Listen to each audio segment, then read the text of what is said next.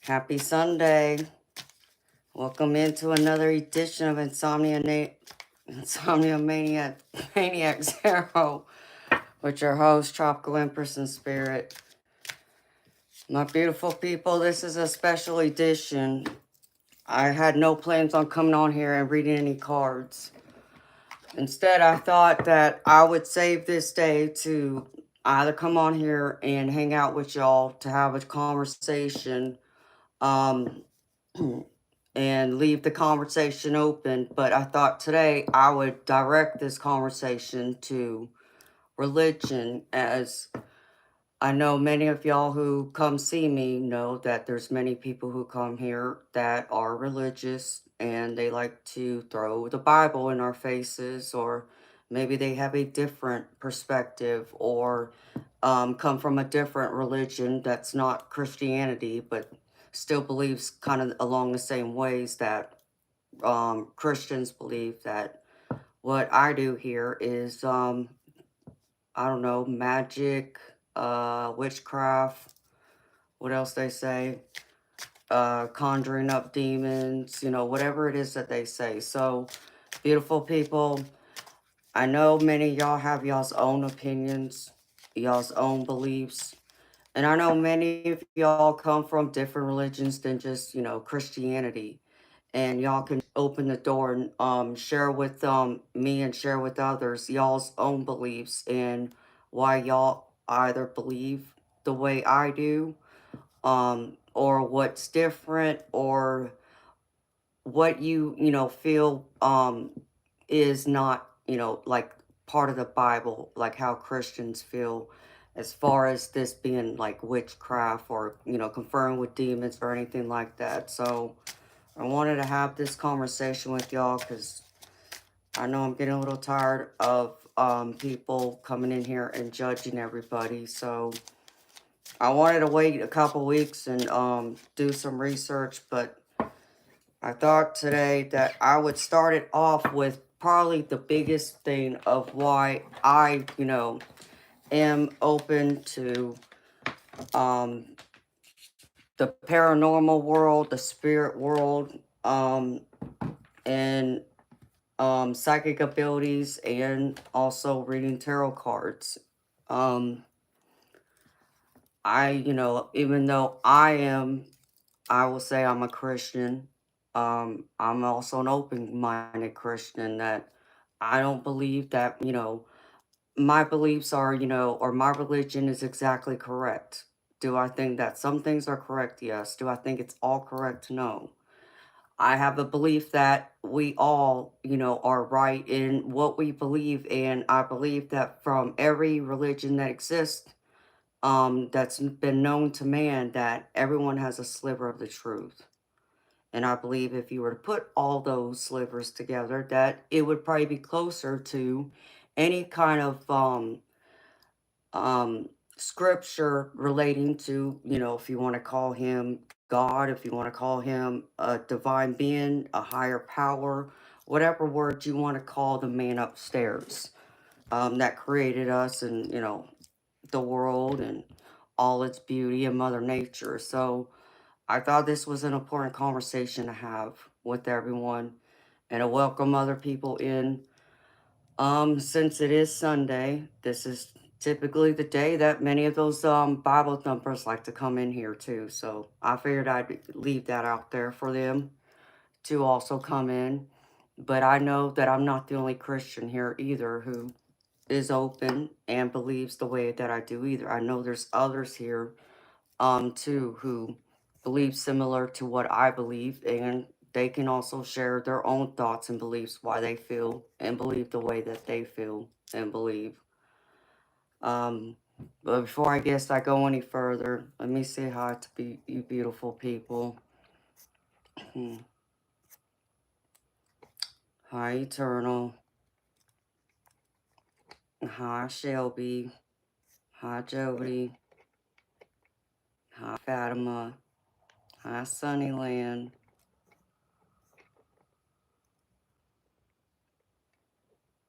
Hi Off Grid. Hey Recca Rex. Hi, David. How y'all beautiful people doing? Are y'all having a good Sunday? I hope so.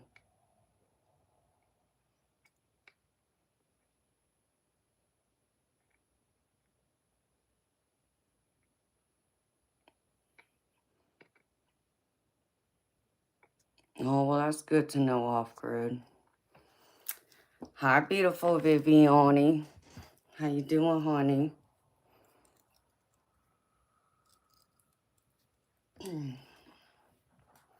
So I know there's, some Christian people in here.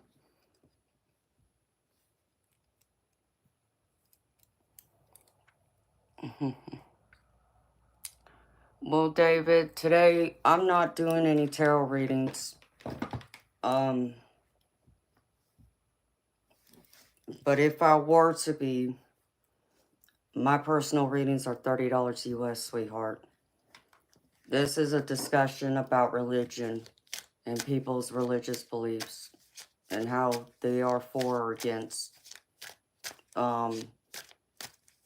psychic abilities, the paranormal / spirit world, and divination such as reading tarot cards.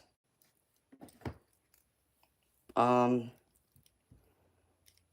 don't know how long I'm gonna have this stream going just to talk about this. I wanted to see how this would go. But if I have enough energy, I may come back tonight and read some cards later. I haven't decided yet.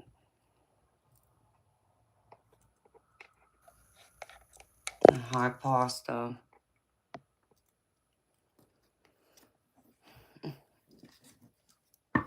Harry Rose, are you being funny, honey? I could read tarot for anybody.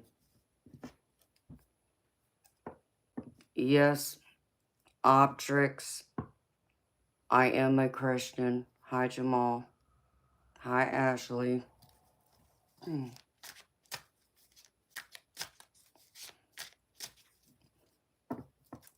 And that's what I want, like you, Fatima. People who have an open mind, even if you are a Christian or from another faith, but who stay open, who don't judge others.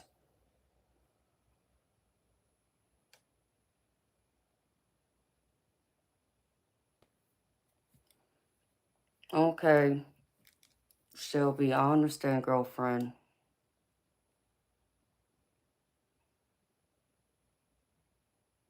Hi, Bonnie.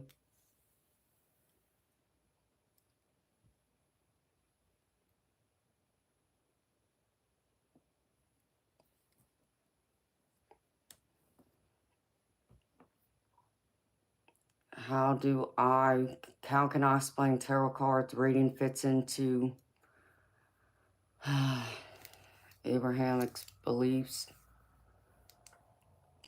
You know, Optrix, hi Jesus. I'm not a deeply religious person. And I have my reasons for that. But for me, being a Christian, I believe that being a Christian, you don't, if anyone were to go by, from my perspective, Jesus' true teachings, he was teaching everyone to love and accept everyone without judgment, period. And that even included his enemies, to love, accept, and forgive them. So I have this belief of,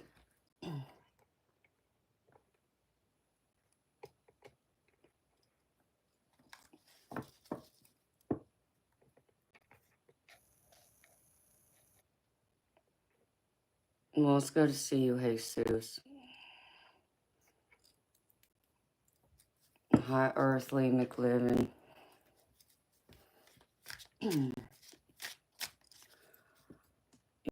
I have a belief because I'm not going to say that I grew up in the church, because I didn't. But my my paternal grandmother was Baptist. My paternal grandfather was Buddhist. And then if you were to look at my maternal side, they were also Baptist. I think my paternal grandfather was Baptist, but my paternal grandmother, or my maternal grandmother, was Mormon. So I have those different religions in my family. Plus the fact that I do have other family members who believe in other religions, and I have plenty of friends who come from other religions too. So I'm always open to other people's beliefs, you know, and I'm not one who's going to put anyone else's beliefs down. You know, we can respectfully agree to disagree. Um, and I understand that that will happen. Um, I just hope that we can keep this conversation respectful without judging anyone else if their beliefs are different from yours, and to not put their religion or their God, if it's different from yours, put it down either. I think it's, you know, is about remaining open and not being judgmental, period.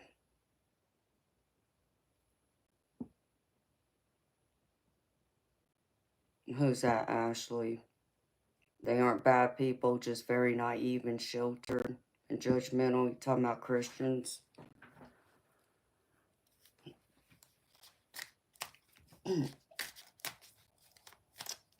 Pasta, I'm not saying that, you know, we won't be facing judgment one day. If that's what you believe. Do I believe in an afterlife? Yes. Do I believe that afterlife is known as heaven? Yes. But, you know, I don't believe that I'm going to be condemned to eternal hell for doing what I do. And I definitely don't believe that I'm not going to be forgiven either if, let's just say for an example, because people have brought this up to me in the past about, in the Bible about blasphemy. You know, I don't claim to be anyone. I'm another human being here having a spiritual and human experience all at the same time. And I don't claim to know everything either.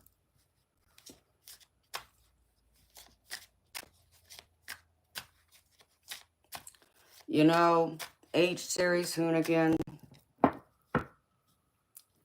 this problem I have with, you know, that, you know, what you're saying is fine, but that it's forbidden in the Bible.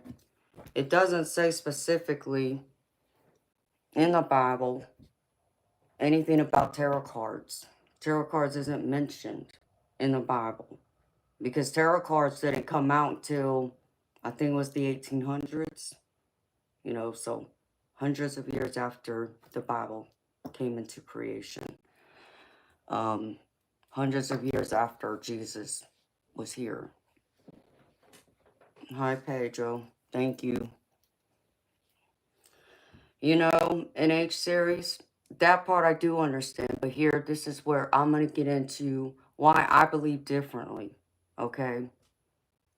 And this is the whole reason why my channel came to its existence. Hi, Jar Briggs. Hi, Sahil. Um, because I had an angel encounter some years ago, that I was able to, you know, feel things that I've never felt before in my life. It's not an experience I've shared yet, and it's not one I'm going to get into details with y'all today. That day will come when the divine feels it's time to share it, but I do understand part of the reason why I had that experience. But what I'm getting to is because of that experience, it made me think about a lot. Think about, you know, why this experience came to be. Why, you know, out of all the people in the world, why God, you know, divine, whatever name you want to call him by, would send an angel to me, you know. And so I went to the church by my old house. And it's a church, it's a huge church. It's a church I drove by daily. You know, going to the grocery store, going to the bank, going to the doctor. I had to go past this church every day. And so I walked in there because something told me, something pulled me to stop by this church and go inside and have a conversation. So I did. And so I sat down with 3 pastors of this church. And I told them about my angel encounter. And, you know, us not knowing each other, never, you know, laying eyes on each other before. To my surprise, they believed me. Not only did they believe me, but they could also give me a reason behind, in their minds, why it happened. Like, they did not sit here and tell me I was crazy or I was, you know, dreaming or I was having illusions or anything like that. They genuinely believed me. And they said that they could explain to me why I had that experience. So they pointed to the Bible and they opened it up to 1 Corinthians 12. That talks about the holy gifts God gives to each and every one of us. And in their opinion, their theory is, I have the gift of discernment of spirit. And, you know, they said that that's the reason behind my angel experience. But before they wanted to go any further with it, they wanted to give me a test to verify their theory is correct. I said, sure, I'll take whatever test you want me to take, you know. I mean, I came here for answers. So I took the test and they came back and sat down with me and their theory was confirmed. They said, not only do I have the gift of discernment of spirit, which is in the 1 Corinthians 12, that I also have the gift of knowledge. So, and they expressed to me that the whole gift that allowed me to have this angel experience, this angel encounter, is because of the discernment of spirit, which gives me the ability to be able to see both in the spirit world, where I'm allowed to see both angels, God's holy angels. And yes, that would also mean at some point in my life, I would probably end up seeing a fallen angel too. And it also gives me the ability to be able to discern everybody who's walking the face of this earth, to decide and be able to look at them and know if they are a good person or if they're evil. So that was their explanation behind that gift. So I was given the gift to be able to see in the spirit world. So I didn't do anything for this to happen. You know, why did it happen? I have a belief that for whatever reason, God felt that I was one of his people that could share this angel experience and reach a different audience. I would be able to reach, yeah, people in the Christian belief, but also even ones who may have been, you know, grew up, you know, in the church, but maybe they lost their faith sometime along the way. And if I were to share my experience, that for whatever reason, I would be able to help them find their faith again and guide them back, or guide them towards the light anyways, to bring them out of darkness.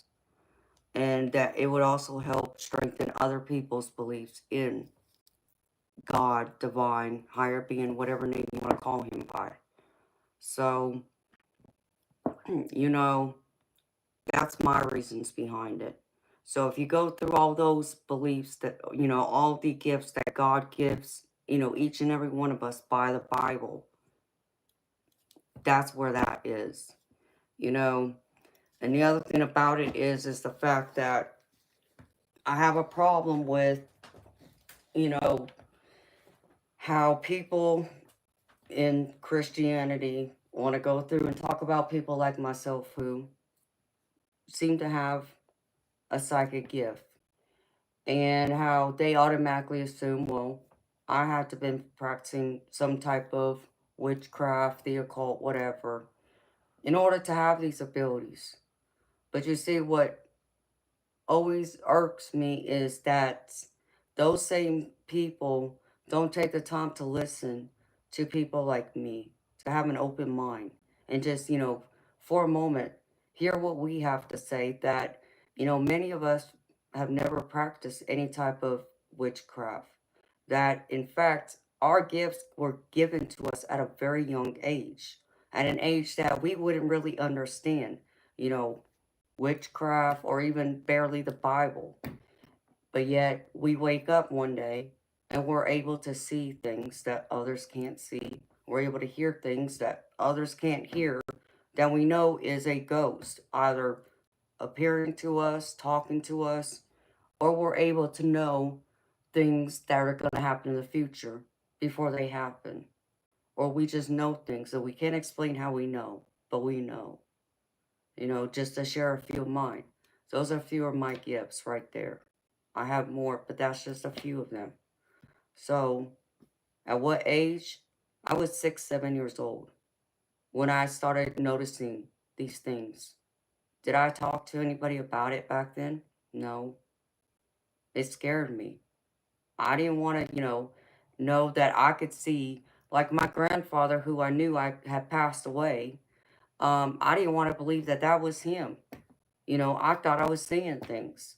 And of course, naturally, that, people wouldn't believe me because he's supposed to be dead.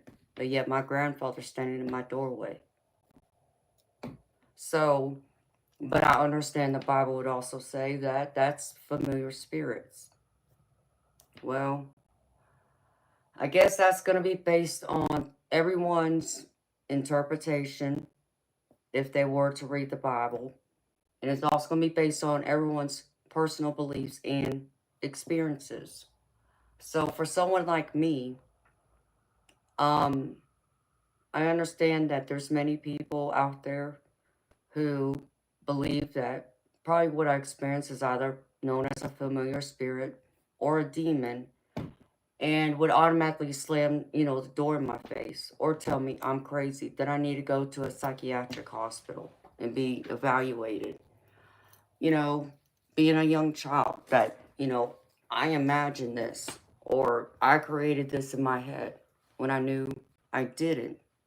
But to get anyone to understand that, yeah, that would be hard to get an adult to understand that, especially, the world we live in today where it's so judgmental, and how many believe that that's a demon or that's a familiar spirit, instead of really listening to a child's perspective, what they experienced, what they heard, what they saw, and just maybe to understand that a child would know, because if we were to believe that children are innocent and they're the closest to God, aka the divine, um, than adults, then why would you not believe a young child?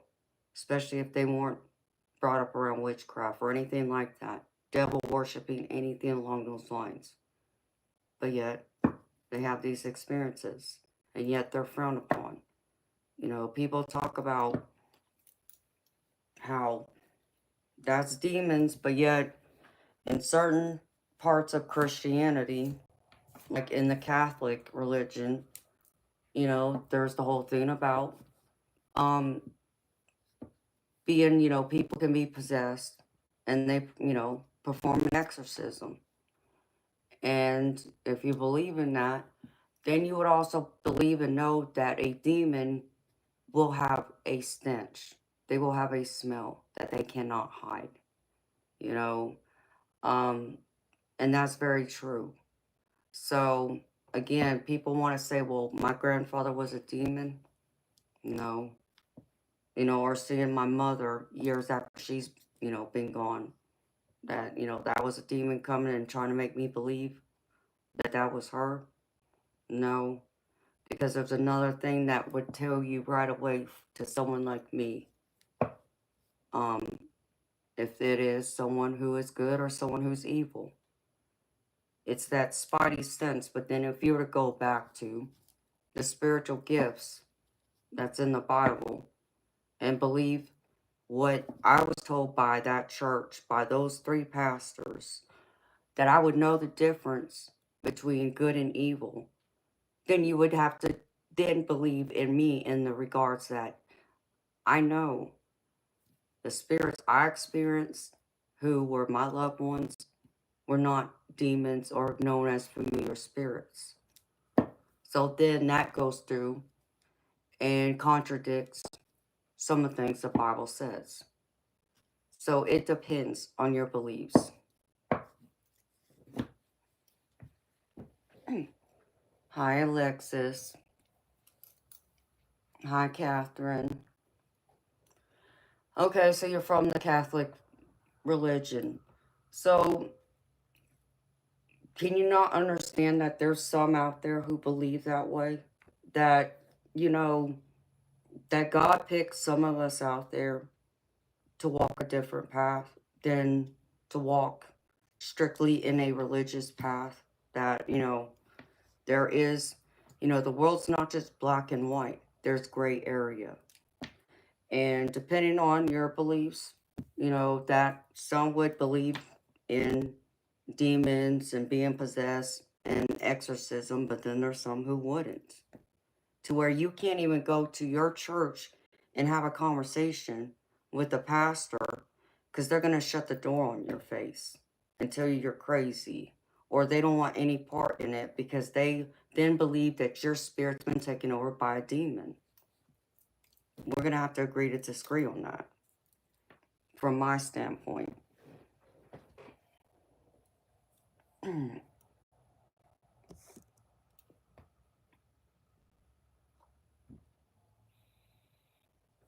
You believe that, Catherine?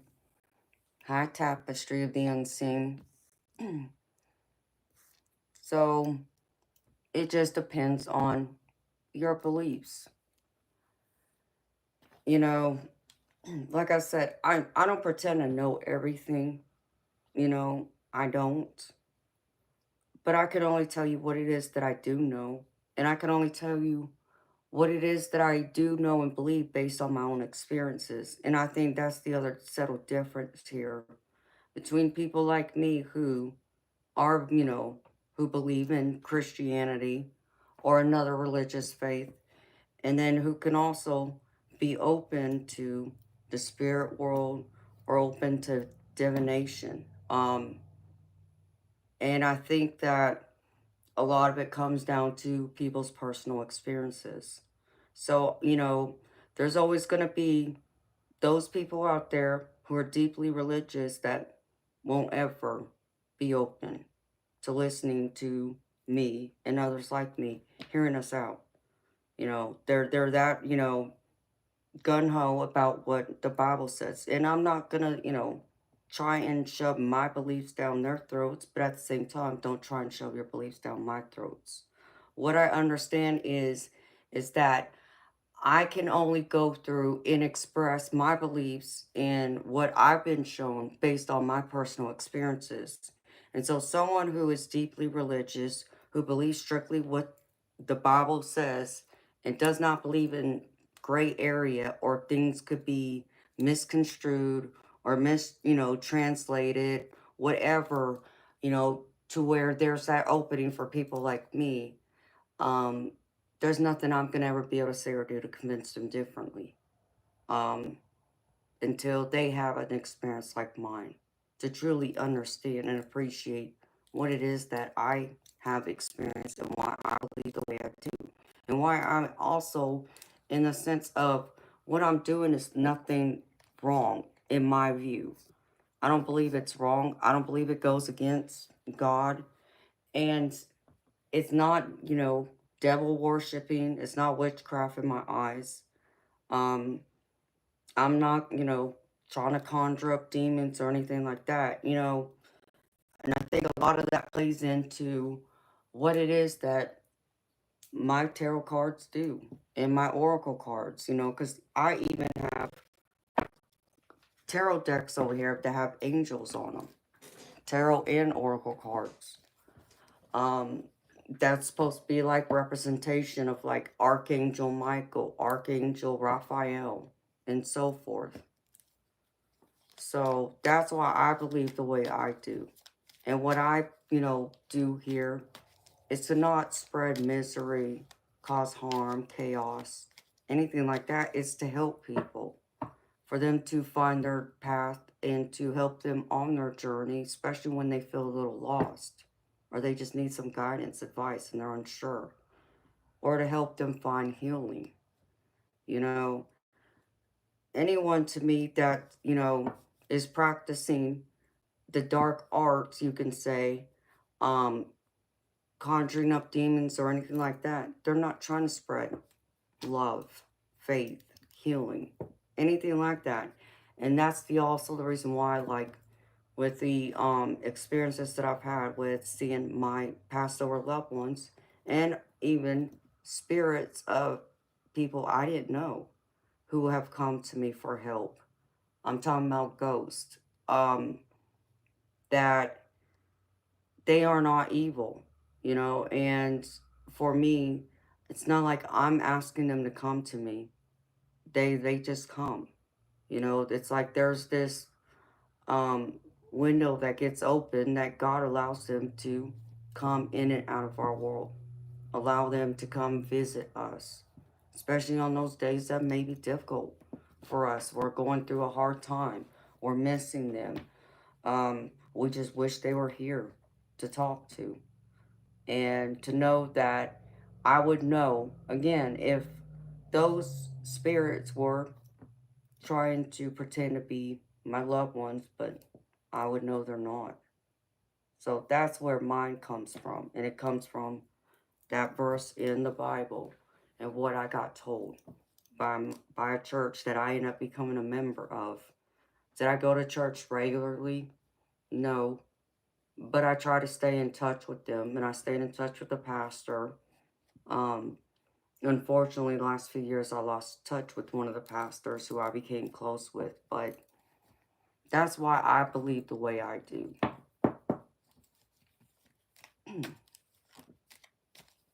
Oh, Wombly, you're welcome, honey.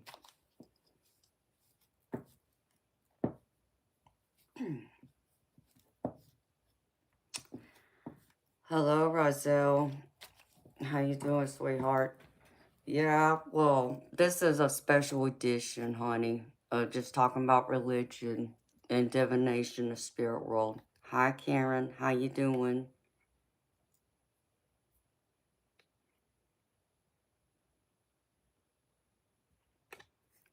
And Wombly, that's where, I opened that door. Hi, Bob. How you doing, baby?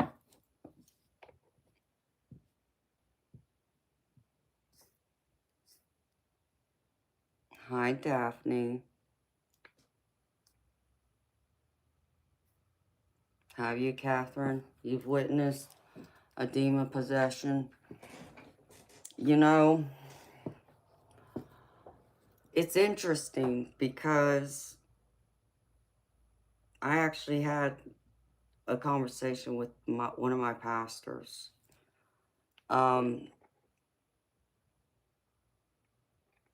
They think that I probably did too, but it was strange. Hi, Jody. How you doing, honey? Hi, Debs. You're not late, Debs. You're on time, girlfriend.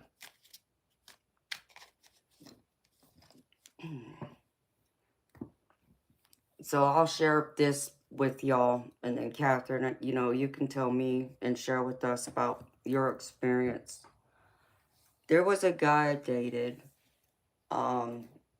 He's actually someone I was engaged to before I had met my insignificant other.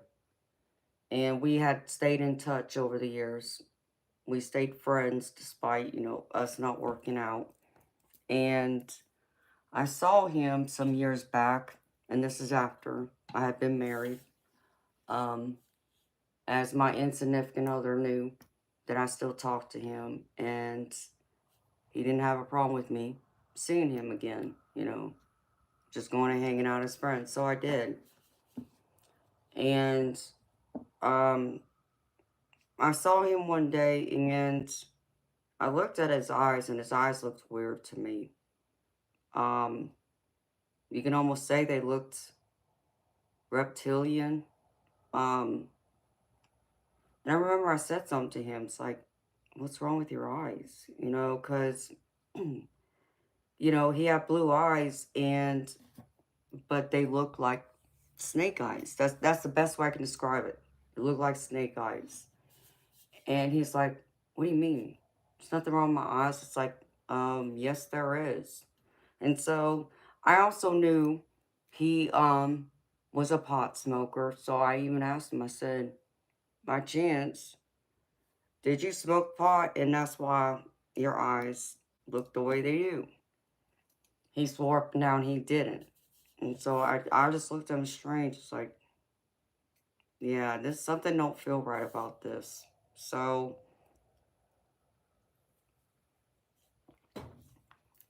um I don't know how we got into the conversation, unless it was because I had made that comment. He actually had his parents' Bible.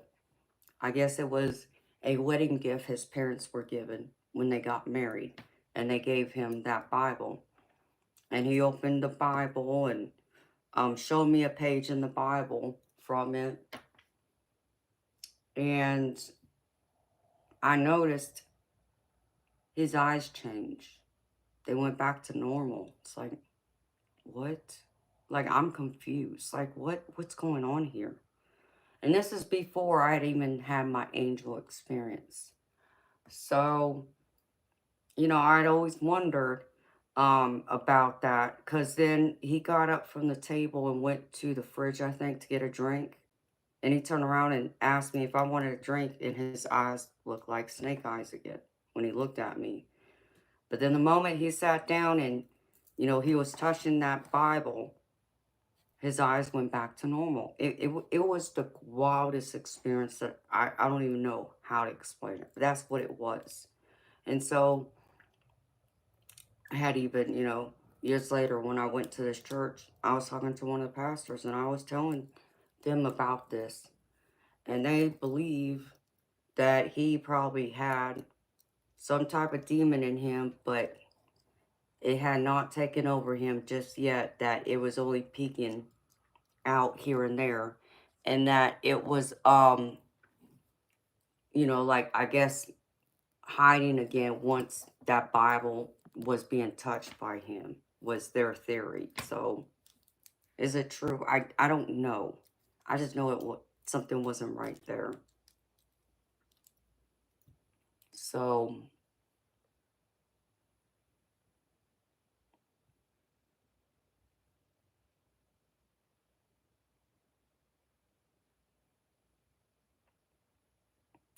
well, H series hooligan, I am curious. What is eternal hellfire to you?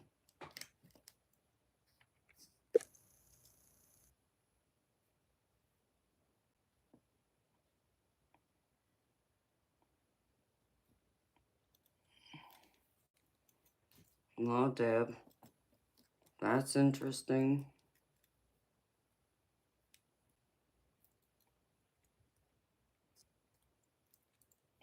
And, Catherine, I'll be curious to hear about your experience, sweetheart.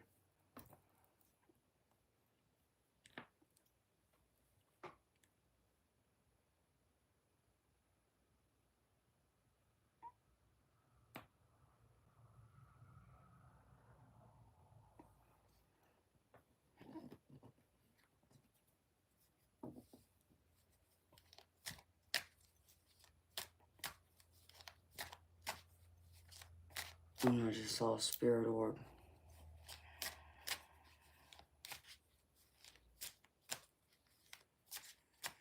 Oh, really, Karen? Wow. It's sunny up here, girlfriend. Hello, child of God. God bless you, too. Hi, Ethan. Thank you, baby. It's good to see you.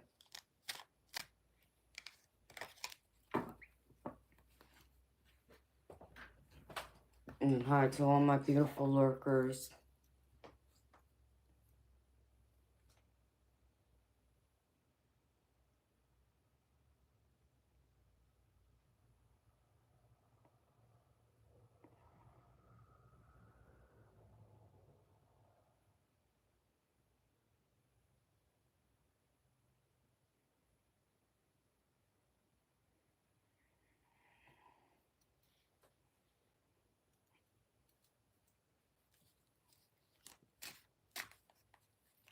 Amen, Sunnyland.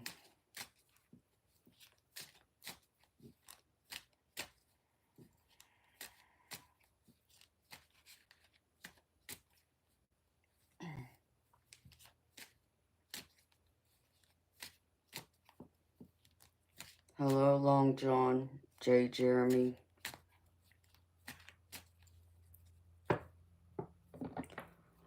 Long John, J. Jeremy, that's how a lot of how I believe. Because we are all energy. And that's correct. Energy can't be destroyed. It can only be transformed into something else, into another form.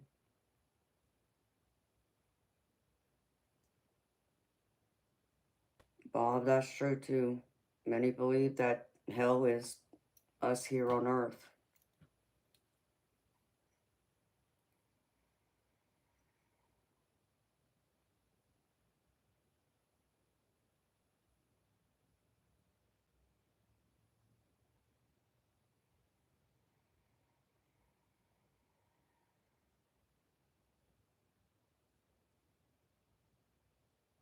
Oh, wow, Catherine. That's scary, honey. I'm sorry to hear that happen to you, honey.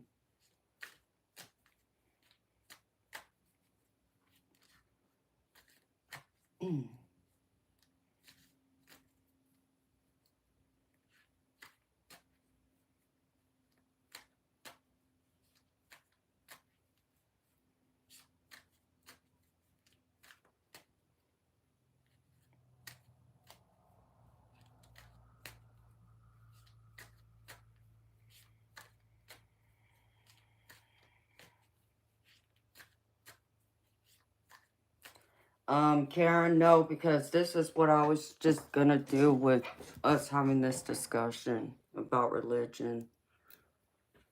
So, if I was reading cards, then I would have done it, which I don't know how long I'm gonna have this stream go on this conversation. I want to see how things go. And if I still had enough energy, I could start a new stream that would strictly just be reading tarot cards. And then I could do a collective then.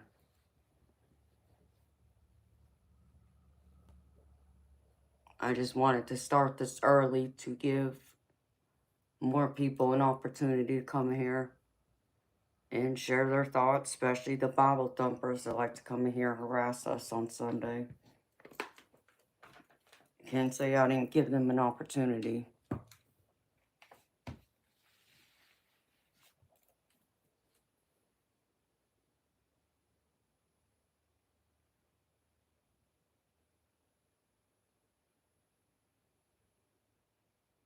Yeah, I can just imagine, Catherine. It sounds that way, sweetheart.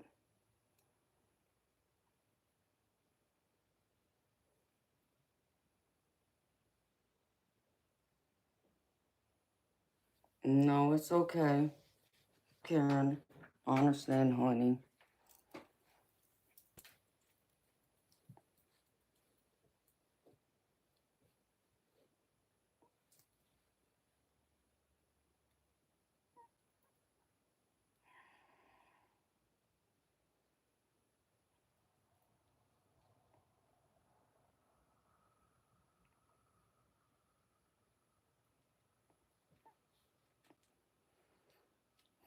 You know, Shelby,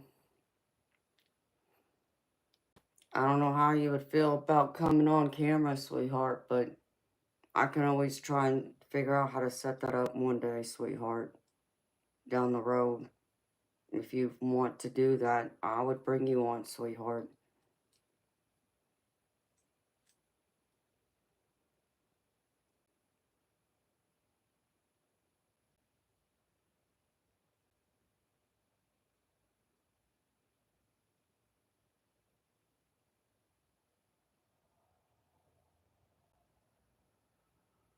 And Catherine, I think that's beautiful, honey.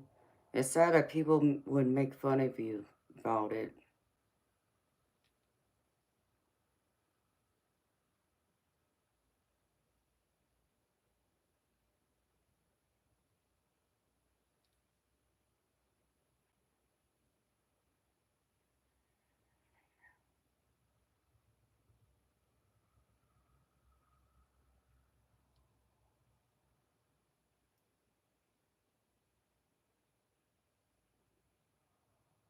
Okay, honey. Well, we can talk about it down the road and do it.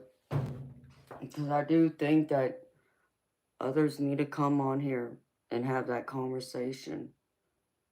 That, I understand that it's hard to do it just chatting on here.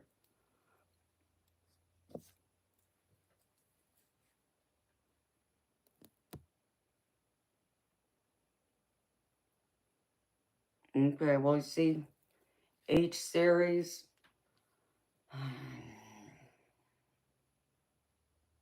I think that's where my Christian beliefs, as I said, even though I'm a Christian, I don't believe everything. Um, I don't believe that because someone else chooses to worship someone else that isn't classified as Jesus or God, that they won't be saved. I don't believe that, because I really think at the end of the day, all the people from all different religions, no matter what name they are known by, that they are like Jesus, just incarnated in a different being. That's my belief. And so at the end of it, they all come back to the same. When we die, it's going to be the same person. That's my belief. And, I know others would disagree because I'm sure there's a timetable there, but that's how I see that.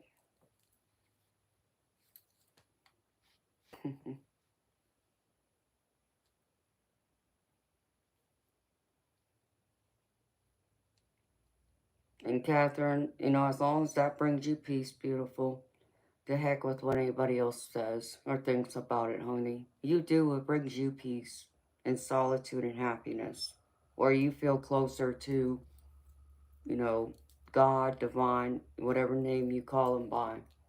I don't think there's anything wrong with that. Hi, Atticus. How you doing, baby? It's been a minute since I've seen you, honey.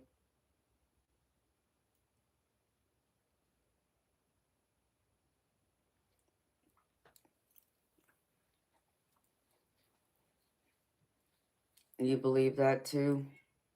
Amanda Tate, you believe what, sweetheart?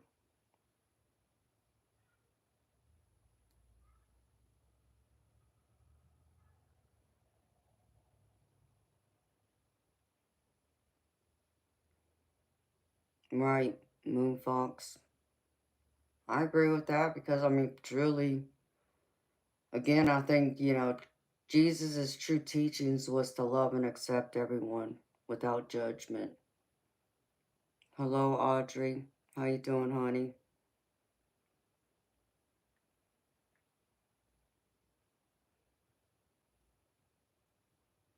Oh, well, beautiful Catherine. I'm happy you're still here, honey, with us.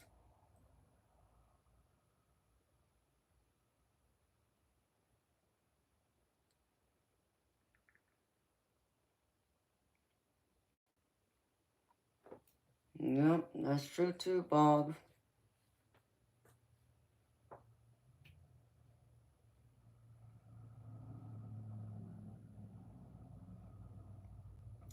But H series, here's the problem that I have. You're saying you're not judging, it's just facts. No, I mean, doesn't the Bible say thou shalt not judge? So simply by judging someone else who believes differently from you, no matter whether they're a Christian like me or from a different faith, That's going against the Bible. And, and the simple fact is that, you know, as I was told when I was younger, that if I didn't go to church on Sunday, that I was going to hell. Okay, well, you know, I'm sorry, but, I'm not sorry to say this. I don't need to go to a building that says church in order to worship God or whoever, if that's what I choose to do. Because the truth of it is, God's everywhere. He's in this house. He's outside. He's in the trees. He's in the sky. He's the sun. He's all around me. He's all around you. And if you choose to believe in him, then yes, he's inside your heart too. So I think that's wrong to judge someone else. NH series, we can respect your beliefs, that you believe that's the absolute truth.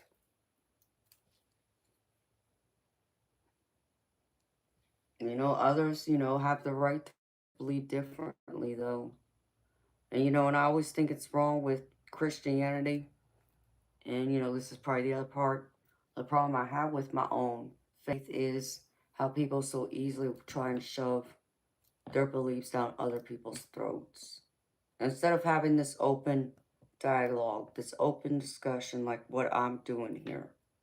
I'm not trying to shove my beliefs down your throat. I'm just telling you how I believe.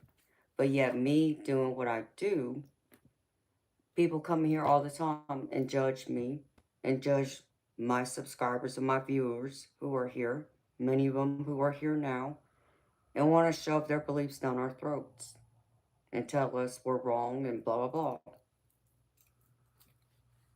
And that's not what Jesus was trying to teach everyone.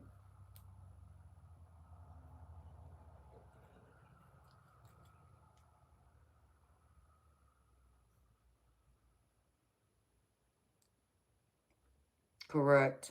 Long John.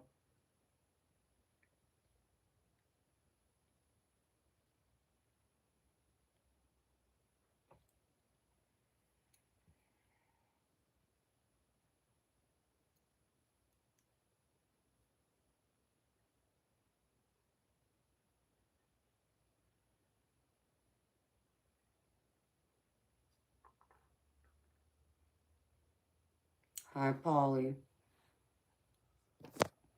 I mean, it's true. Jesus was executed by his own people.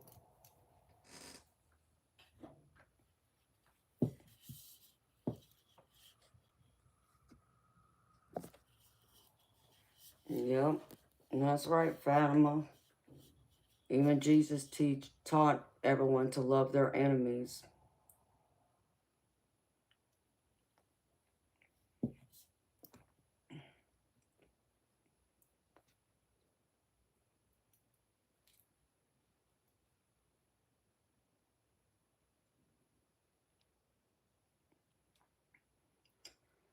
Yeah, Daphne.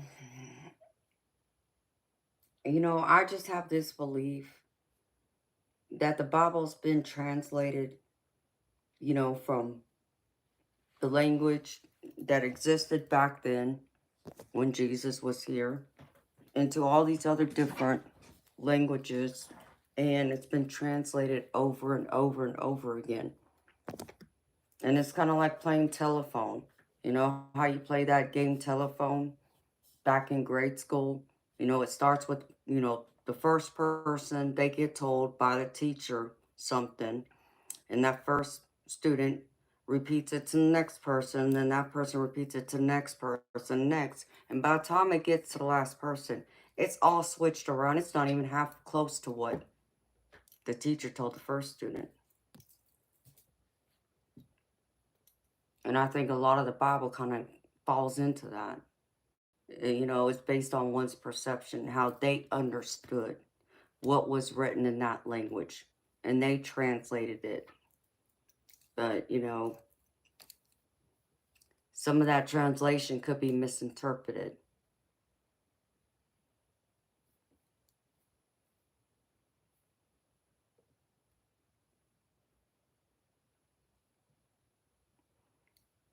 Exactly, Catherine. We're all sinners. We all have sinned.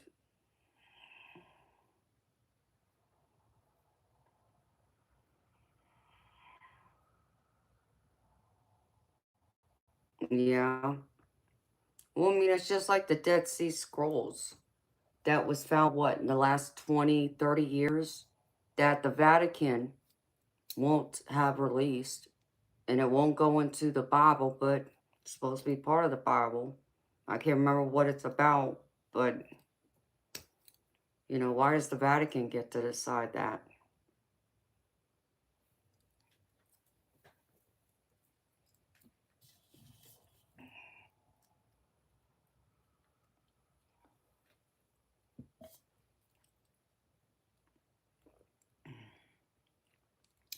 And that's how I think too, Catherine. God is all religions, because I think after it's all said and done, once we leave this earth, we go back to heaven, and we find out that he's every religious prophet that walked the face of the planet.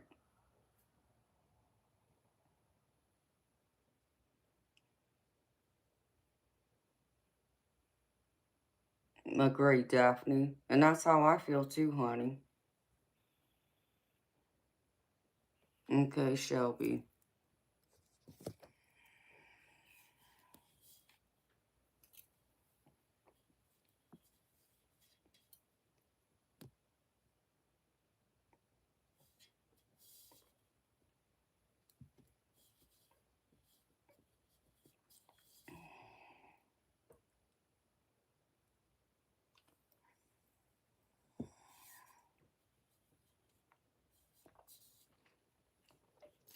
Thank you, Fatima and Shelby.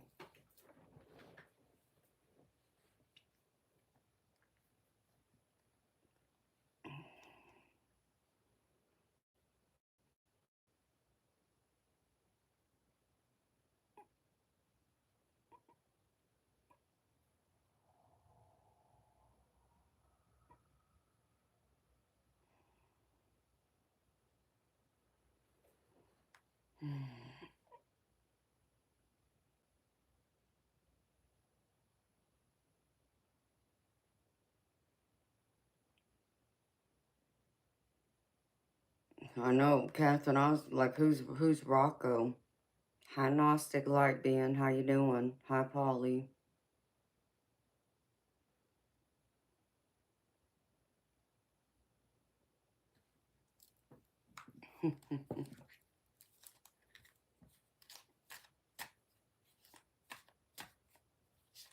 Well, that's good to hear, baby.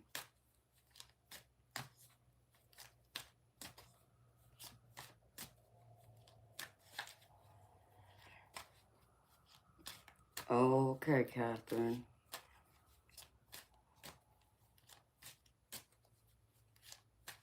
And that's right, Gnostic Light Being.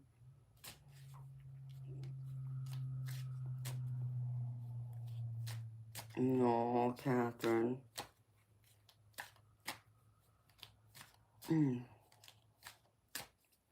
Well, I'm sending healing love and light to you, girlfriend. Hello, Becky. I'm doing good, Gnostic. Thank you for asking, baby. That is crazy.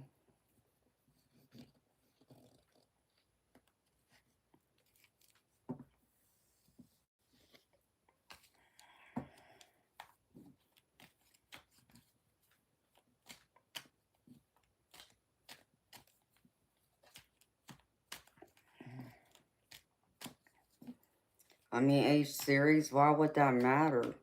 The book can be as big as it needs to be. You know, I guess the whole thing too is, why isn't the Book of Enoch part of the Bible? Because it should be included in it too.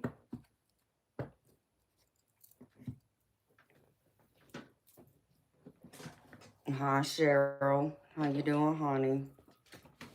I meant to do something before I forget. So I know he'll be asking me for this.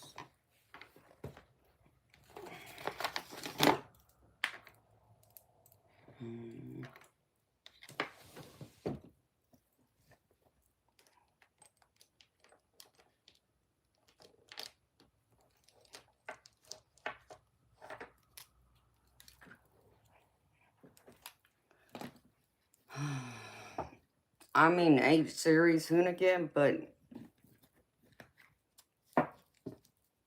if we came here to live in God's truth, then I don't see why that would be a big deal. Why? Because nobody wants to go through and read a book that long or study it.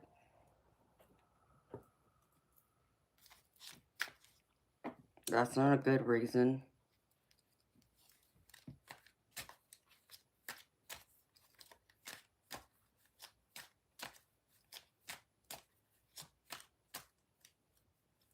The Bible, Gnostic light being.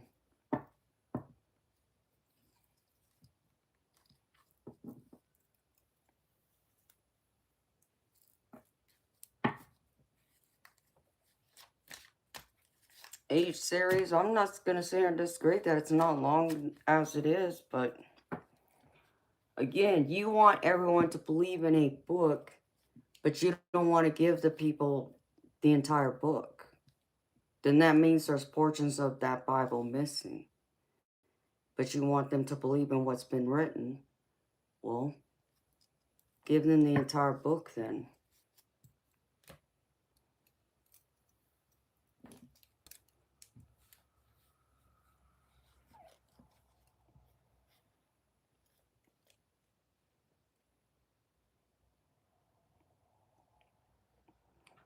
H series, nobody's saying you did, sweetheart. We're just making a point.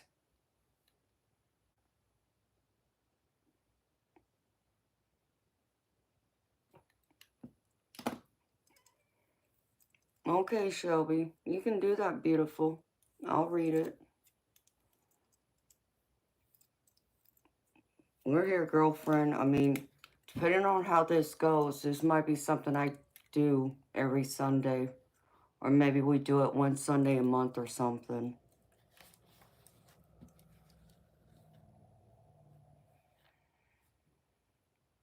Okay, Fatima. Well, thank you for being here, girlfriend. I'm hoping I'll have this another Sunday and we can continue this conversation, honey. I'm just trying to figure out when would be the best time to do it. Between me streaming Saturday night and then doing it on Sunday.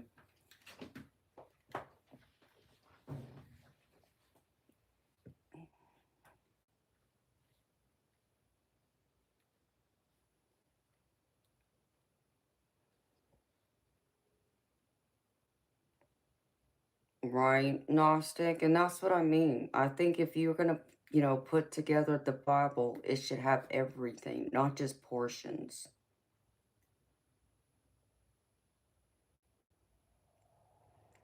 And, Shelby, and I love having, to hear your personal beliefs and opinions, honey, because I know, you're a witch, so.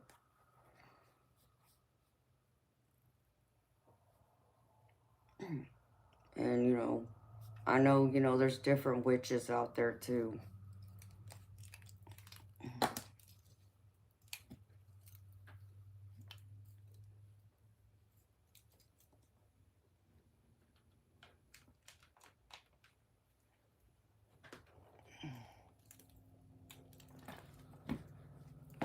Let's see.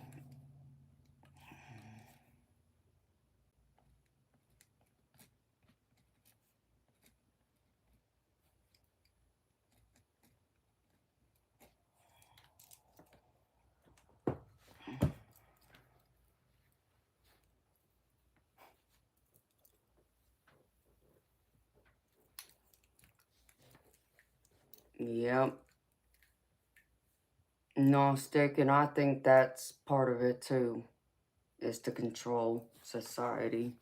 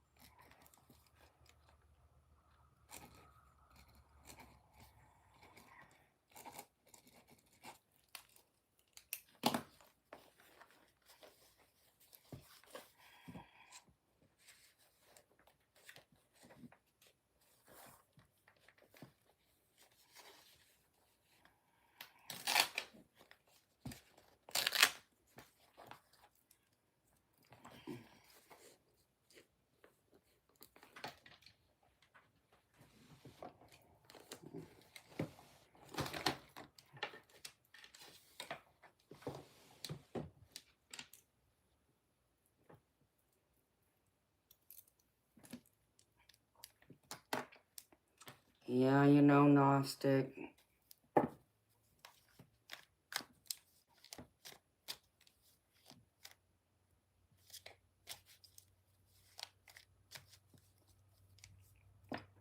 I'm just me, baby.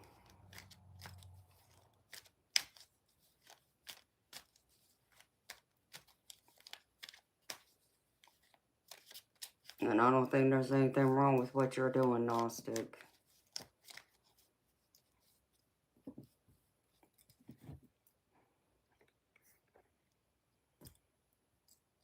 I agree, Shelby.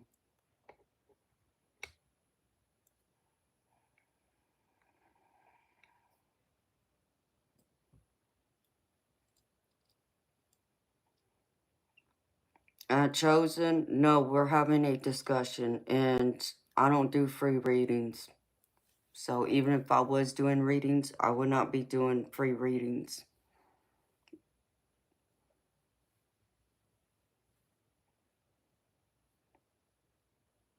Hi, 4748.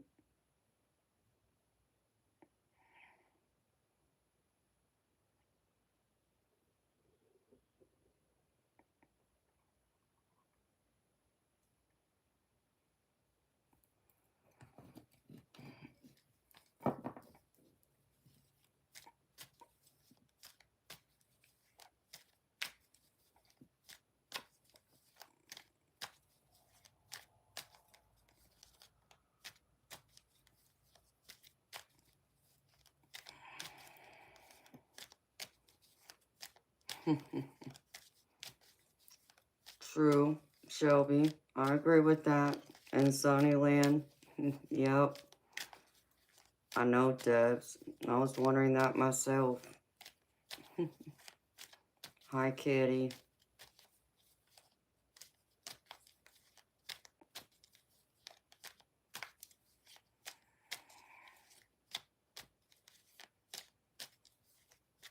Yes, we do, Gnostic.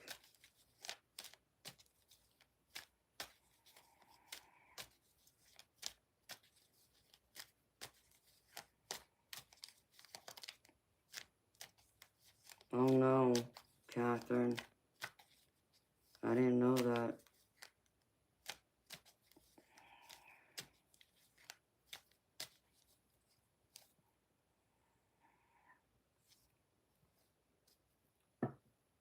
Do you believe Earth is only 6,000 years old?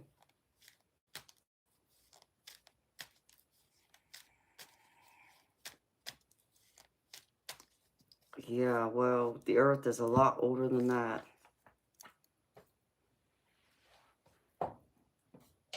And that's right, Gnostic.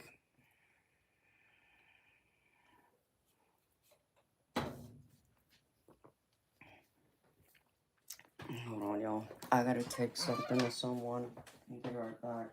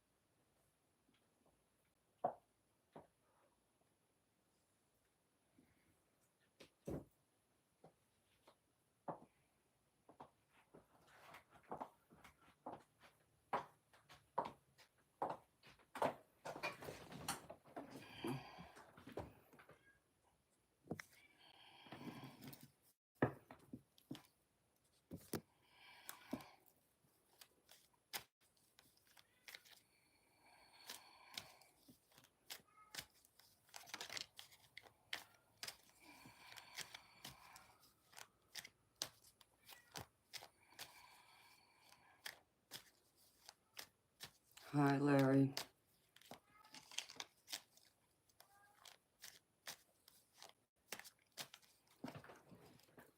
Yep.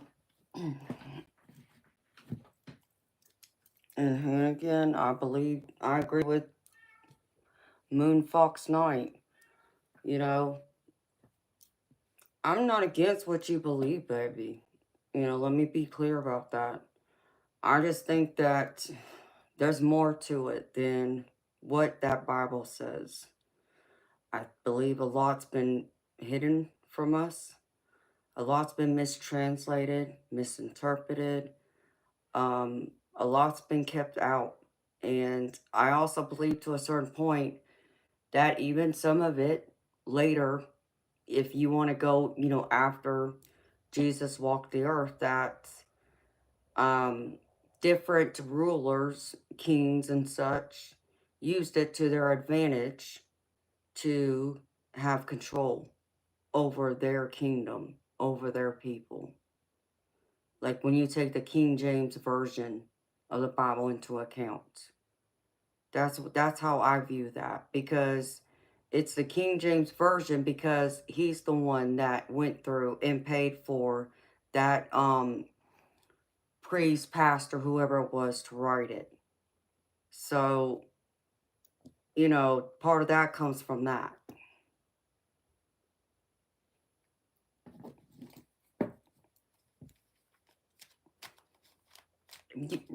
A serious hooligan based on your beliefs. That's what you believe the truth is, and that's fine, but that's not what everyone else believes.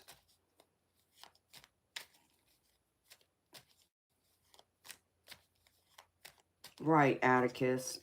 I just believe that everyone has a right to come to their belief, and if it ends up coming down to the same path where they've spread love and light, it shouldn't matter which religion they follow, what it is exactly they believe, as long as their religion isn't causing harm to any humans or animals. As long as you're bringing love and light, it shouldn't matter which religion you follow. It leads to the same path.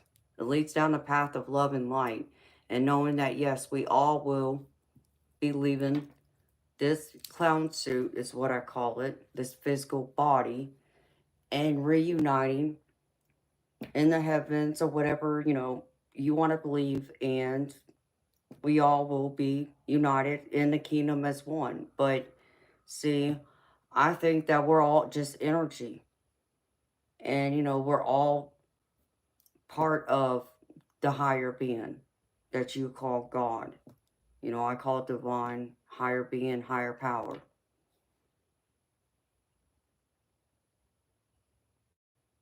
This is true, Hoonigan. You're right.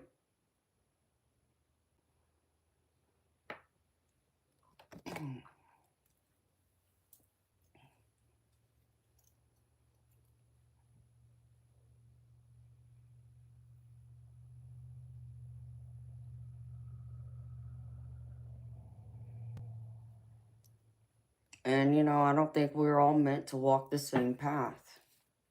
I think we were meant to have a different perspective, a different way of being.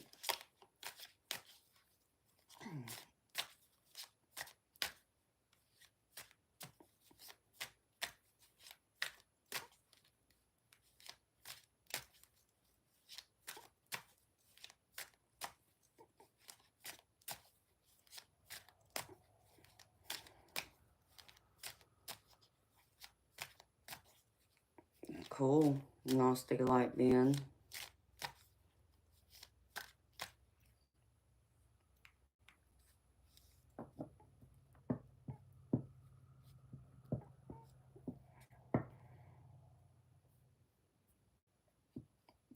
Yep.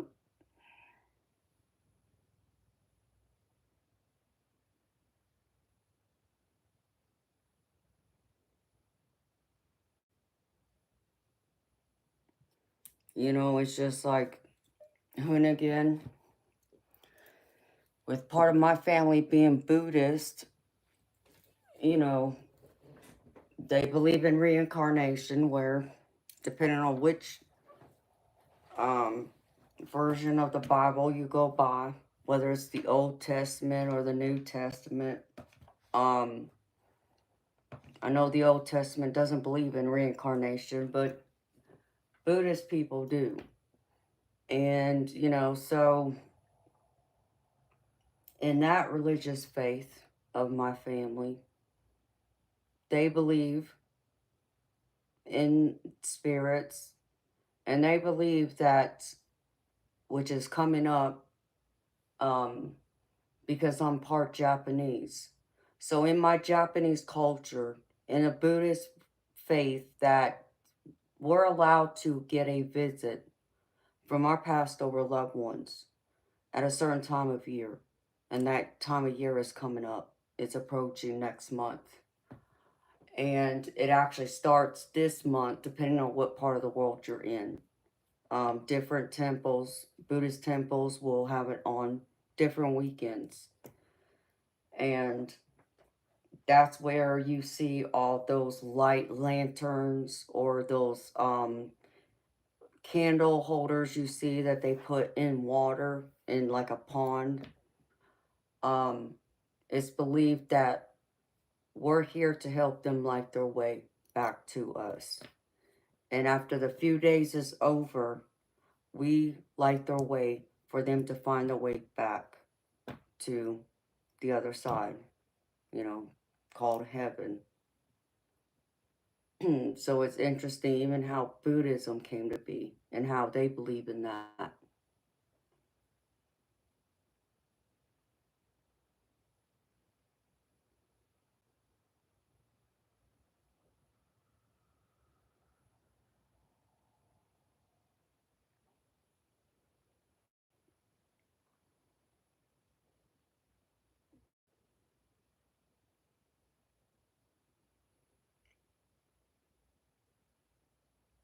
Atticus, I mean, and that's beautiful that, you know, they were Jewish and, you know, practiced Hinduism.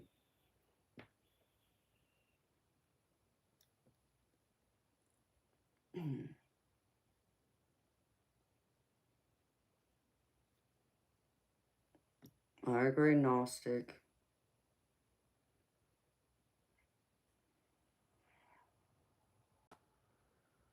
Yes, Moonfox Night. You remember that 80s movie, The Karate Kid?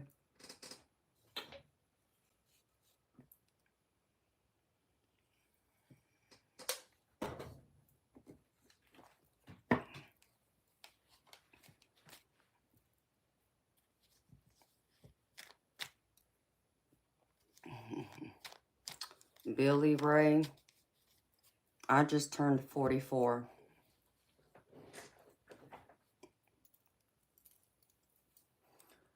Okay, Moonfox Night, the second Karate Kid, when they go to Japan, they go to Okinawa.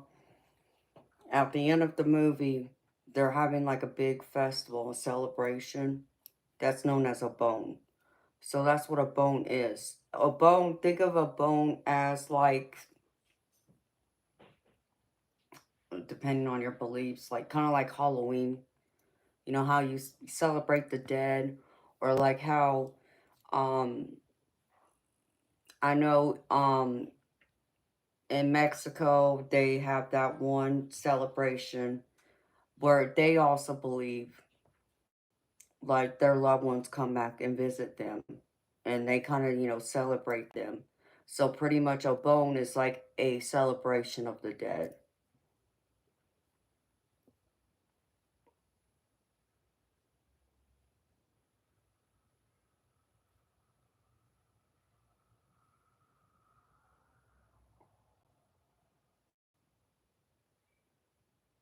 Agreed, Gnostic.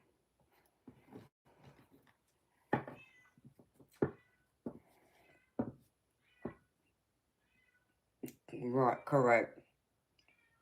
Shelby. Yep, that's the one I was thinking of.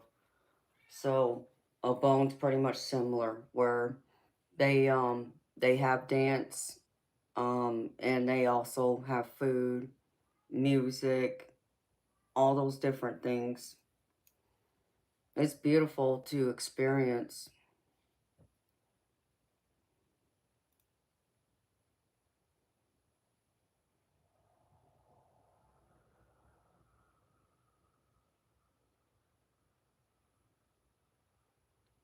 And that's beautiful, Gnostic. And Karen, that's beautiful, sweetheart.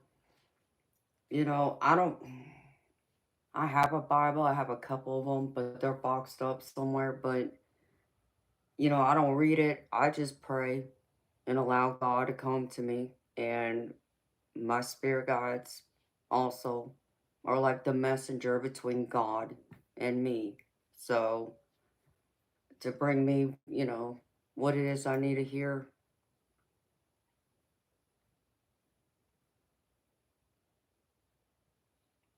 Your grandfather was Wiccan, Atticus. You know, I think, you know, even like the Wiccan religion, I know that believes in like Mother Nature and the elements. Um, at least that's what I was told by someone who practiced that religion. So I don't see anything wrong with that because Mother Nature is also God. And it's like, you know, even in Buddhist religion, they believe that every living thing, no matter whether it's human, animal, plants, insects, that it's all one. And that, like, my family, how I was brought up, um, like, we weren't allowed to kill any spiders in our house. Um, like and, you know, I'm originally from California. I was born and raised in California till I was 10, and then I moved to Georgia. But when I lived in California, my grandparents taught us to not kill any of the daddy longlegs that would end up in our house. So you would see spider webs throughout the house. I mean, after so long, my grandparents would knock them down. But if a spider was in that web, my grandparents left the spider alone. Why? Because they believed that that was one of our great ancestors reincarnated to come back and be with us as that spider. So we weren't allowed to kill anything.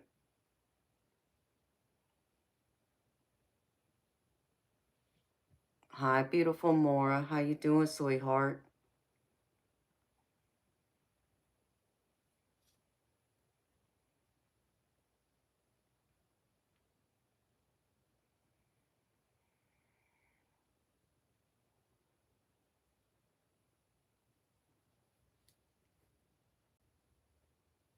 I'm gravy, beautiful. Thank you for asking. It's good to see you, honey.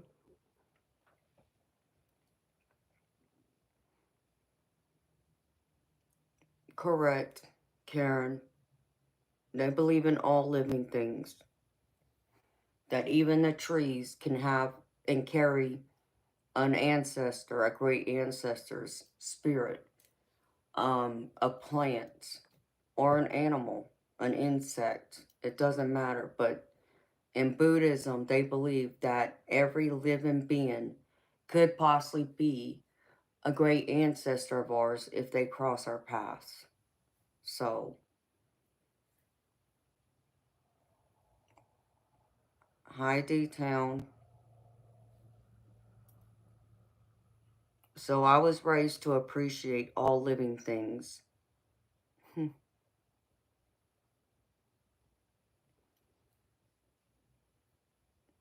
Oh, Teddy's good. I think he looks comfy in his chair over there.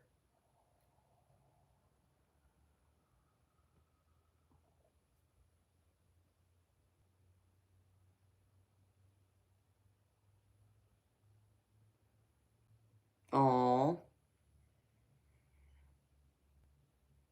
that's weird, Catherine. Well, Gnostic, sounds like your cat's cueing in on my voice.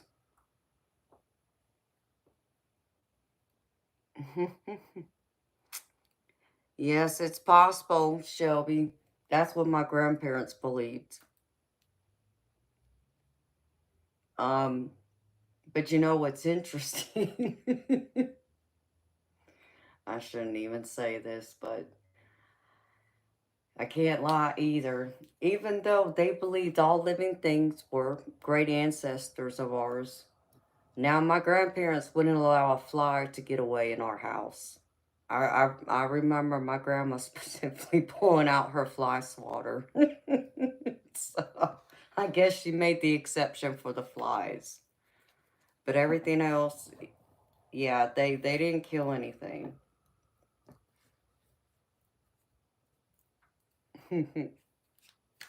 Yep, he'll return in another ant or another insect or in another form.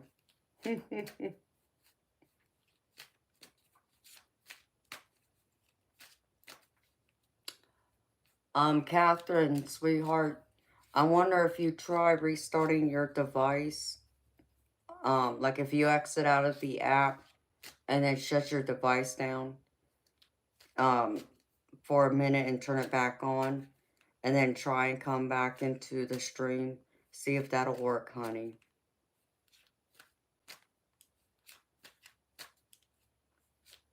Or the mosquitoes. Rolled up newspapers. Yep, that too. Well, Atticus, you know, I'm not a fan of flies myself, baby, so I don't want them flying in my house either.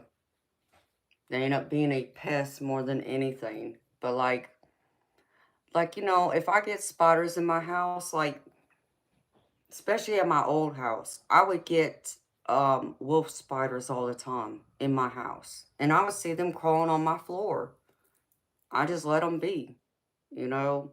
I would say hi, and then I would walk by, and you know, eventually I would end up finding them turned over, but they were there at one point. If your uncle comes back as a fly, you're squishing him. And I also think like in my you know my grandparents' beliefs when it came to Buddhism, like you know because of all living things, you know their beliefs were those are you know our great ancestors. So even think of like the animals, you know animals we end up killing, you know for food, or the plants, you know vegetables, same thing. Um, they believe that you weren't supposed to go out there and like kill, you know, say, you know, 100 fish, you know, out of the ocean. If you're only feeding a family of 4 that day, you're only supposed to kill what you need, you know, what you require to feed your family with, and that's it.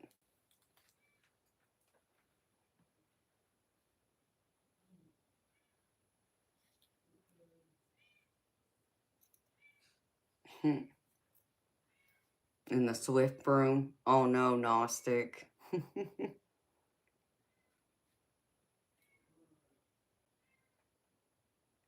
Yeah, I found a few dead spiders in my house.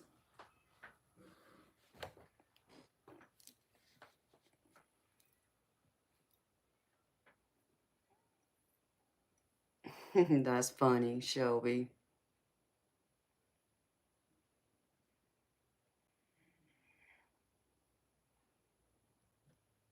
Correct, Mora. You know, you're supposed to take care of Mother Nature. You're supposed to take care of God's creation. You know, at least if you look at it from a Bible religious standpoint in that regard. Um, it's like you know how I had those um black widows in the back of my house outside. I had them last year, and you know they both had a egg sac. And everybody looked at me crazy because I let them live. It's like they're outside. They're not bothering anybody. It's not like I have any young children running around now. If I had children, I might reconsider, my stance, but it's just me and, the other person that's here. So I wasn't worried about, a young child getting bit, I know better to not get that close for it to, bite me. And I think the other person has enough sense themselves. So, um, but I just let them be. And they're beautiful. And I got some up close pictures of them. So they stayed there and had their babies and eventually moved on. I don't know where they went, but they left.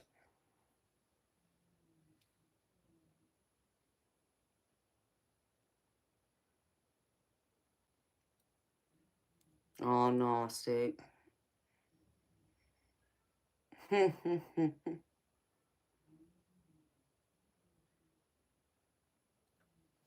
That's right, Karen. When we're supposed to help each other, too. That's the other part of it.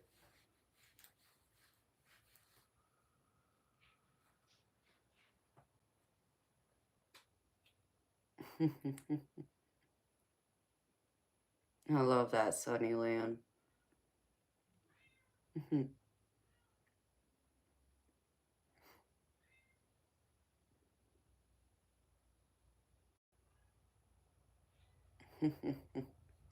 You're in Ireland? One of these days I'll come and see part of my heritage. I'm part Irish.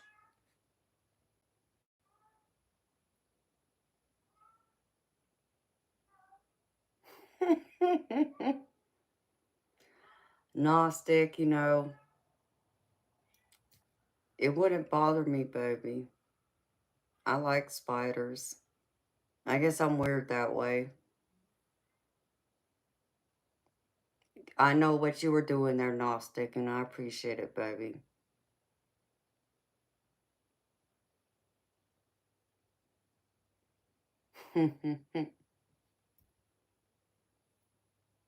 I mean,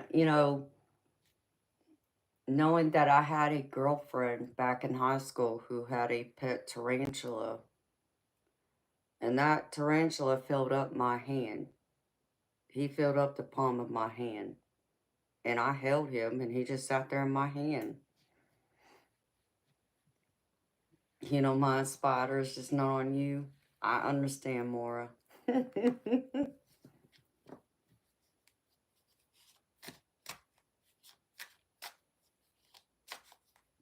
Okay, Moonfox Night. Well, thank you for stopping in for a bit, sweetheart. Enjoy your movie, girlfriend. I look forward to your email, honey. We'll talk again soon, honey. Have a good night and sweet dreams to you.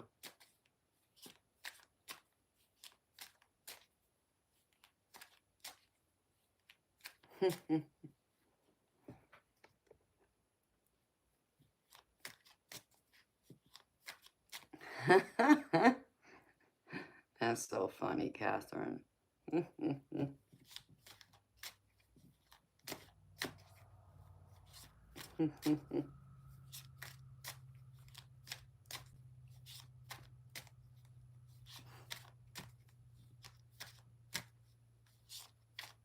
Hello, Luke.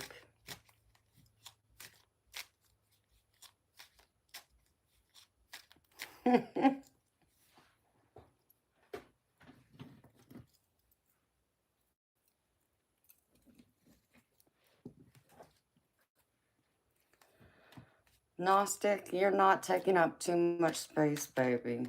I mean, I started this stream for that reason, baby, for us to talk about religion and our beliefs, you know, how it plays in our life, and then when it comes to um, the paranormal, spirit world, psychic abilities, and divination like tarot cards.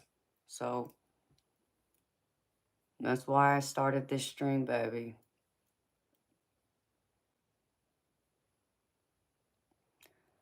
Luke, I don't know yet, baby. I mean, I don't know how long I'm gonna have this stream on for. I'm waiting to see if I got enough energy to do another stream to read cards later.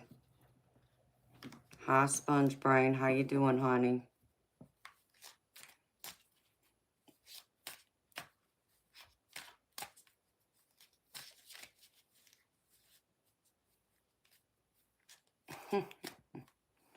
That's quite all right, Gnostic. I appreciate you participating, baby. That's what I wanted. I wanted to have this conversation because people come in here, the Bible thumper, especially on Sunday, it seems, to want to throw the Bible in my face and tell me I'm wrong and blah, blah, blah. So I figured this would be the perfect opportunity for them to come. And I'll hear them out. I just don't appreciate them doing it when I'm in the middle of reading and doing, you know, tarot readings for people.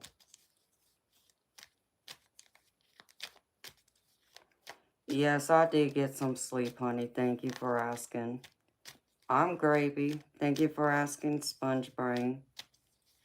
How you been, honey? And Mora, yeah, I didn't put my necklace on because since I wasn't reading cards in this stream. So I'm sure I do look a little different not having my big necklace on.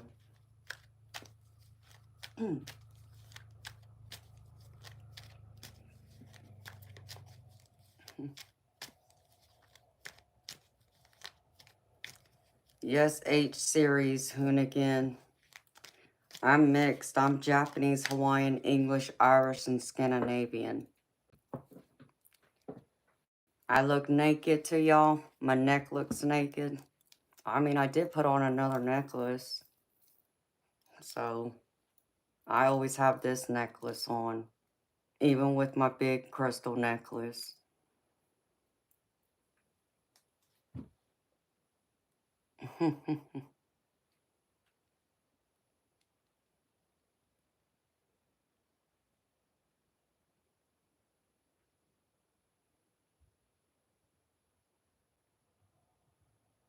Hey, Gnostic.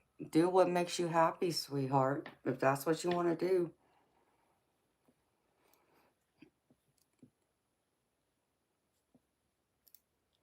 The energy isn't as strong from me, Catherine.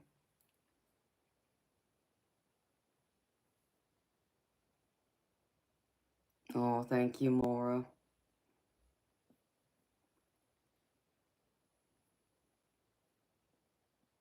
Well, my necklace is laying over there.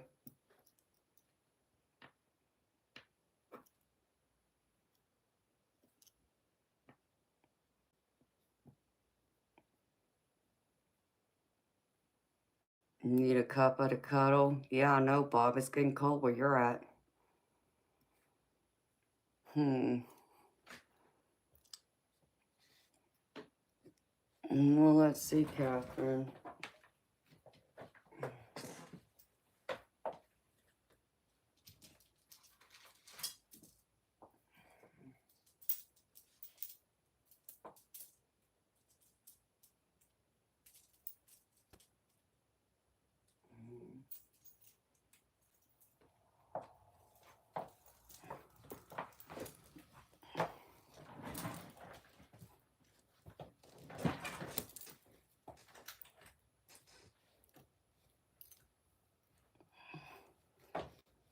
Is that better, honey?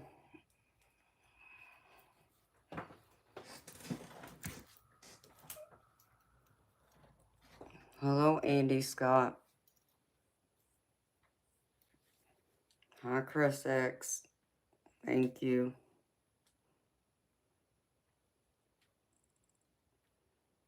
And thank you, Luke. It's a crystal grid necklace. It was custom made just for me. Yes, my eyes are enriched now.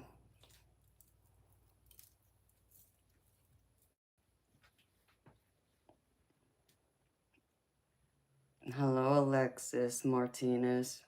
Thank you, sweetheart.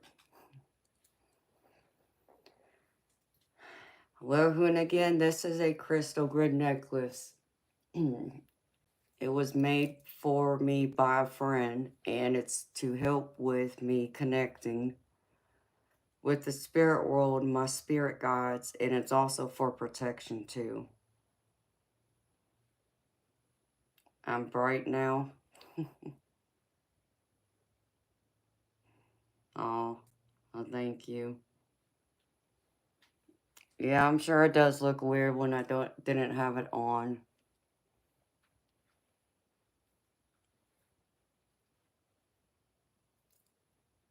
I try not to wear it if I wasn't practicing or, if I wasn't reading cards.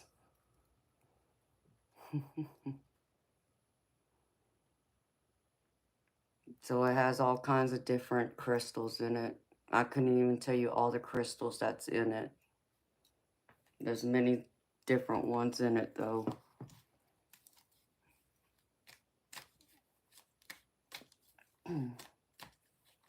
Well, thank you, Catherine.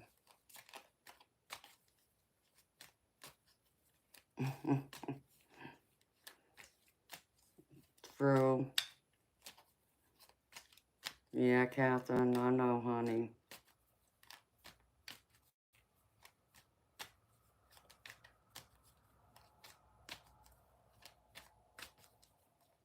And I still got that pinkish aura. Well, that's good to know. Yeah, I know they would want to come out of the woodwork for me.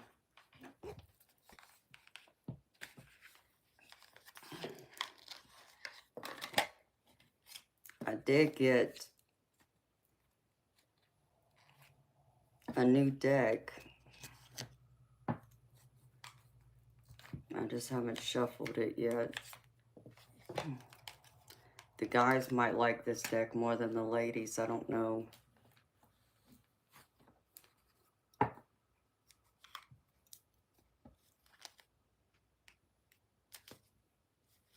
Okay. H series soon again. Well, thank you for stopping in, sweetheart. I appreciate the conversation.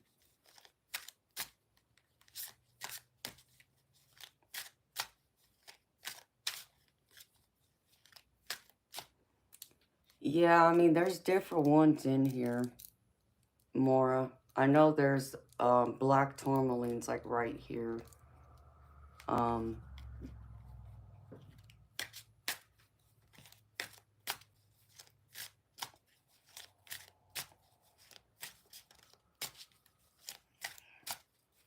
Yeah, I like lapis, too.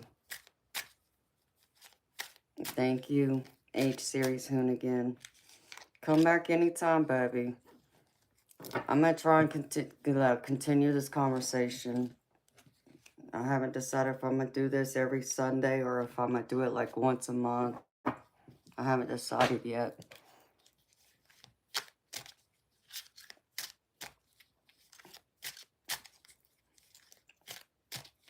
Alexis, I don't see auras, but I know people who do, and they can't see their own. They can only see others.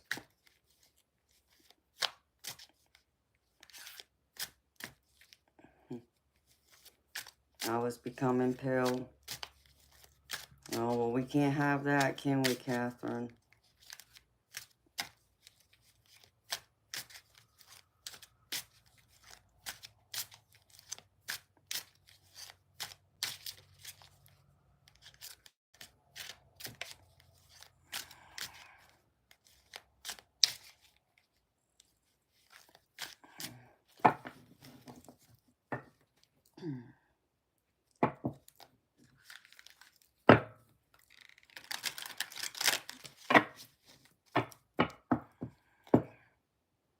Absolutely. Don't want any evil coming in.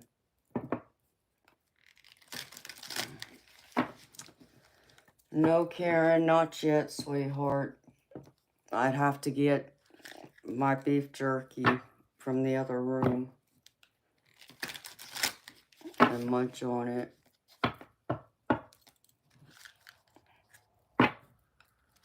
It's already 8 o'clock. Wow. I didn't realize. I've already been here 2 hours with y'all.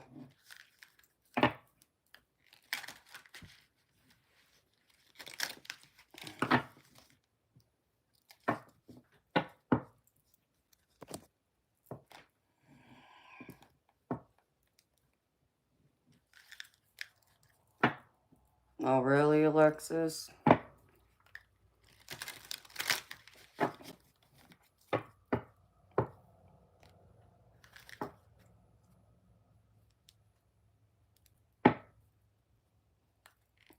Well, you know, beautiful.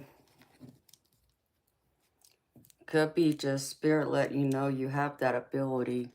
It just would have taken time for you to strengthen it. Or it would have strengthened on its own if you had acknowledged it.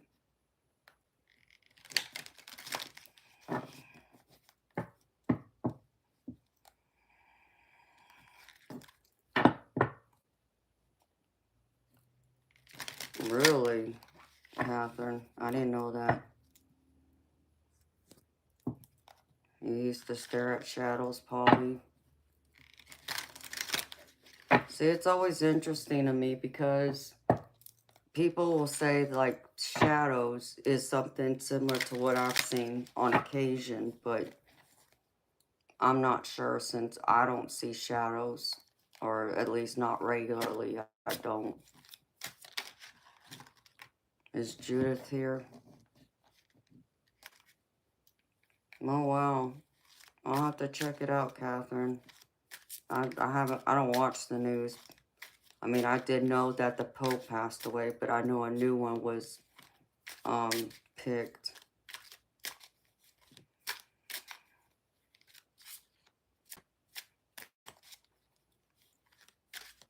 Hello. Is that you, Fatima?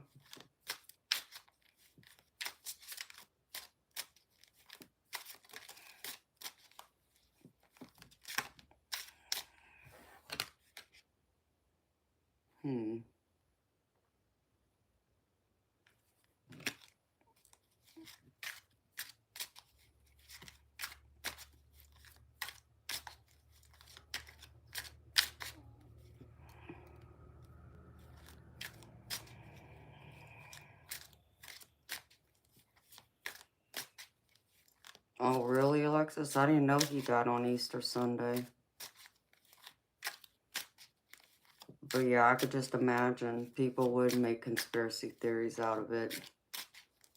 Catherine, I believe you, beautiful.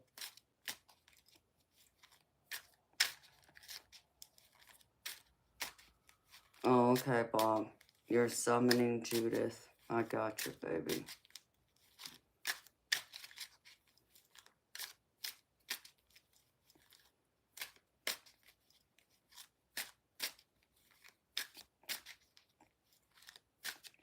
I just saw a bunch of spirit orbs over here.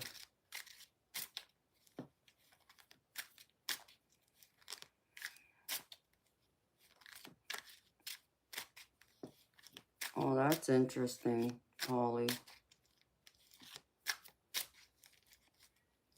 He actually passed on Easter Monday, the day after. Huh.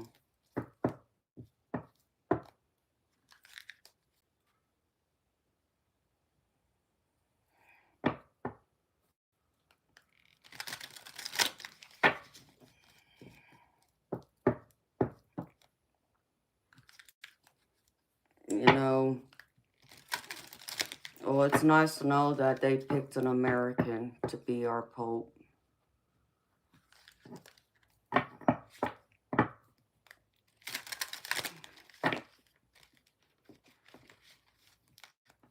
Polly, it's possible.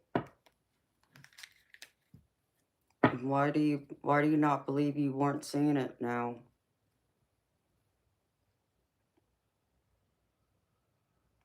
I mean, you talk about a dark deck. Some of these cards are dark.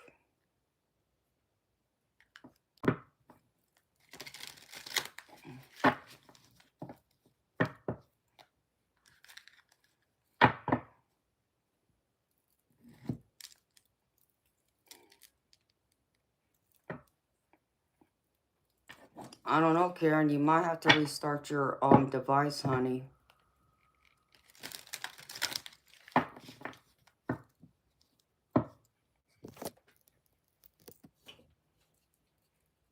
Well, Polly, they could have just been there just to watch from a distance.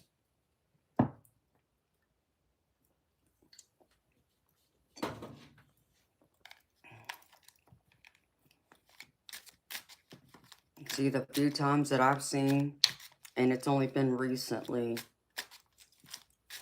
they appear and they disappear.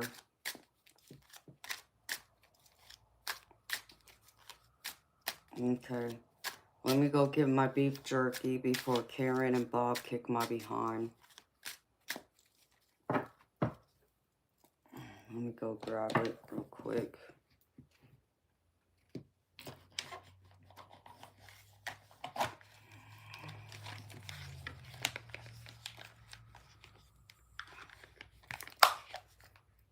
That's wild, Polly.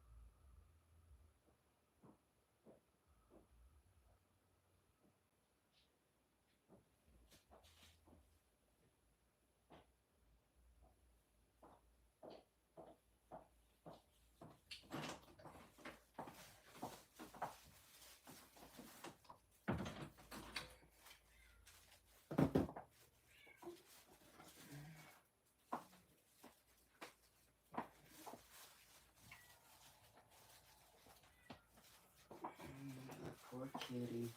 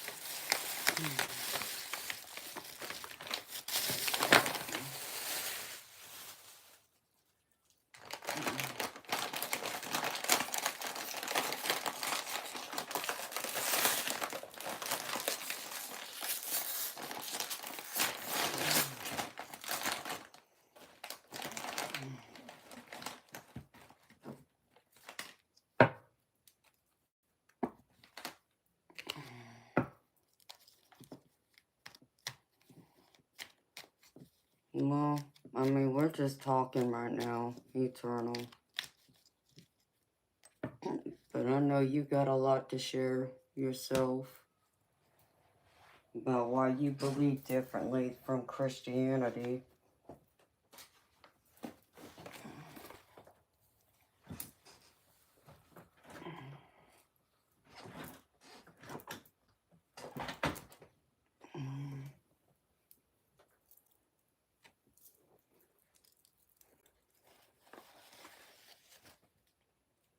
Well, I think we were just talking about some of our spiritual experiences.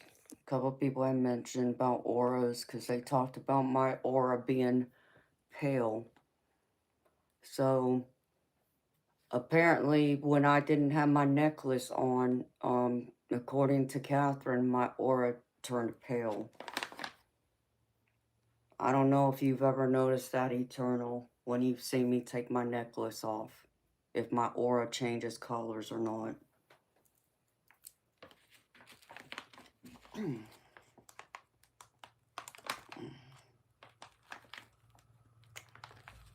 It still feels like the weekend there, Bob. Well, it's still Sunday here.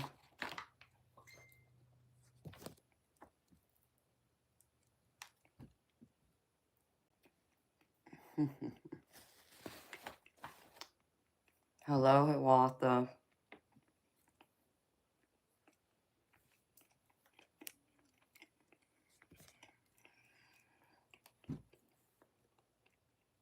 And thank you, baby.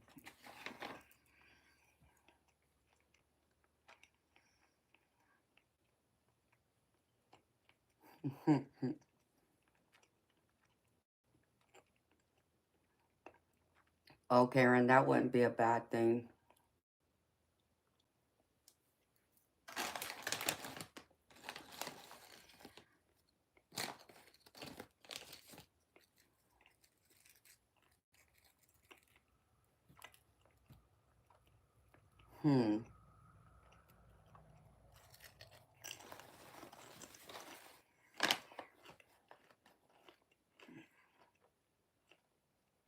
Well, I don't know, Eternal.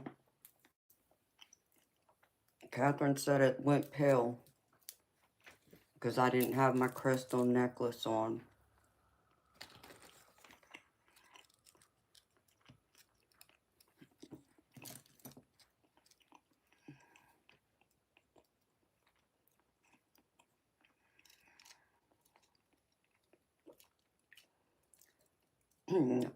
Karen, I believe you, honey.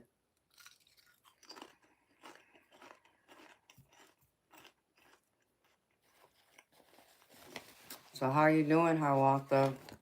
Hello, Jose.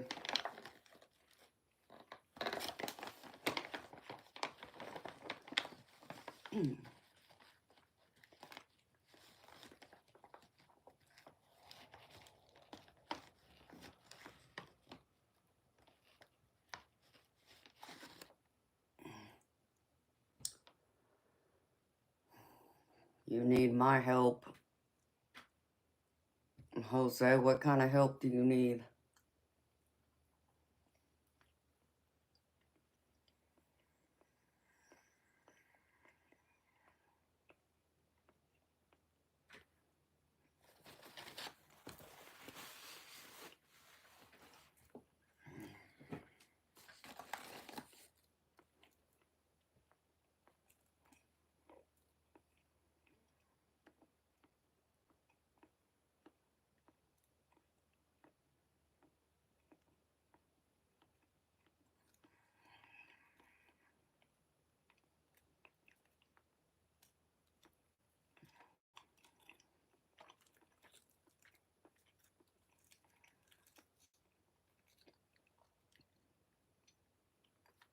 Hi, Robert. How you doing, baby?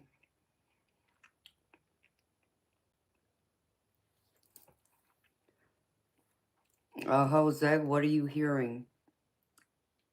I look so much stronger now, Catherine. Yeah, because I was asking Eternal, because the Eternals talk to me when I'm not streaming. We've had conversations, so he has seen me with both my necklace on and off. So, and he said he doesn't usually see my aura go pale.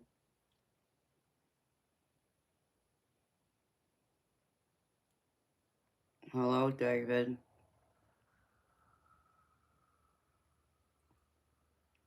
You've seen those stunning dresses.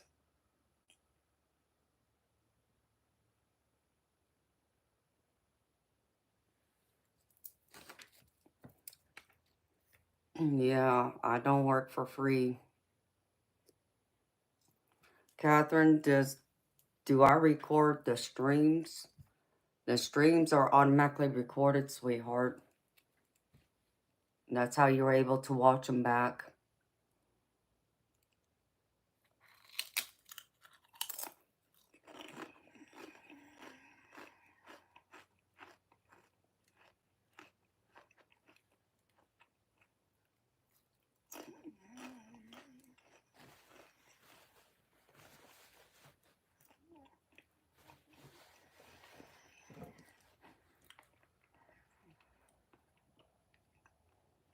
Watch back and look at my coloring.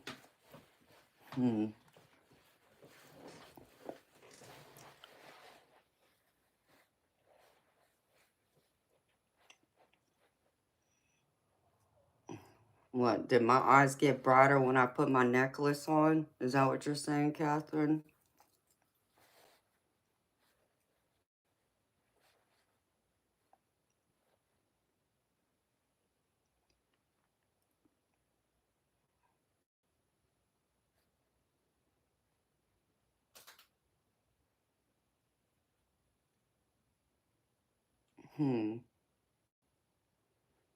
I don't know. I'll have to check it out.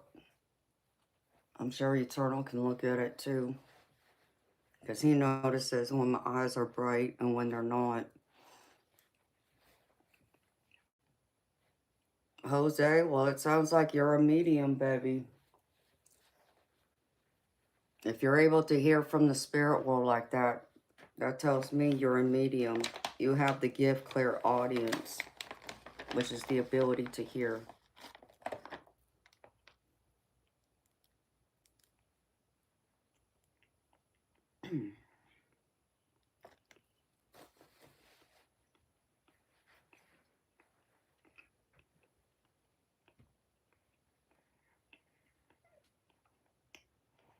However, what you're telling me is also, you're hearing if they're mad at you for talking to me, that doesn't sound right.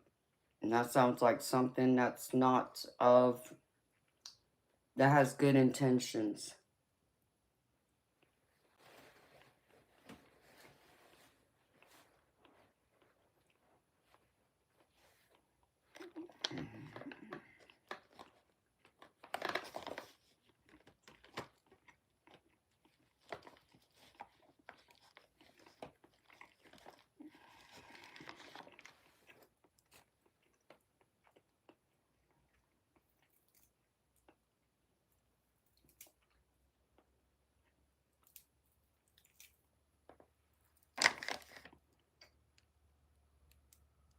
Well, Jose,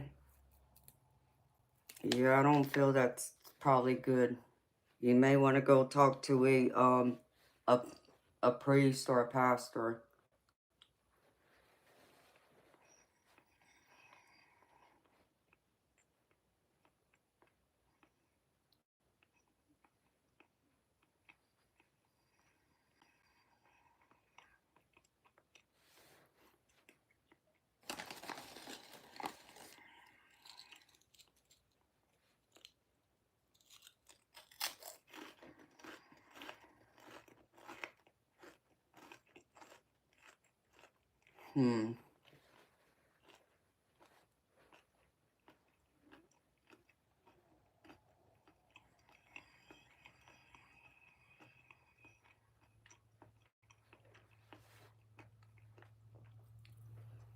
Yeah, Jose, those aren't good spirits then. You really need to talk to a pastor or a priest.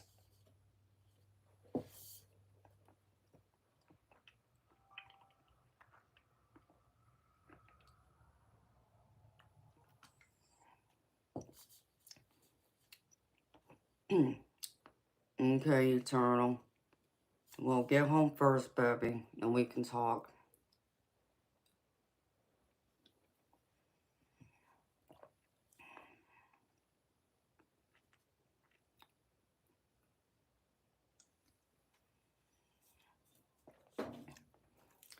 Well, Catherine, that tells me that my shield is weak then, so I need to go outside and strengthen up my shield.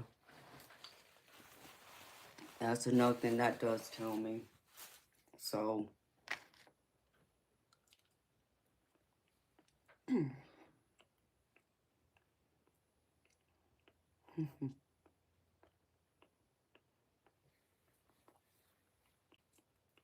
hi, Betty.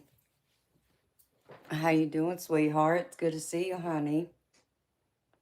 Oh, you're so sweet.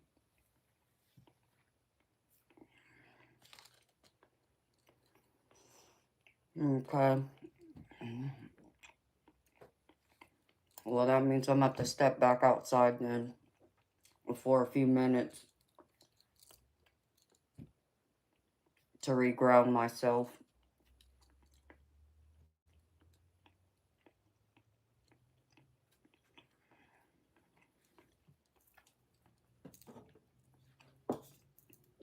And so I can put up and strengthen my shield.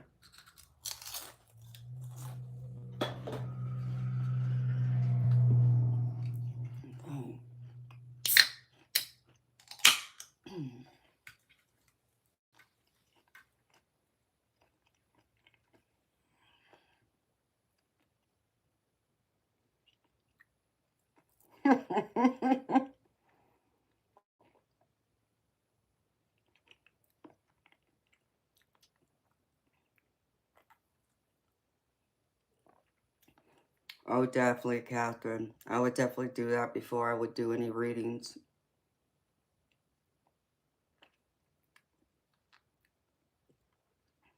My skin looks brighter without the necklace. Really, Polly? I mean, my crystal necklace is heavy.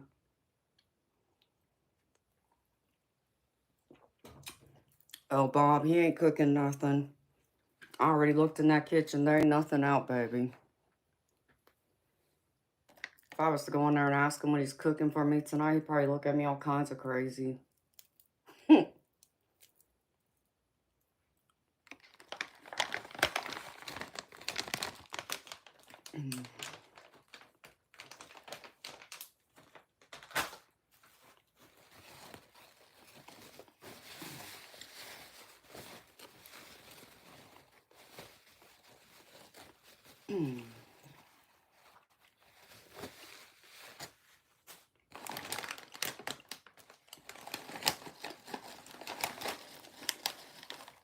Sponge Brain, you sent something to PayPal.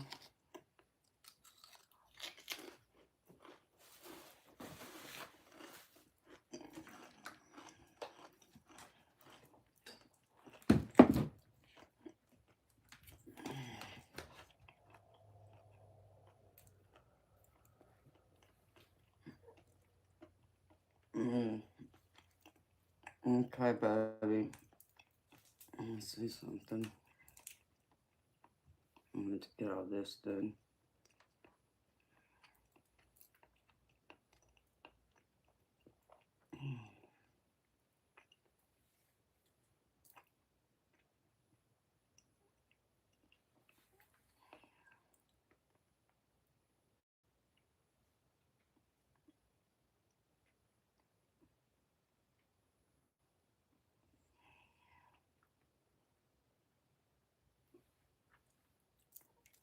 Okay.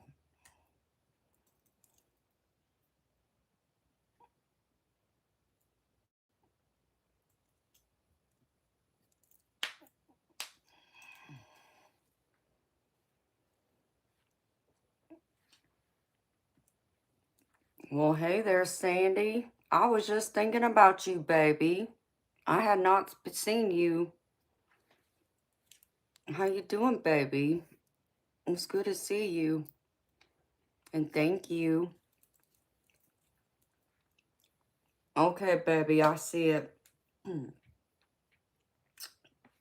Yeah, Sponge. Baby, you're gonna have to give me a few minutes because I need to step outside and strengthen my shield before I try and do any readings.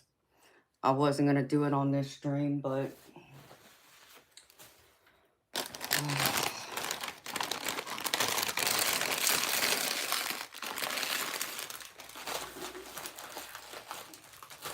I'll do it for you, baby. You just gotta give me a few minutes.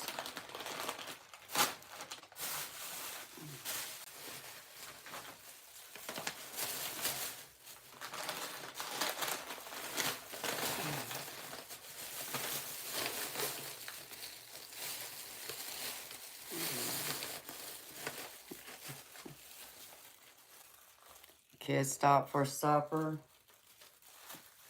Are they buying Eternal?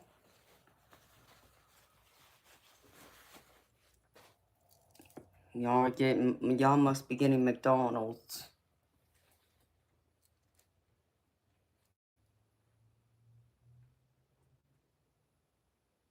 Aw, Sandy, that's beautiful. Thank you, David Dickens. That's very sweet of you, honey. All right. Thank you, Catherine. Okay, let me step outside and get myself grounded and strengthen up my shield so I can come back and do a reading.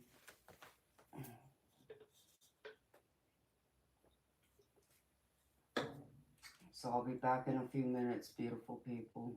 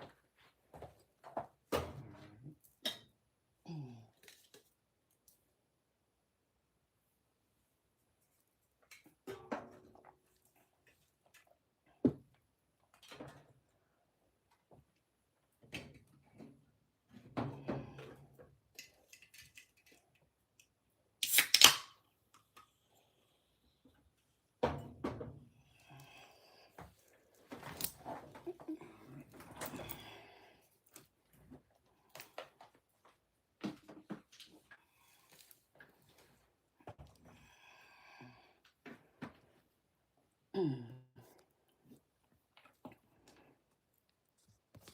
let me do something, y'all.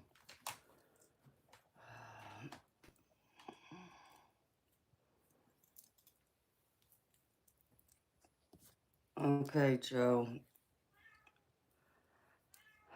Do you have a specific question in regards to your career? Or you just want to know what's coming towards you? Because now I'm about to figure this out. That's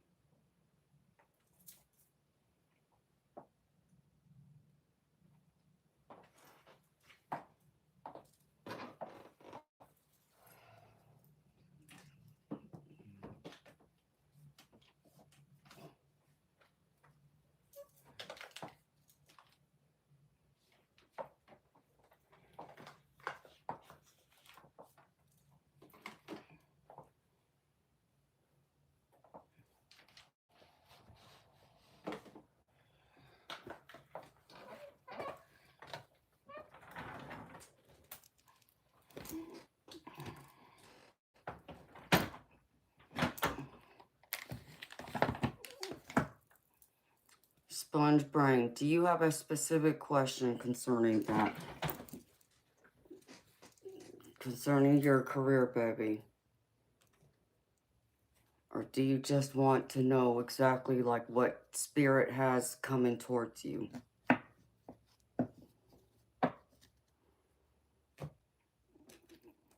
Like, do you just want a general?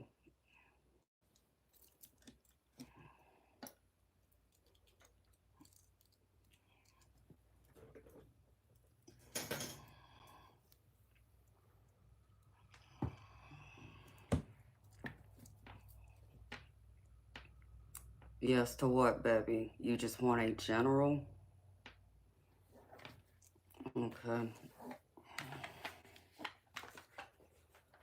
me see.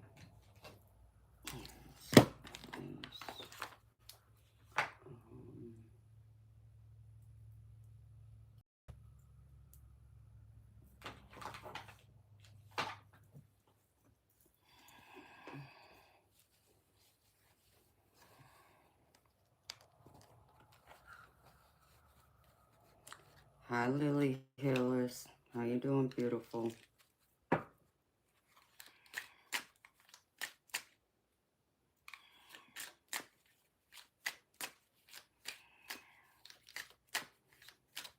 Let me see.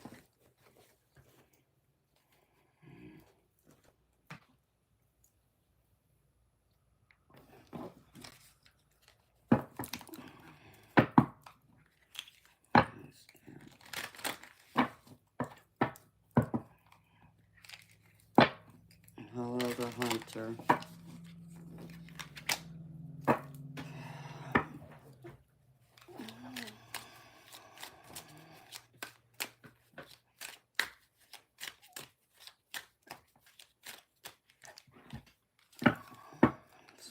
Show me.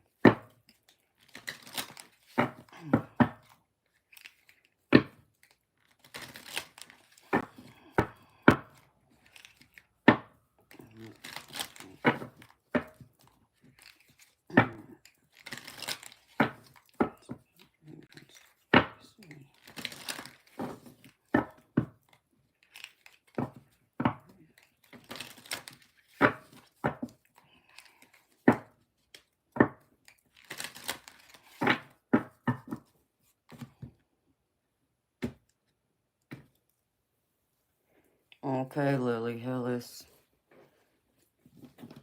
I can do one for you, beautiful. I'm doing Sponge Brains reading right now, beautiful. So it'll be a minute, honey. I gotta still pull out his cards. Spirit, show me 1 of 5 things.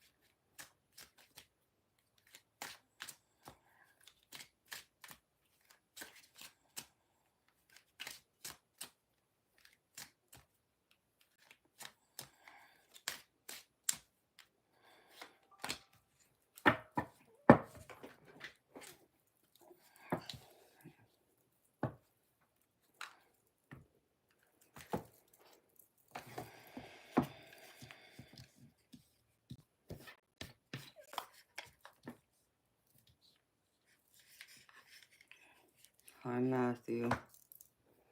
Lily Hillis, I just saw your donation. Beautiful. Thank you.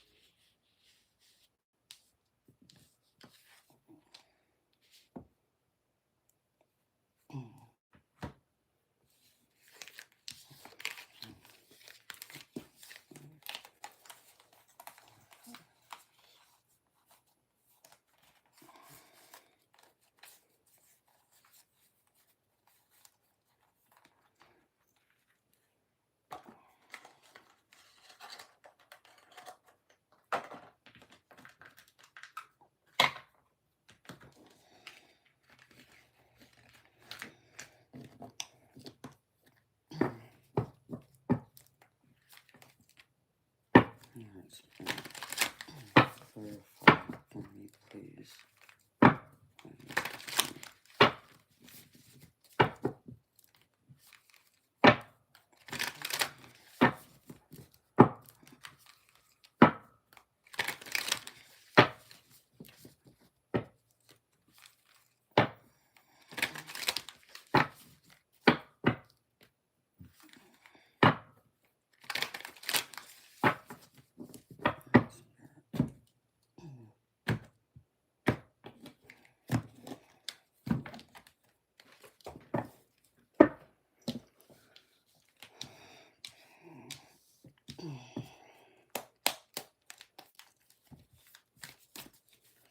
Management spirit, clarify.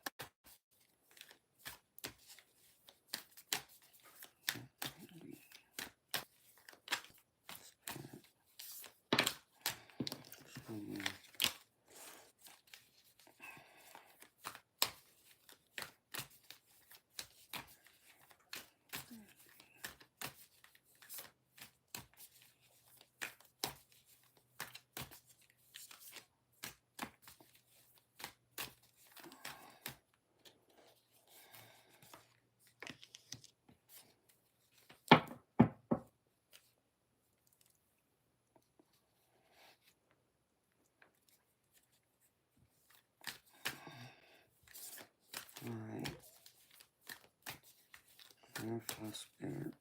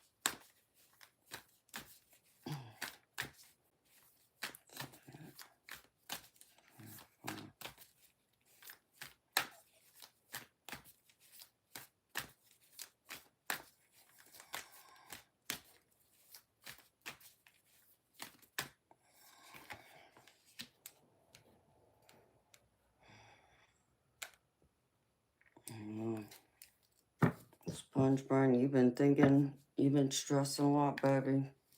You've been overthinking things, apparently. You've been in your head a lot.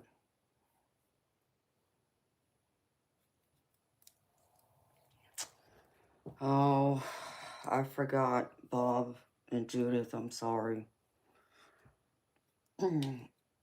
Baby, do you have your own business, Sponge brain?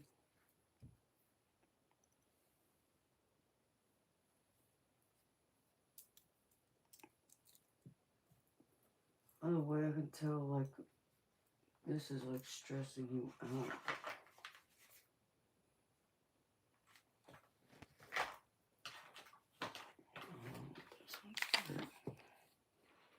Okay.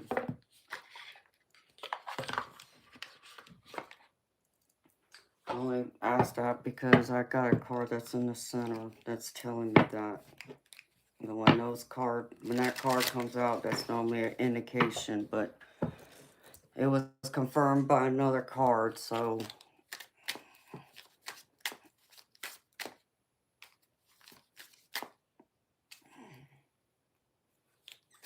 Wait. No, not this one.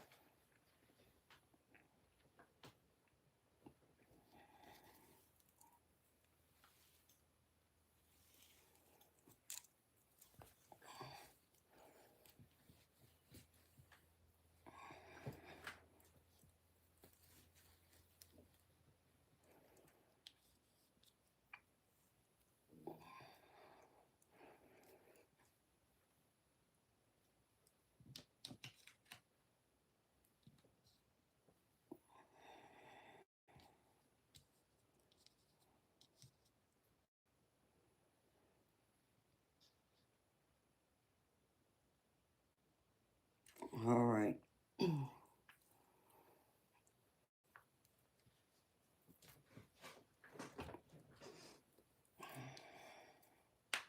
Where's my other deck? Yes.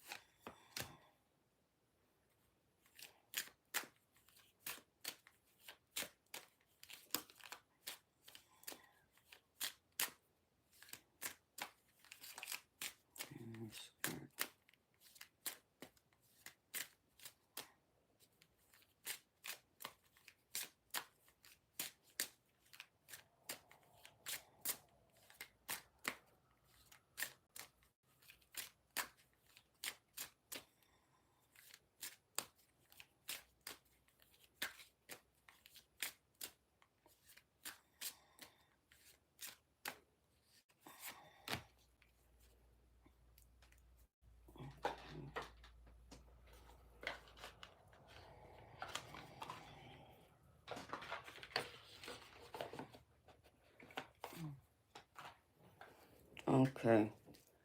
Are you ready, sponge brain?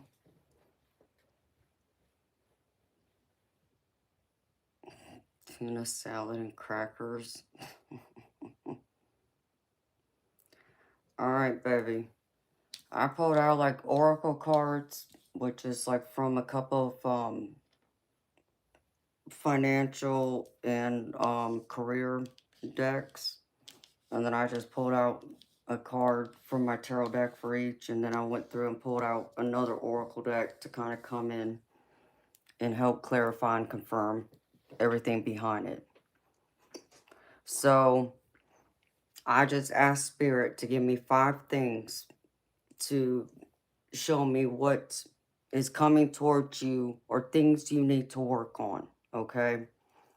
So the first thing I pulled is time management, and it says master your time for maximum productivity. Prioritize tasks, use tools like calendars and to-do lists, and eliminate distractions to achieve your goals efficiently. And so Spirit's saying that you're not maximizing your time, and there needs to be a priority in your time management. And I asked him to clarify this using my tarot deck, and I pulled out the Three of Pentacles. The Three of Pentacles is all about collaborations. This is all about partnerships, working with someone. So I feel like Spirit's wanting you to find a way to prioritize your time and, you know, to be more strict, be more rigid about the time you use and to stick to a to-do list. But I also get the feeling that they want you, I don't know what it is you do, but they want you to like seek out help. You need like someone else to help you. organize your time. Like, I don't know what your business is, but I'll just throw an example out there. Like, think of someone who does um what do they call that? Payroll.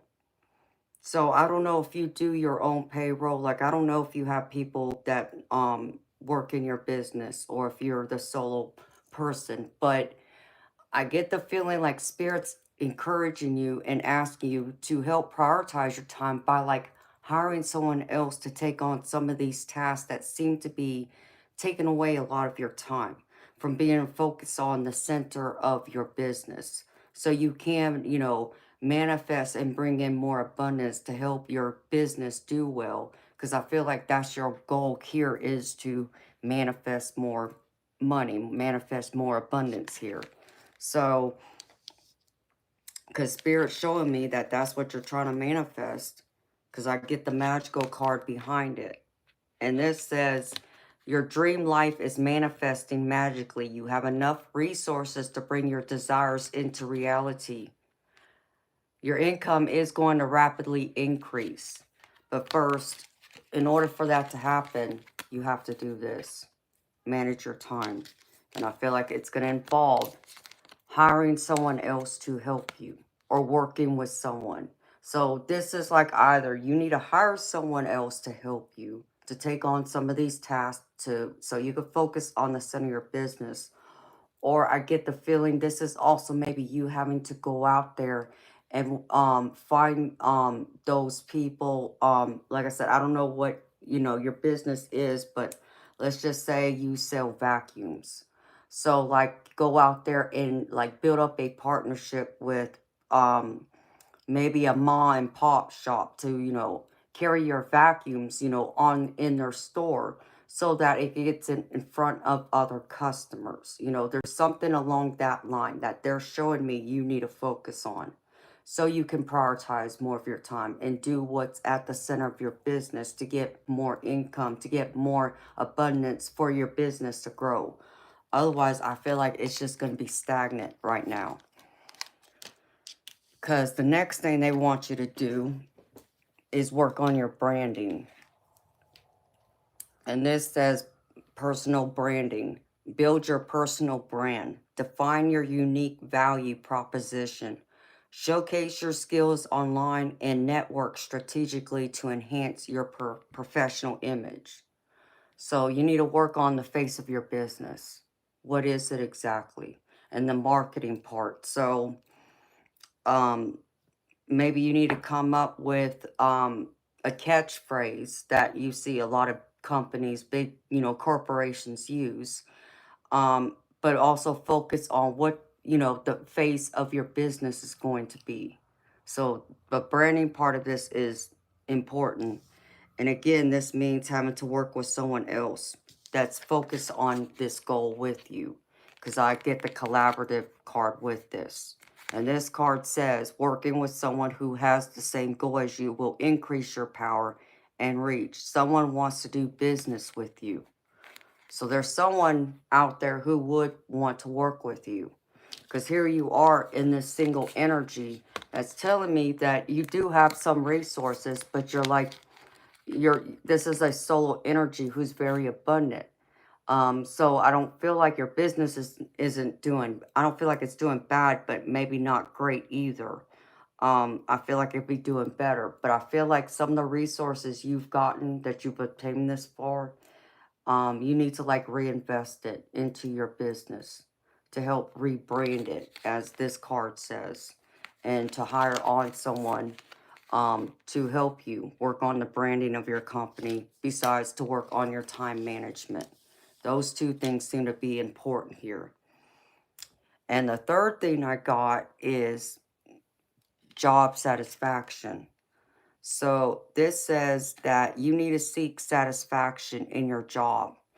Identify what you enjoy about your work, seek out tasks that align with your interests, and advocate for changes that improve your experience. So I get the feeling you're going to have to go and really do some self discovery, because I also get the discovery card. This tells me that you're going to have to go and reevaluate your business. Like, what is working for you and what's not. So what's not working for you or what isn't doing well, you know, as part of your core business, you need to leave it behind. Because Spirit's even showing me this and it's confirming this to me with the Eight of Cups. And the Eight of Cups is all about, you know, walking away, moving on, leaving something behind. As you can see it here, this person's walking away from all these cups. So there's something you need to move away from that's not working for you. It's not increasing your business. It's not helping you to flourish. It's not helping you to grow. So that might be something that someone else can help you take a look at. You know, that's going to help, you know, as far as both the time management and also your branding for you to strategize what is working and is making and building your business and what's not. What's the thing that you can leave behind that's not helping you? Because even this discovery card says try something new, and exploring other options will help you learn and grow. The opportunities are just waiting for you to be discovered. So discover these new opportunities. What's going to help you grow? What are those opportunities that's coming towards you? What are the ones that you can leave behind? That, you know, Spirit's saying that it's just not doing you any good. So it's time to change. It's time to make some adjustments here. The next one I have here, and this is the card that told me that you probably were a business owner or in that management role. I have the entrepreneur spirit here, and it says, embrace your inner entrepreneur, identify a passion or skill you can monetize, create a business plan, and take the first steps towards launching your venture. So I feel like you need to go within too, with like also this discovery card, to embrace something else. Maybe there's a new idea that you haven't thought of just yet. Or maybe you've played with this idea in your mind, but you've been afraid to take that risk and bring it forward. And I feel like Spirit's encouraging you to now try something else. You know, bring something new into your business that can help build it, that might do well for your business. And they want you to be objective, though, because I get the objective card here with it. And it says, writing down your goals will help you in achieving them. Keep yourself on track to reaching your dreams one step at a time. Okay? So, and I see you in the center as this King of Pentacles with the entrepreneur card and the objective card. So, Spirit showing me that you're a leader. You have a lot of creative ideas. You're very abundant with these ideas. You're very, I just heard business savvy. I just feel like something's been taken down a different path than what you had anticipated. And now Spirit's trying to get you to get back on board and try something else instead. Not saying you've got to necessarily walk away from the core of your business, but there's something that's not working. Or there's something else that needs to come into this business that's going to add to it. To give, like, you know, your business more options, to gain more customers, more contracts for you to level up. And this might even mean going to, I just heard, what do they call those things? It went into my head and then now it's gone. Conferences. Like, I feel like you need to go out there and explore, going to like different business conferences or conferences having to do with wealth management, building wealth.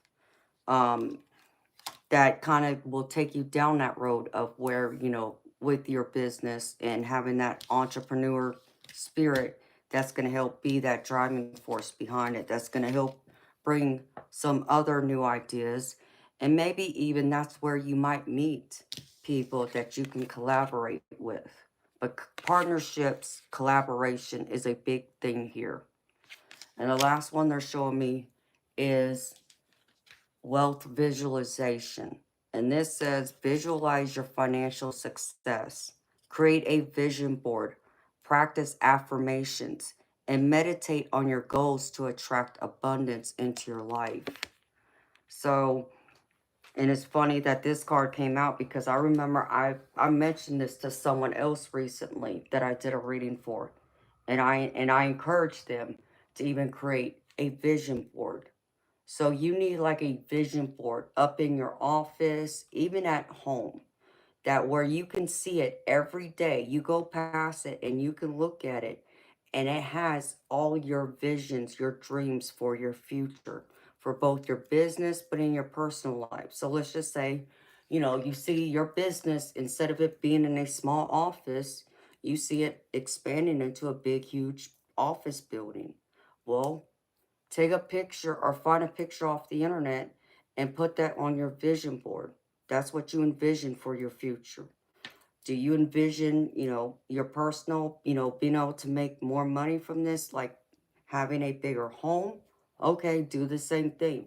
Print out a picture of a bigger house, maybe some one you have your eyes on, put it on that vision board. Do you dream of, of extravagant vacations? Think of a place that you dream of going that you haven't been to. Print that out. Put that on that vision board. But you need somewhere that has all that front and center. That is a reminder to you every day.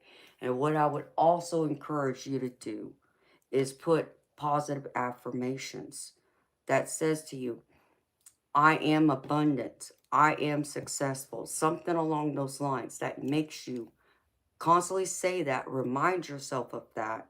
And you say it to yourself, but also say it out loud. Even go in front of the mirror and say it to yourself. And remind yourself of that every day.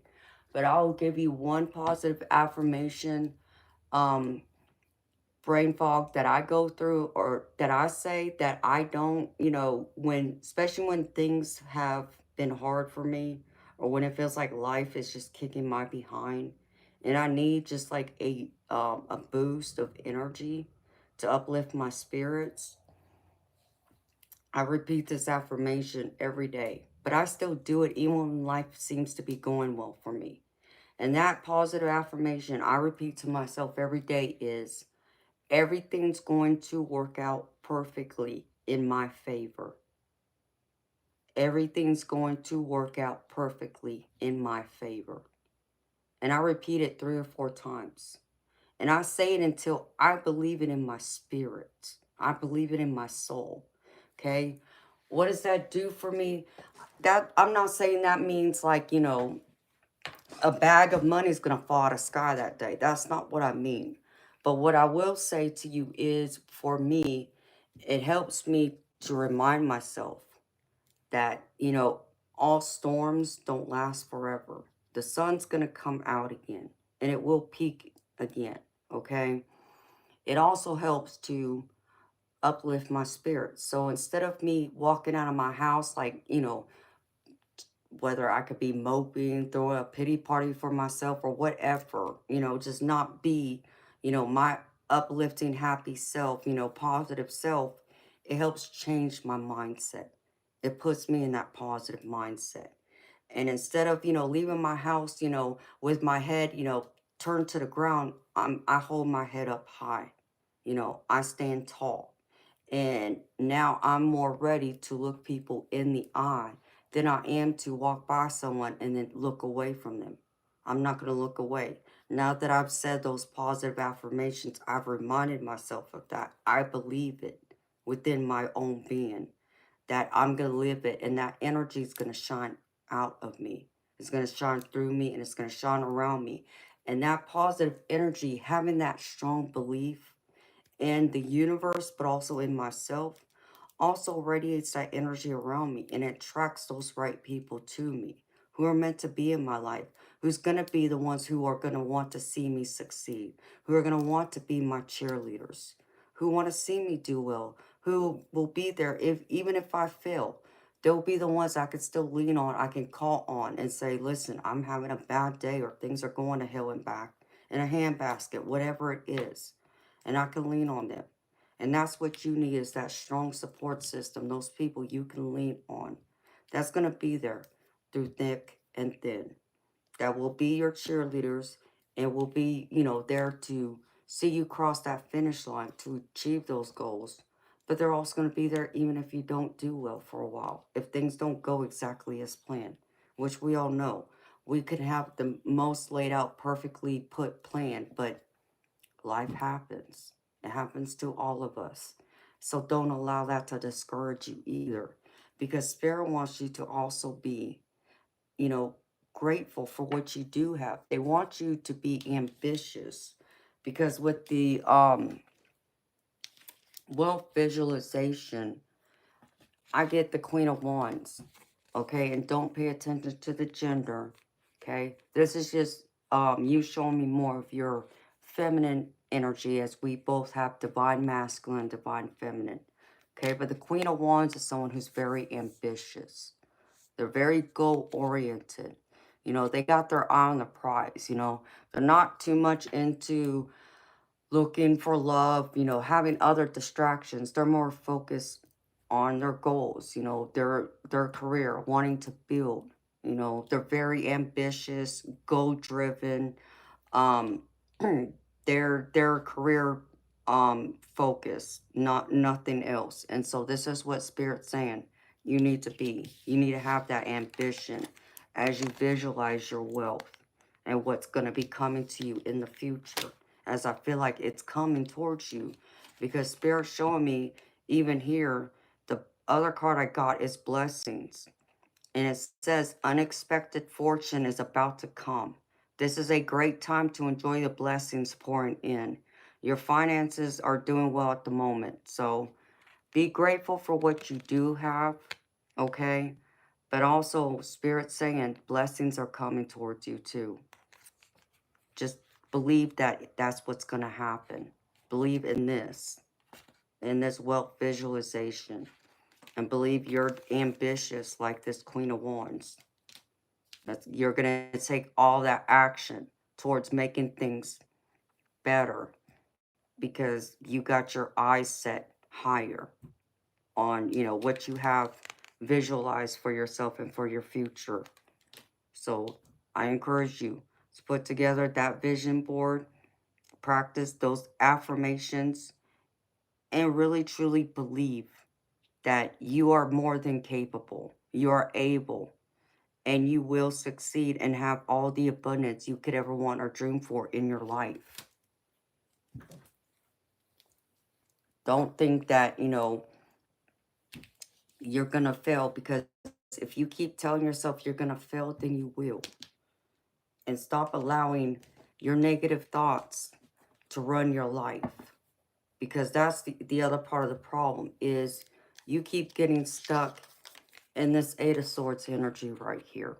This Eight of Swords is all about someone who's constantly stressing, over worrying, having, deep anxiety, not able to focus on the task at hand, because they're so busy caught up being trapped in their own thoughts. And the thoughts are not positive. They're always tend to be negative. They're normally the self-sabotaging thoughts that blocks us, that keeps us trapped in our heads. But it keeps us from moving forward, from being able to see brighter days ahead. We're only focusing on either the negative that's going on in the moment, or we're more so seeing or thinking the worst case scenario, instead of looking at, what the best case scenario can be, but also being realistic. So coming somewhere in the middle, saying, okay, no, maybe I don't make, $100,000 by the end of the month, but hey, if I can make $50,000 by the end of the month, that's 50,000.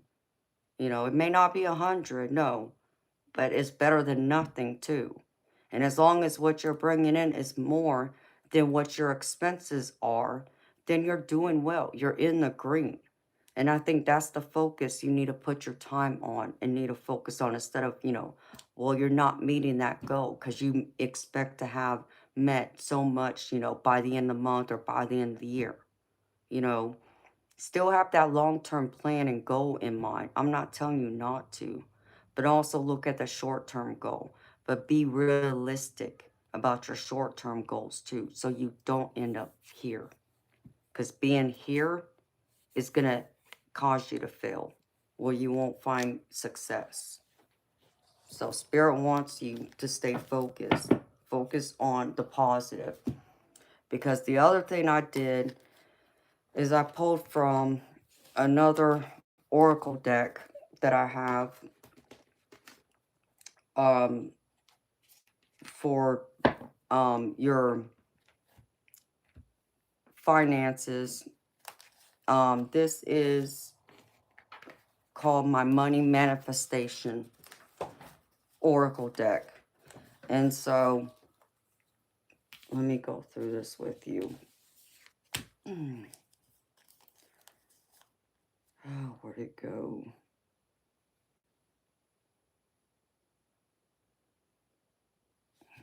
No, where's the individuals? I won't show it to me.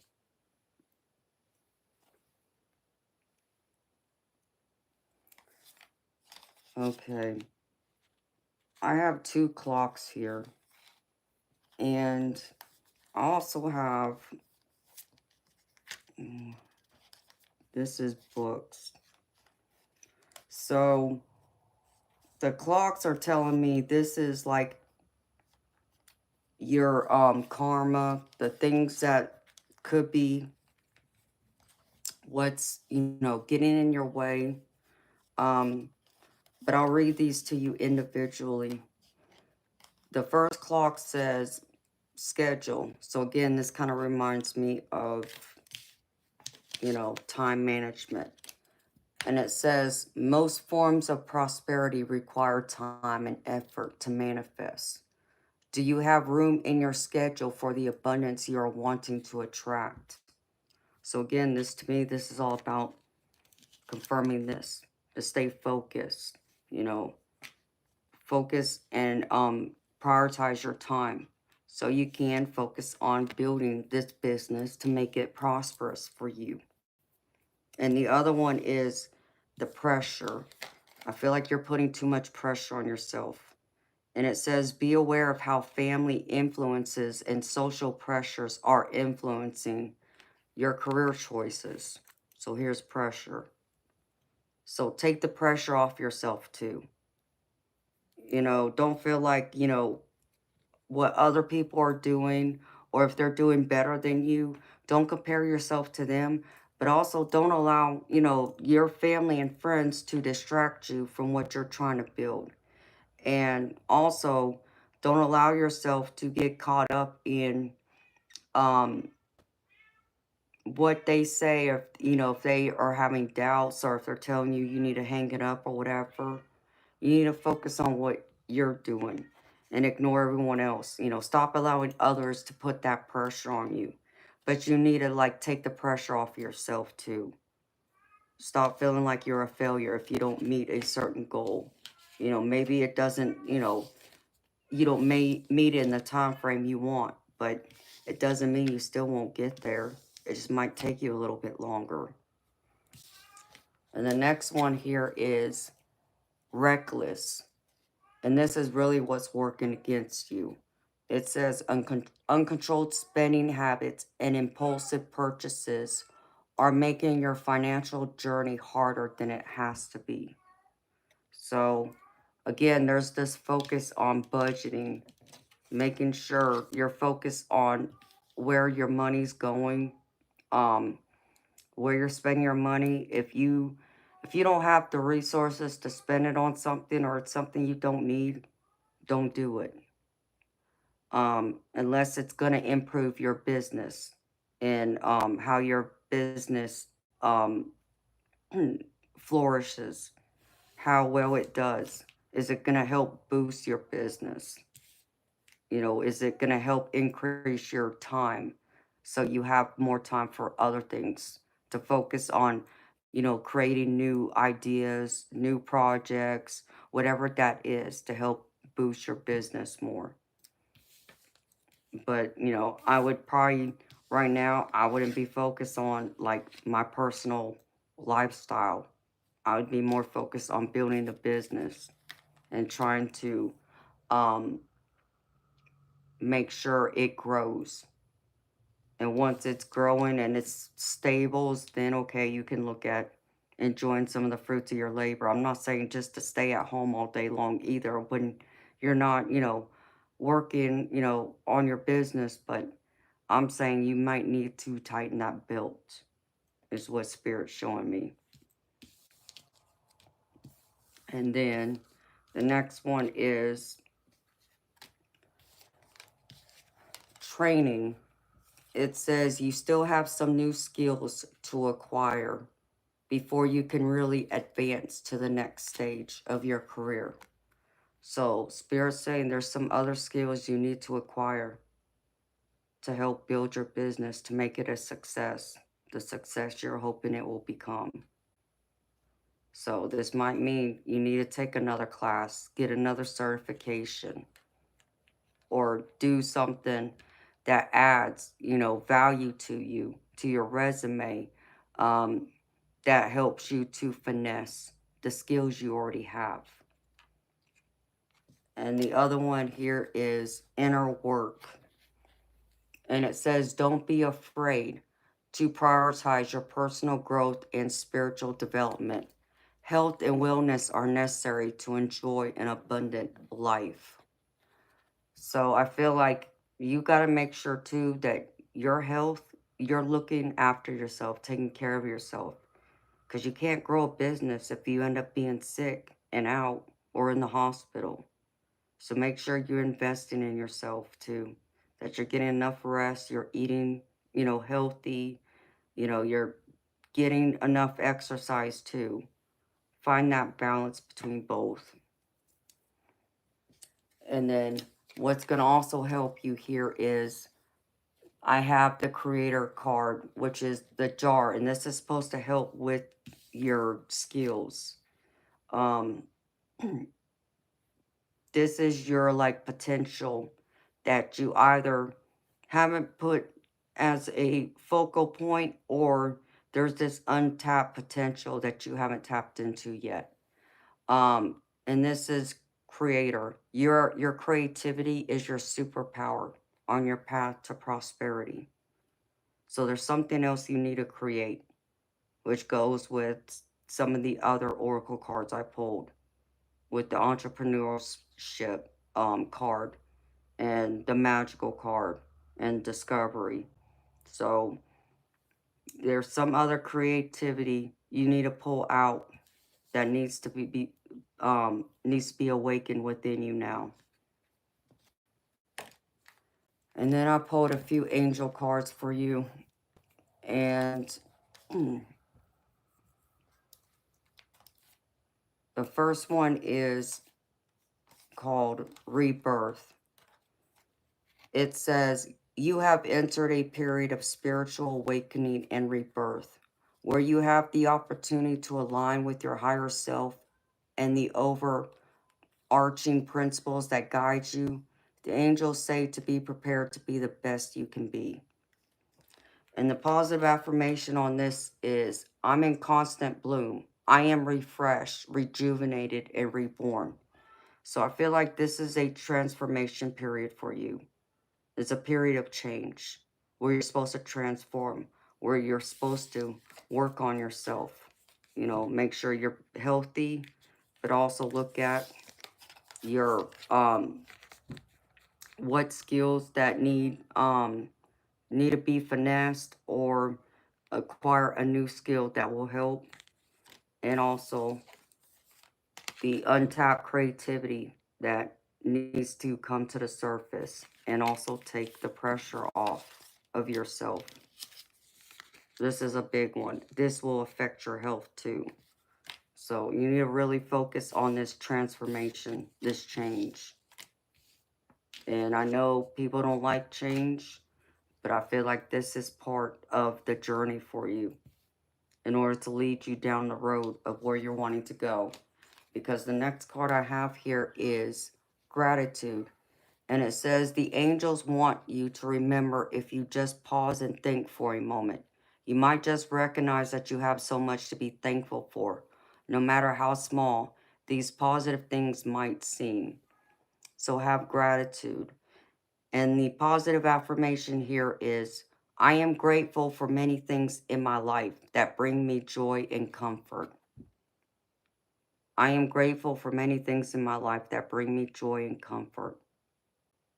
So live in a life of gratitude. When you can do that and you can be thankful for the little things, then that's when the universe will come and bless you unexpectedly. And the last one here is abundance. And this one says, the angels are telling you that you already possess the power to have everything you've ever dreamed of and more when you cultivate true joy, love, peace, passion, purpose, and freedom inside yourself. You'll see these things reflected back to you in your outside world. And the positive affirmation on this is, abundance is my essence, my foundation, and my being. So abundance is my foundation, my essence, and my being. So remind yourself of that. So write these positive affirmations down. And that way you don't put them on your vision board to remind you, but say them every day. And that should help you and help you stay focused, honey. Don't lose hope, brain. I know it's hard, especially trying to keep a business going or trying to get it off the ground. I get there's going to be challenges, but I do see you as a leader because I have the leader at the bottom of this deck. So you are a leader, and which that's being confirmed by this King of Pentacles. This is like a leader.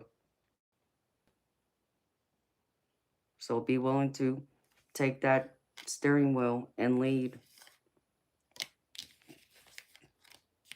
Lead your business. Lead it to the success you're wanting. Like by being in this Queen of Wands energy. By being ambitious.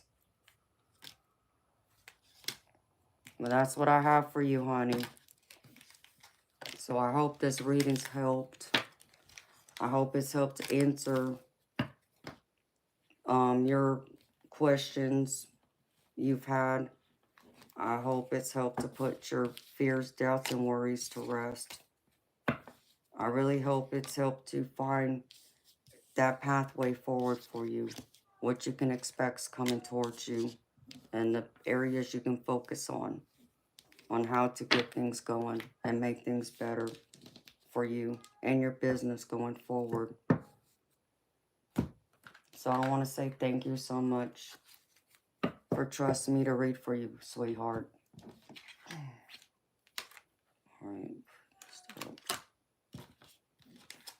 And hi, everybody who came in the room while I was doing that personal reading.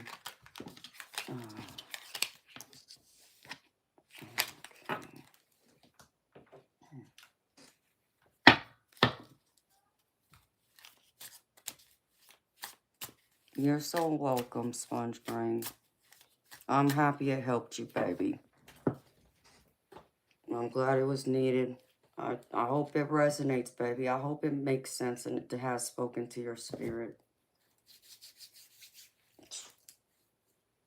That way, you know you can be that success you're hoping and wanting to be. I believe in you.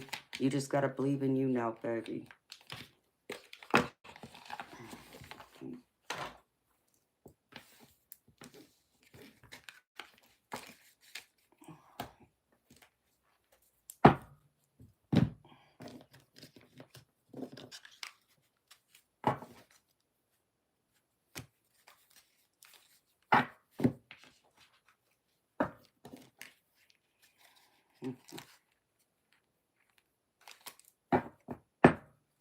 Thank you, Debs. And you're so welcome, Sponge Brain. Anytime, baby. You have a good night too, baby. See you next time. Sweet dreams to you, honey.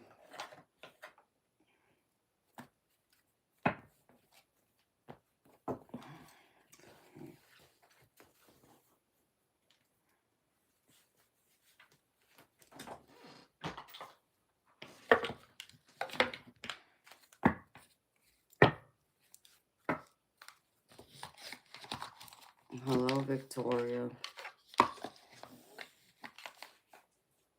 All right, Lily Hillis, you hear beautiful?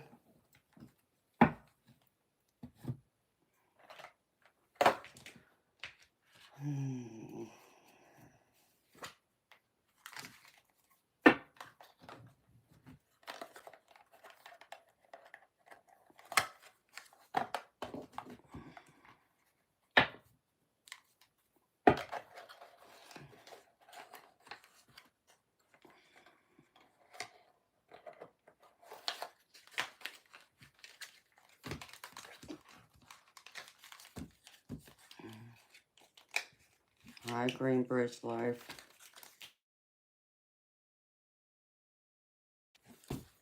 All right, beautiful.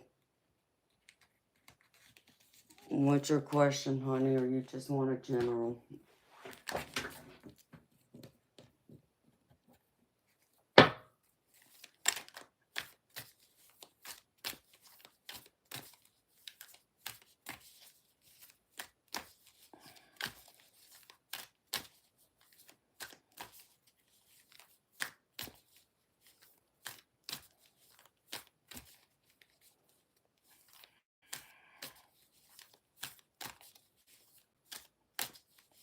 Something happened yesterday and you feel drained. Why?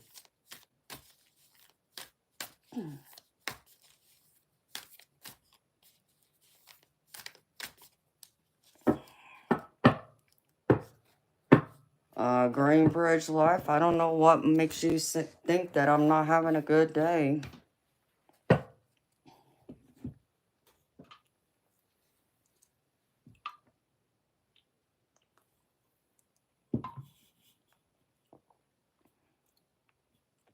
Okay, you're suffering from low energy.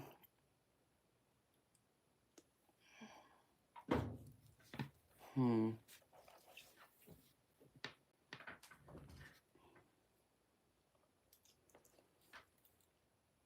right, Spirit just told me pull out my shadow deck for you.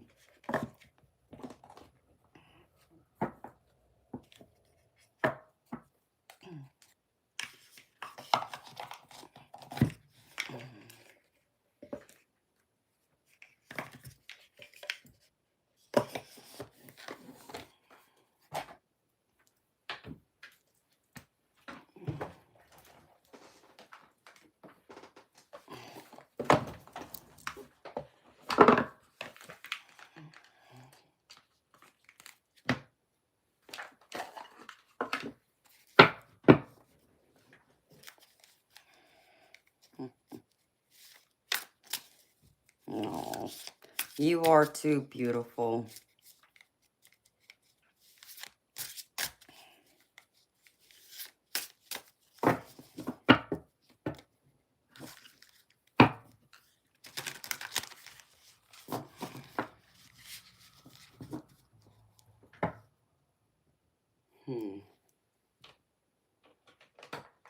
Interesting.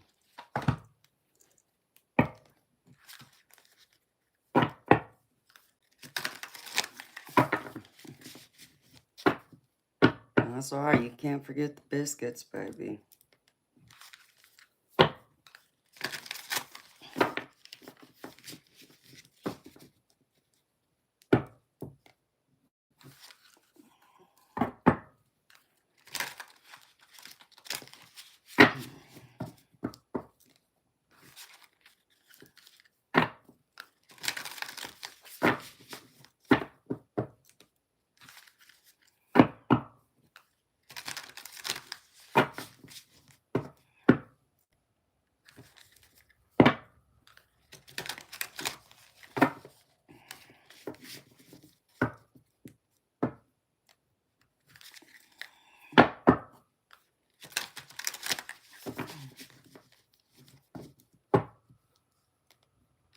Yeah.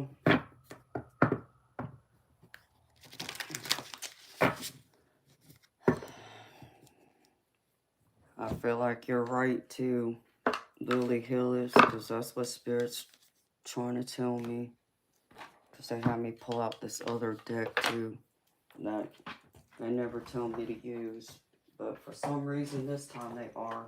Hold on. Let me grab another deck here.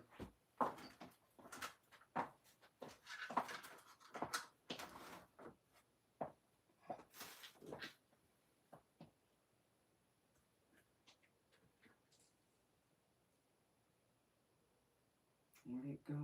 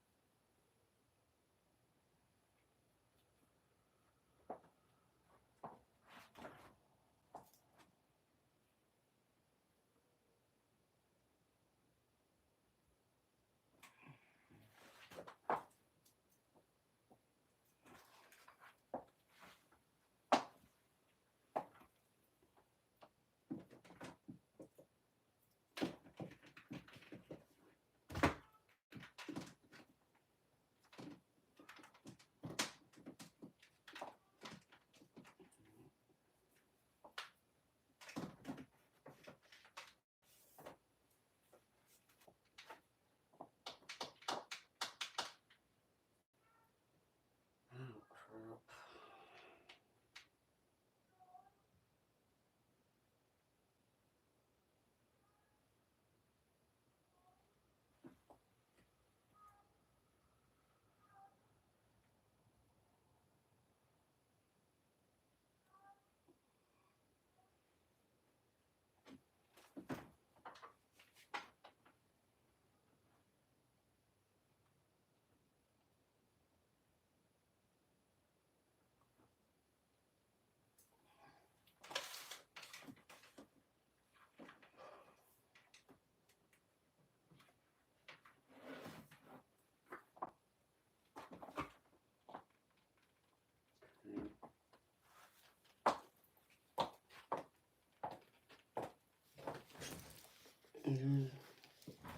You got some dark energy around you, Lily Hillis.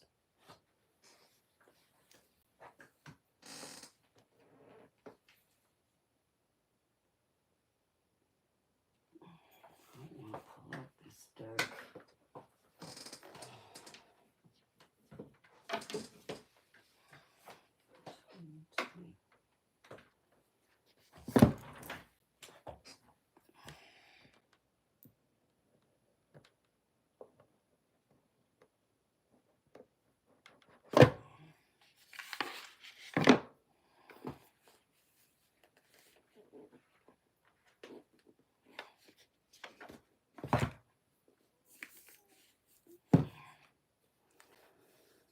Oh, oh, Greenbridge Life, because I didn't have it posted.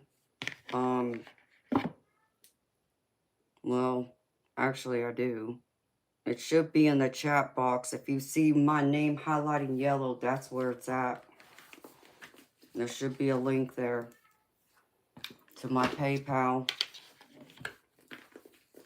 And if you want to use Zelle or Venmo, it's $30. I'm going to use this deck. They're telling me to use it.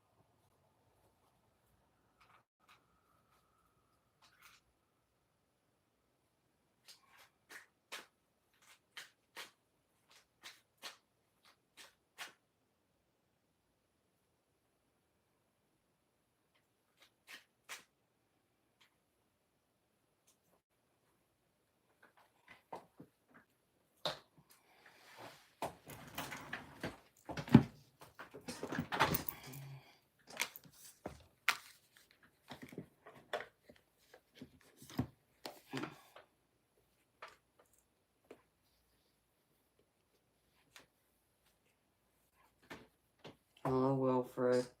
Moonchild, He was, but I think he had lost his connection, so he was waiting to get home, I think.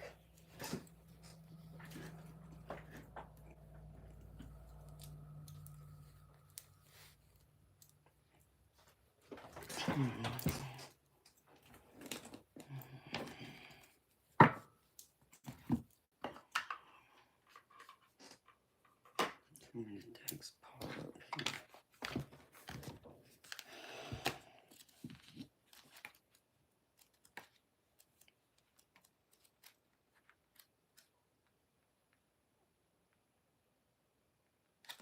I don't know why they wanted me to use this deck.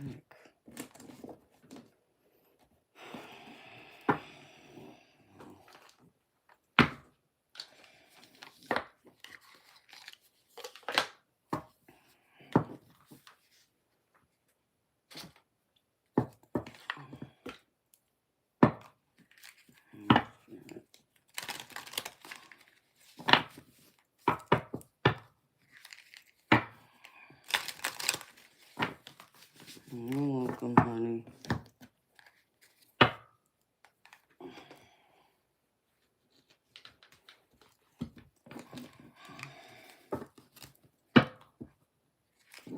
Let's check. Show me.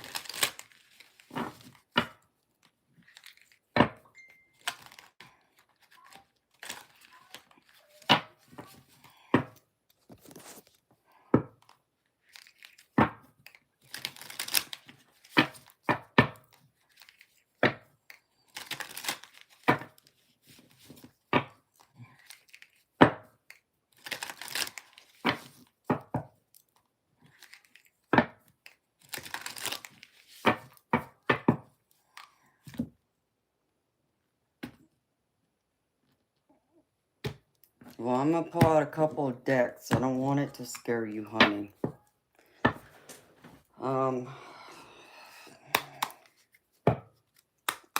When I got these decks, I didn't know it pertained to what it did. And that's why I haven't used them.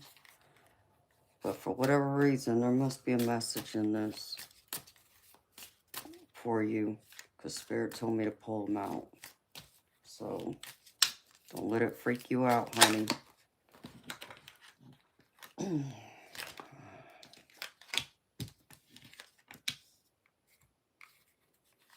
What else?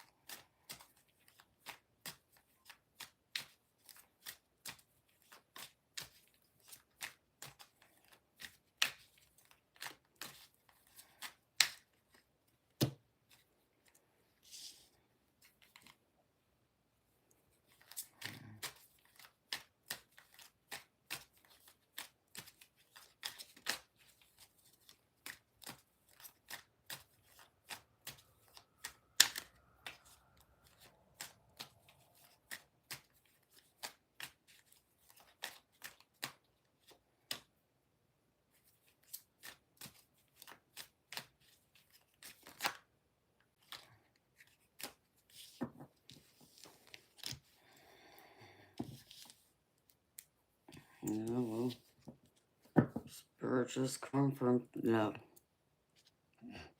That's messed up. It's like Spirit only didn't even want me to say it.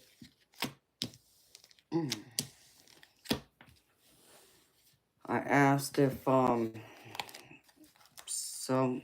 something drained your energy yesterday. Like an attack of some kind. And I got 4 yeses and 1 no. So that's confirmation that that's a yes, honey. Just to get a straight yes or no answer.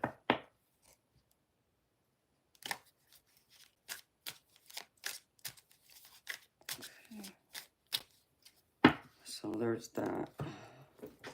Now I want to do this. Because I don't understand why they want me to pull this out. They do.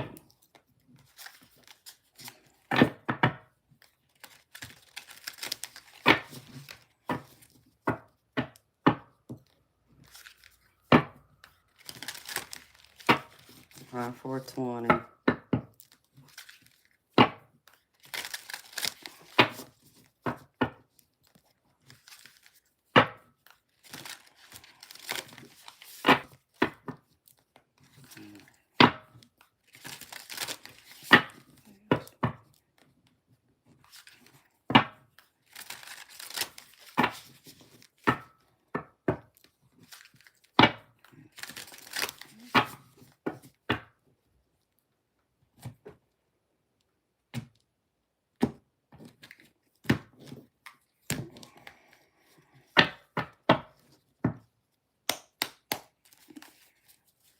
Alright.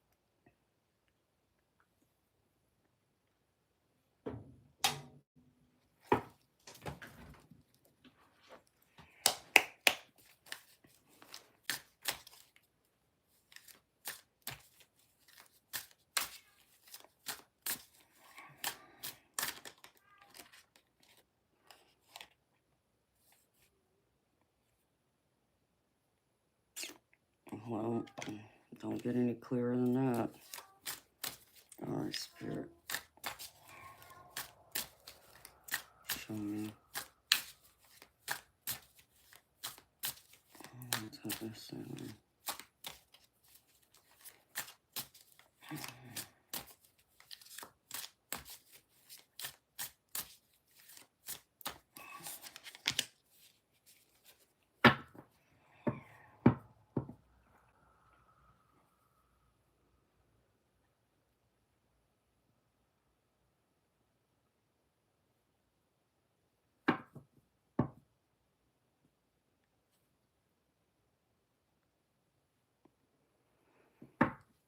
Okay. Spirit.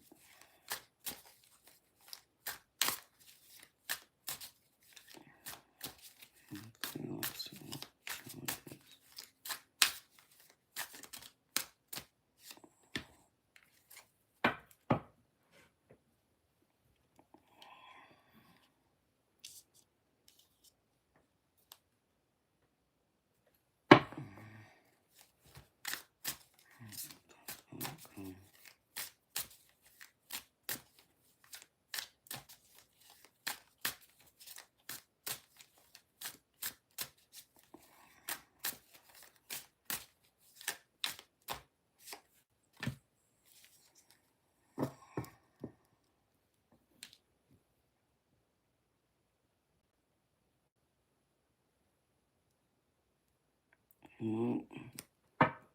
Beautiful. I don't feel like you're going to need a fear that you're not going to be able to leave. Because I'm being shown that you will be able to. No.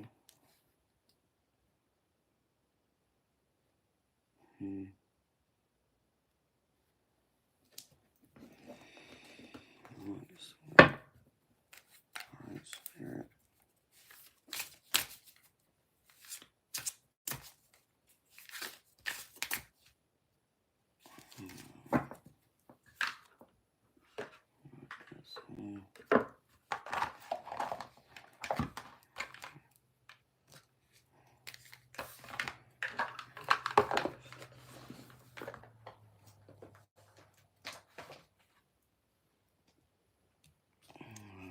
Let's go use these.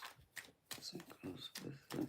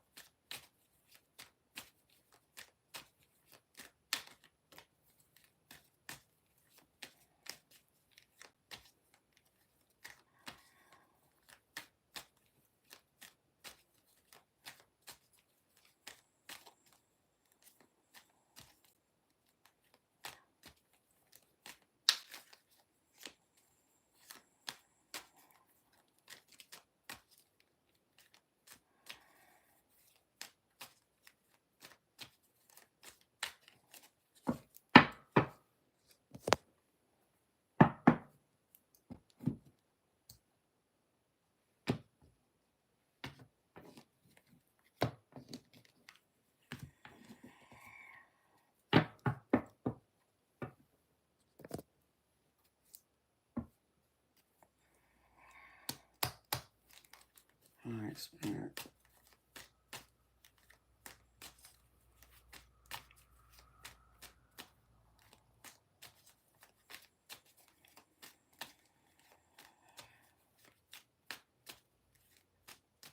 What's this? What's that here, Spirit?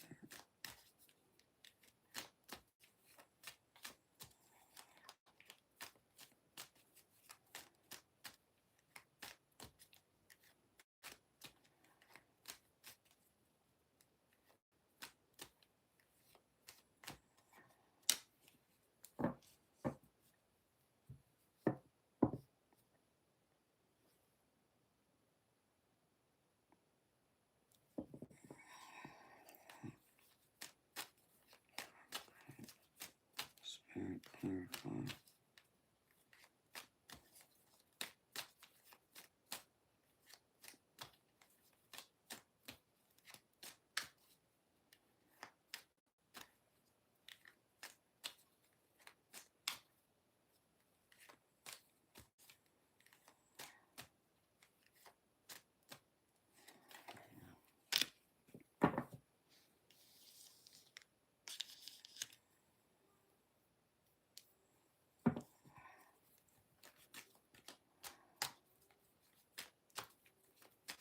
Clarify, Spirit. That comes.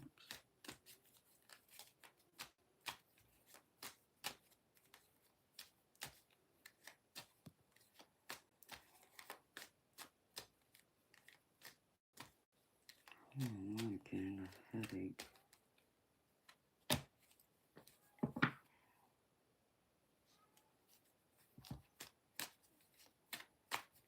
Let's clarify.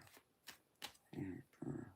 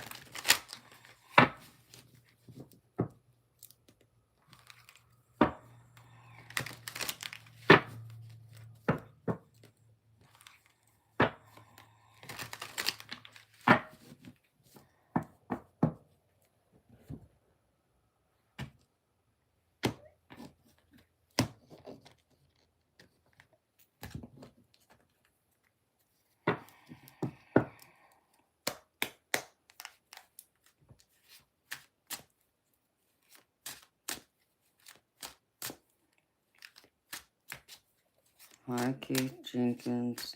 How you doing, baby? Alright, show me.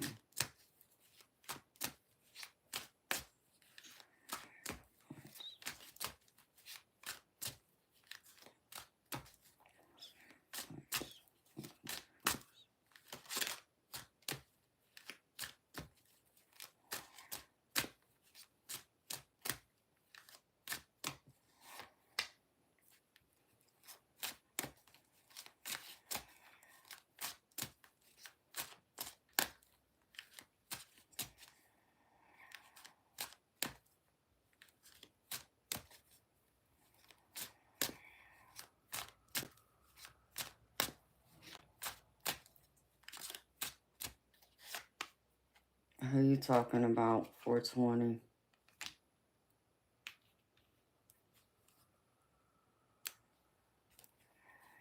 So we'll come out.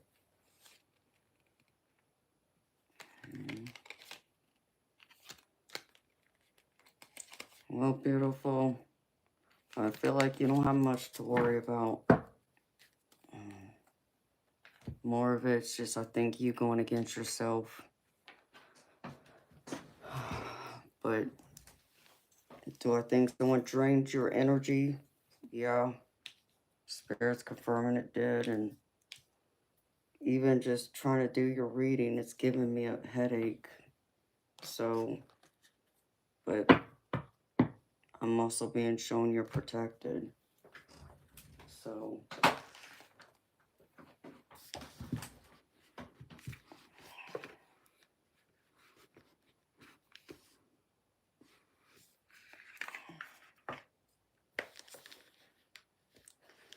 well, and we'll just kick him out 420. Because I know Bob had enough of him and someone else yesterday. Acting a fool with me. Talking about, oh, they think I'm beautiful. They're going to marry me, this and that. Oh, you're going to do that? Okay, well, why don't you show your support and put your money where your mouth is? And neither one of them did, so.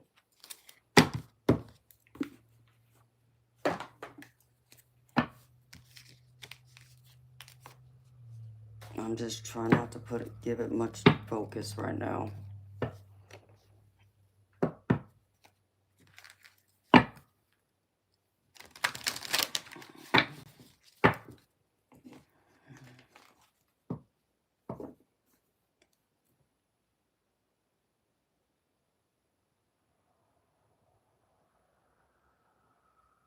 You're going to need to reach out to people. Lily Hillis.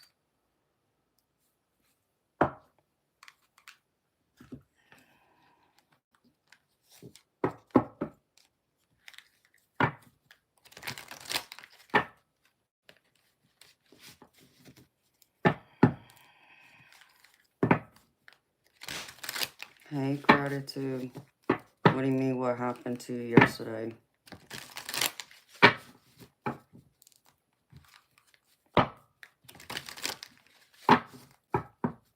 Ouch.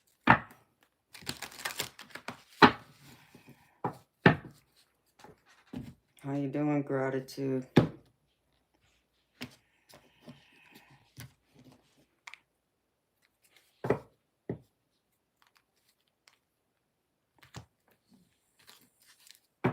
Yes, they do 420. I agree.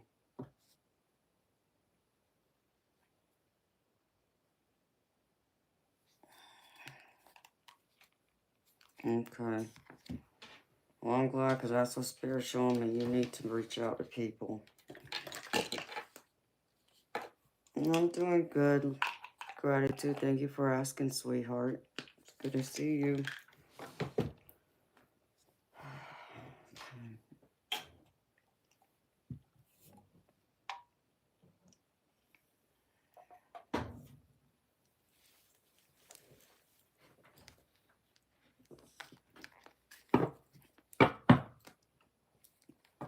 All right. Spirit showing me what energies are working against her.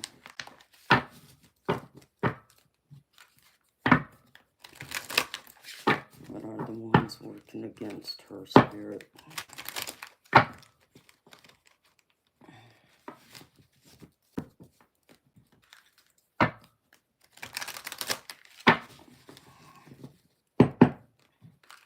Show me, Spirit. What are the ones working against Lily Hillis?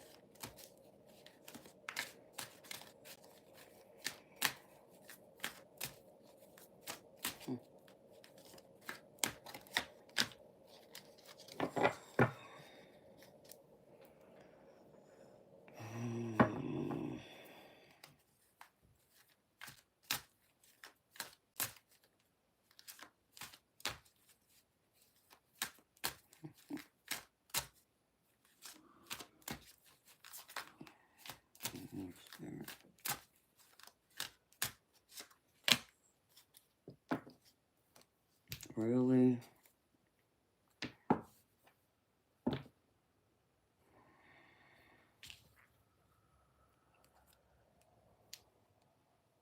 Well, Lily Hillis, beautiful. I don't know where you're at, but I hope you're planning on getting out there like in the immediate future, because Spirit's showing me there's danger and beautiful, just so you know. I'm not saying that to scare you. I'm just telling you what I'm being shown.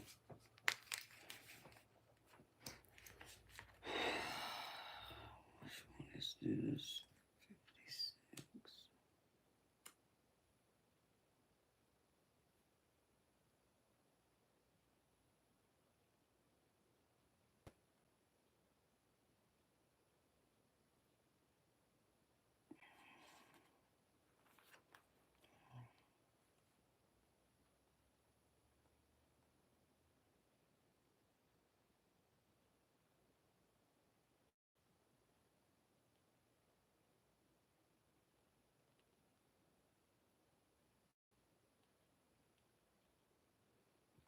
Well, I think this one's really going to speak to you right here.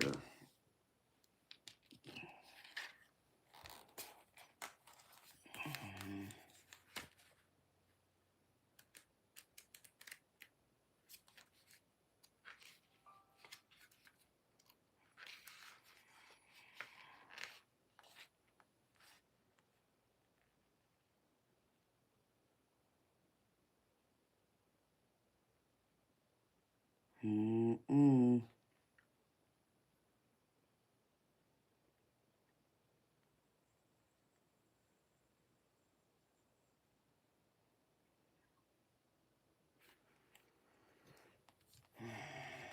Well, I guess I understand now why they wanted me to use this.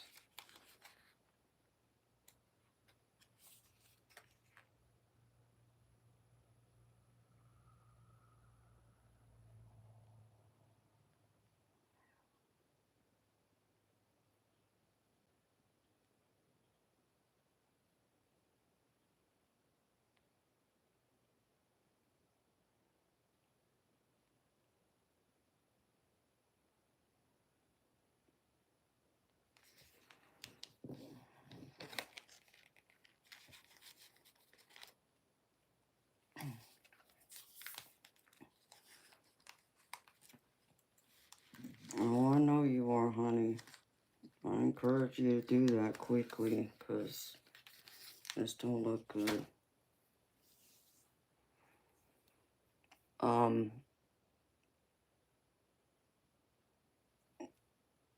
Lily Hillis, tell me if you've ever seen this emblem anywhere.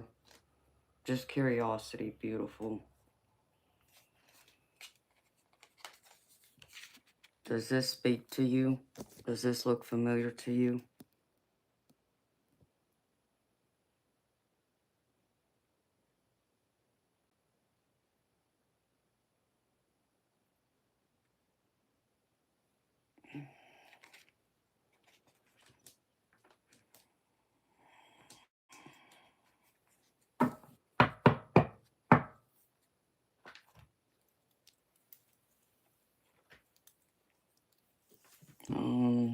Okay, Greenbridge Life, you're gonna have to wait a few minutes, baby. I'm in the middle of a paid reading right now.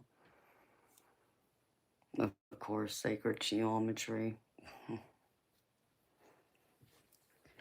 Yes, you can call it that too, but yes.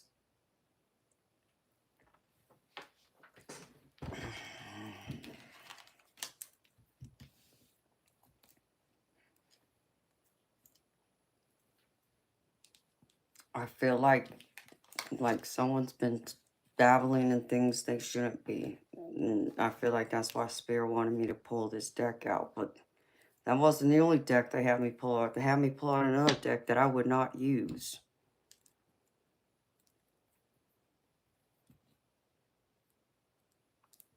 Yeah. I mean, and I know it can be, but I'm not getting it's that, it's not of light. I'm getting it's the other side of things. So, oh,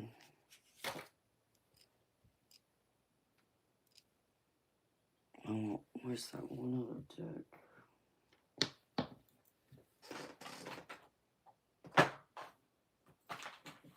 Oh, this.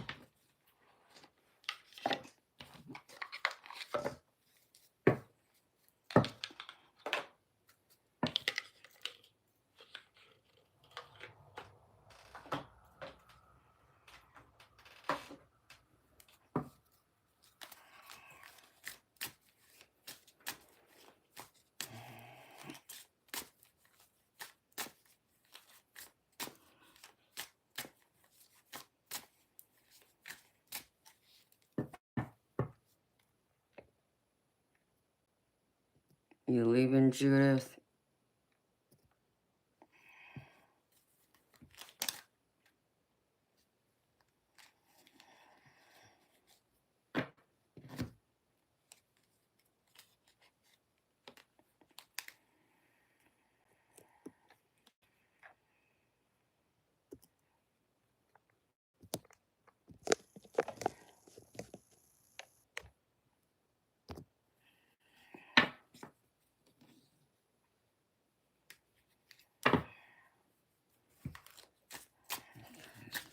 I think some positive energy in this.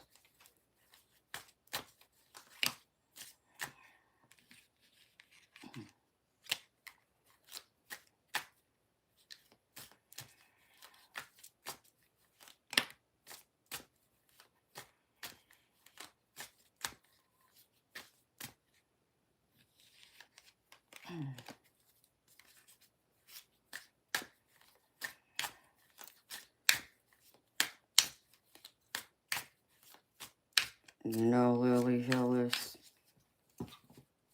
and I know you need to get out of there, girlfriend.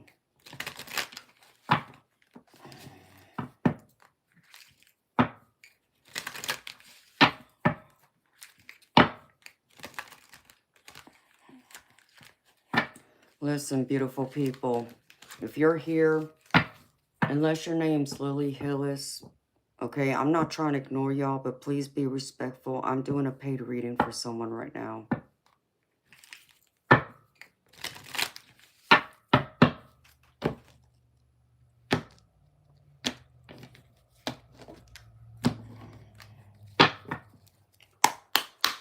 Okay. All right, Judith. Have a good night, beautiful. Sweet dreams to you.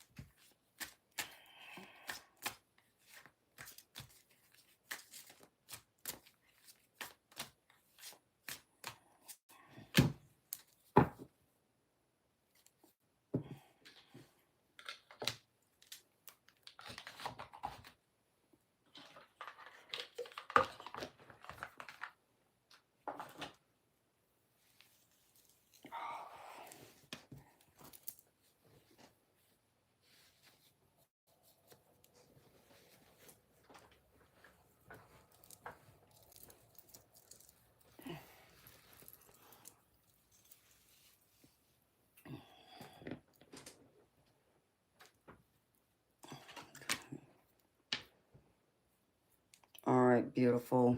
Lily Hillis, I'm just going to show you what I got, girlfriend. Like I said, don't allow this to scare you. I'm just telling you, like, what the energy is. So, like, all I did, you know, which I confirmed, what, you know, if your suspicions were true for the, you know, past energy from the other day.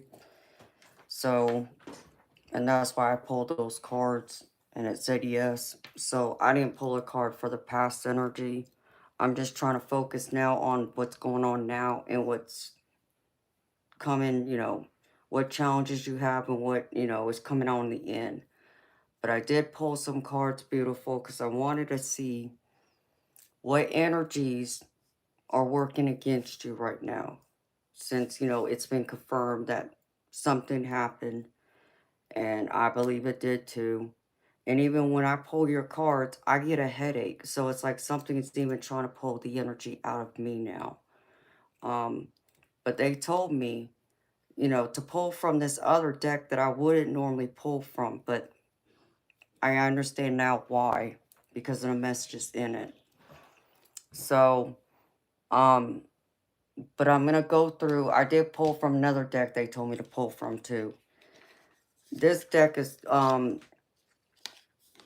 one of my oracle decks. It's not, you know, the typical spirit guide messages I would use. So the first one here is Eerie Graveyard. And it says, as life transcends and we fall into a silent embrace, the old attachments die, finding closure and grace. And I feel like this is like you trying to transcend. This is you trying to get out of where you're at. And Spirit's trying to acknowledge this, and it's time for you to walk away. You know, this is like an Eight of Cups energy for me. You got to leave, you know, your past behind. Put it in this graveyard and say goodbye. You know, it may even mean, beautiful, you're going to have to leave behind like some personal effects of yours that I know you may not want to, but, you know, to kind of get you out of where you're at, I feel like you might have to. And the next one is Lily Hillis. It's called The Mummy. And Lily, this says, between the ancient past and the modern world, is there any place where I belong? So here we are talking about, you know, the ancient past and, you know, the modern world we're all in today. But Lily Hillis, especially for you, beautiful. Like, you know, you're talking about how, you know, you've already felt like you've been to different realms and you've died in this life already. This would be another one. And this card gives me the creeps, beautiful, when it comes to you. You know, it's like you look at those eyes and it just looks very wicked. And I don't get a pleasant energy from it, beautiful. So I feel like this almost even represents someone in your energy right now. And you already, I feel like you know who this person is. And next one for you, Lily Hillis, is The Witch. And it says, beneath the veil of night, my thoughts conjure light. Shining through the darkness, I am magic, burning bright.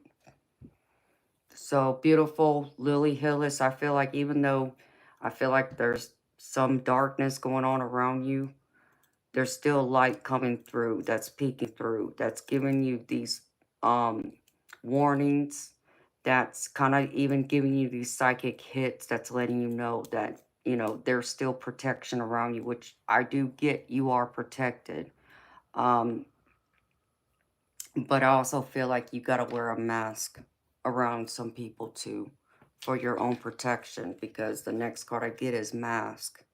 Duality, protection, and caution. So, Lily Hillis, if you got to pretend to save face right now until you can get yourself out of where you're at, beautiful, I will play that game, and I feel like Spirit needs you to do that too. I feel like you probably been having to do that more lately, but I feel like they're encouraging you to continue until you get to safer ground, is what they just said. And there's my poor cat, Wolfie. And then the other one is Black Cat. And Lily Hillis, this is Grace, Mystery, and Psychic Abilities. So this is like Spirit coming through and just confirming you're still tapped in. So don't feel like you can't trust yourself or trust your intuition, your psychic abilities. Like you again got that warning and something telling you that something happened. Trust it. Trust that psychic hit you got. And now for the tarot. I know Wolfie, sorry.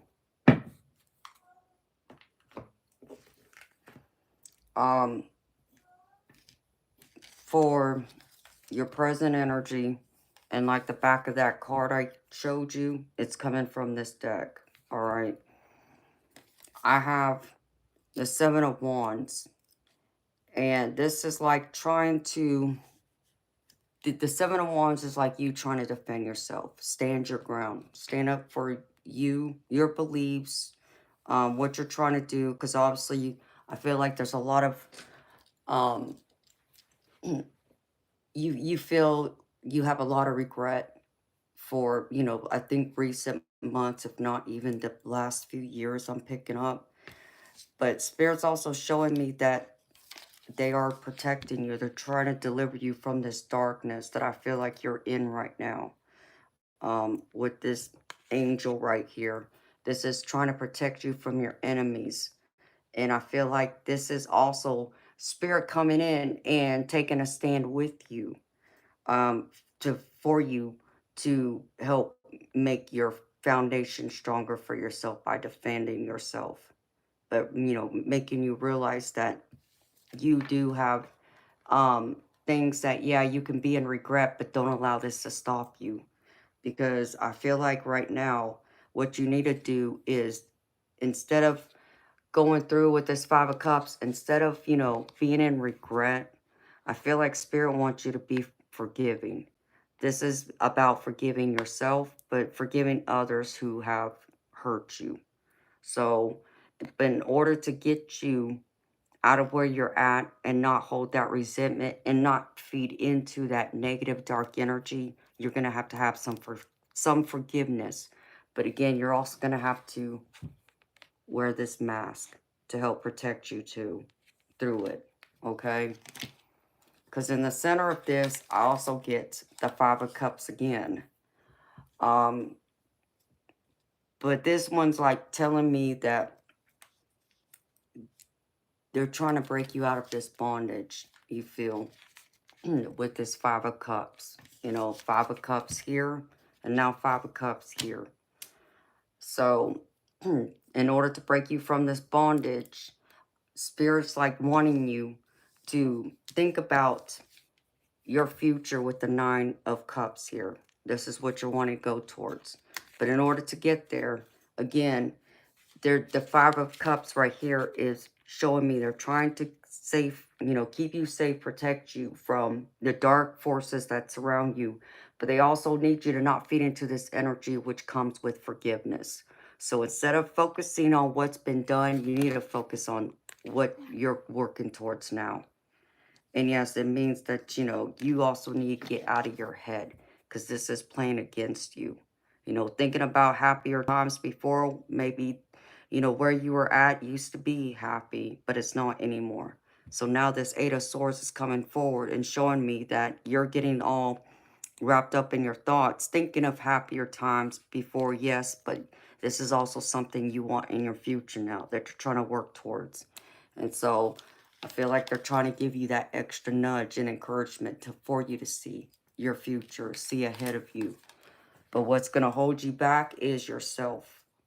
Lack of leadership by giving away your control to someone else, allowing them to decide for you, because I get the Emperor card. And this is in your obstacle and challenge. So there's this Emperor energy that is trying to take control and dictate your life. And they're trying to get in the way of what you're trying to do. And they're saying you got to put your foot down. Like this 7 of Wands, defend yourself. You need to defend yourself against this Emperor. And you instead need to now trade places and become the emperor of your life. So you can get to a more positive place and be surrounded by positive people, people of light, people who love you, who believe in you, who don't want to bring you down, who don't want to hurt you, but they want to see you happy and at peace and harmony. But I feel like because this emperor is able to play their hand well, that they're taking your focus away with this 8 of Pentacles. And your focus needs to go back to your freedom, getting free, freeing yourself from this emperor by becoming this emperor instead of giving your power away. Because usually the emperor upright is someone who's a leader, who takes charge, who is able to make decisions and not be afraid. But in the challenge, this gets read upside down. And this is telling me this is like you feel powerless. You're allowing someone else to speak for you and dictate your life. So it's time for you to turn this back upright and be the emperor of your own life. And now refocus. Allow, you know, what's been done, let it go. Don't get lost in this 8 of Swords energy by allowing and adding, you know, to this person's power. You know, have forgiveness instead. You know, be in forgiveness instead of focusing on your mistakes. And that way, you can come out and be able to walk away, which is what Spirit's saying. You will walk away with this 8 of Cups. This is all about change. But this is also another card of protection of trying to get you out of there. You're walking away. This means change. This means having to adapt to new changes, to new surroundings. Not saying it's always going to be easy, but, you know, there will be change. But there's going to be an opportunity for you to take action. So here's this Ace of Wands. There's opportunity here for you to move forward, for you to take action, to get away, to get free, to find, you know, people who will be there to help you. That's why I feel like this other Oracle card came out, which this is called the Weaver's Loom.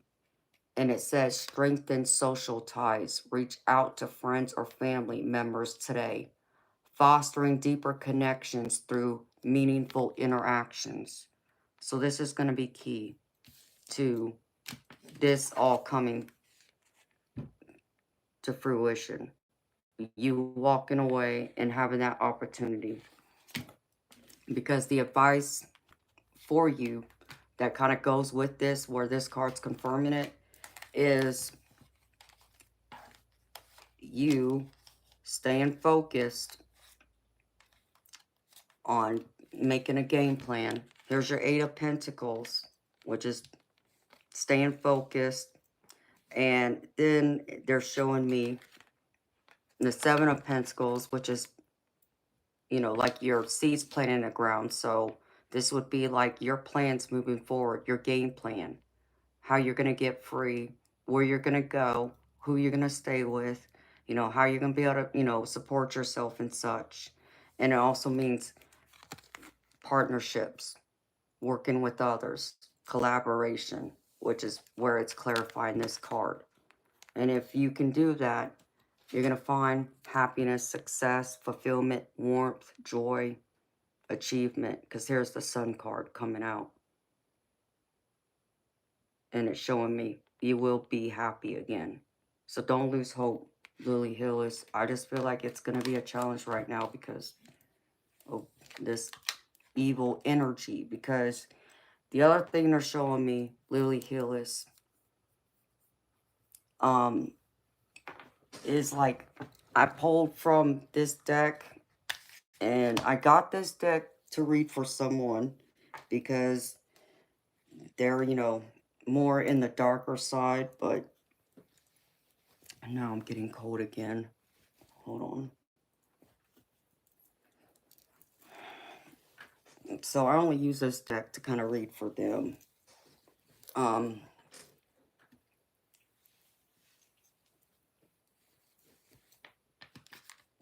This is my fallen angels oracle. So don't let this scare you. All right. Spirit told me to pull from this. And I mean, I had to like do a double take. It's like, really? You want me to pull from this deck of all the decks? Yeah. And I understand now why. I got Glacia, the Bolus. Okay. And if you can read on this card, what does it say at the bottom? It says danger. And it says, this is a card of deception. It's a card of treachery. It's also saying that you have a dangerous enemy posing as a friend. So you need to be mindful of this, Lily Hillis. Someone is trying to deceive you. And this could cause things to go haywire. You know, this could even be this Emperor energy. Where'd it go? This could be this Emperor energy right here. That's trying to pretend like, you know, they have, you know, your best intentions and they want the best for you. And I'm not getting that. I'm getting like they're this. Okay. So, but it says danger right here. So this is someone that's posing, pretending. They're no good for you, honey. And then the next one I pulled is Vow 4. And this is honesty. And this one wants to warn you to beware of taking shortcuts because they will lead to disaster in the long run. And it says that this is a mischievous spirit who can take the appearance of a lion. Although some say the manifestation is a lion with the head of a brain ass. Perhaps that's just to those with clear vision. Vow 4's specialty is tempting people to take shortcuts in life by cheating, lying, and stealing. Like the god of new gamblers, he will at first reward those who follow his promptings, only to abandon them later when reality and natural justice catch up with them. So don't take any shortcuts, Lily Hillis. I feel like that's what Spirit wants to make clear. You know, you may have to play the long game, but the long game is going to be better for you than taking any shortcuts. Beautiful. And then the other one that I pulled for you is Osei. And this one also says danger, Lily Hillis. So this says, this is a great opportunity lies before you, but beware of rushing ahead carelessly. So this really speaks to even this about taking shortcuts.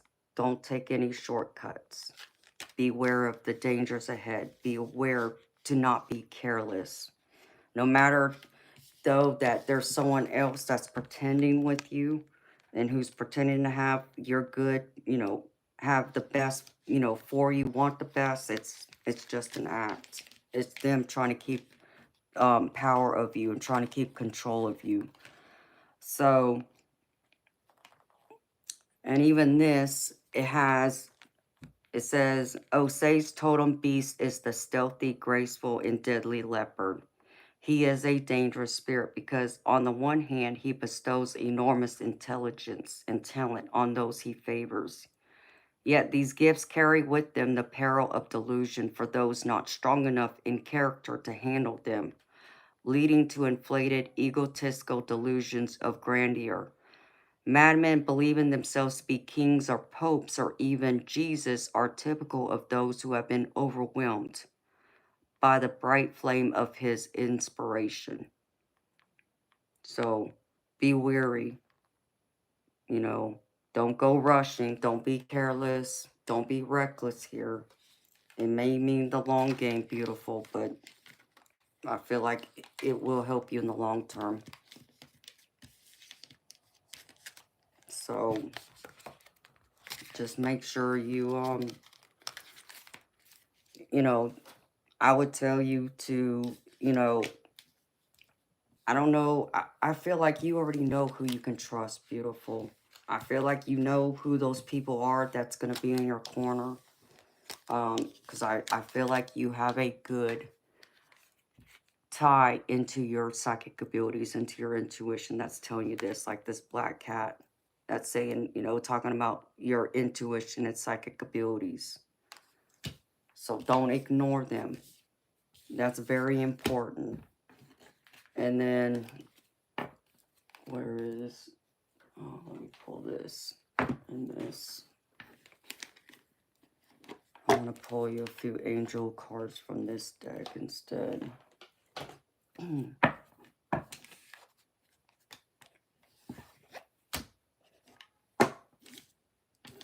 These cards. Okay.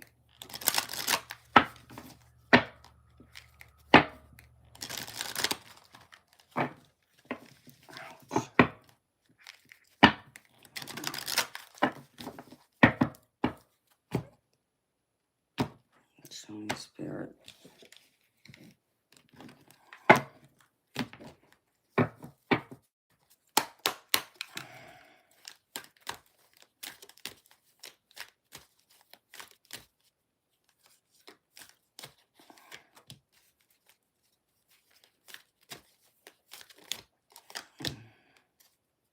There it is.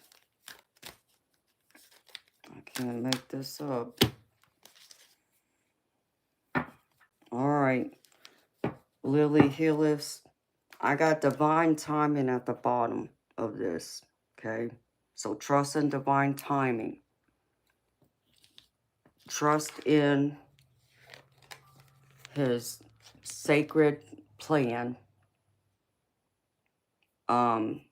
Know that, you know, there's a plan for you in this journey, and Spirit's encouraging you and your angels that, you know, to have strength and that and to believe that they're guiding you, sweetheart, because they're trying to lead you out of this chaos, like I said, this dark energy that's surrounding you, and I feel the heaviness of it. Like I said, beautiful, when I first started pulling your cards after, you sent me the donation for your reading, and like I was already being told even then, what deck to pull for you. And part of it I felt like was gonna be one of these other decks I pulled too, but I feel like Spirit wants you to believe in your courage and in your strength, because they want you to know that there's blessings and abundance coming once you break free of this energy of these people, because they're not serving you any good. And then I'm gonna pull from this other deck real quick for you, beautiful.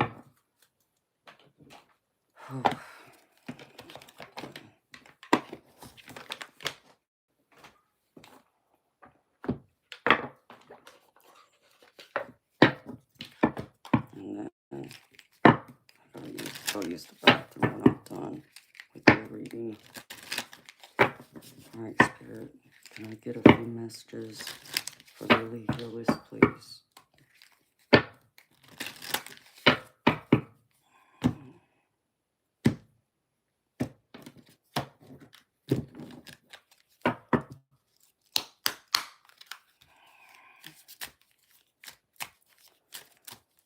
Okay, Spirit, show me.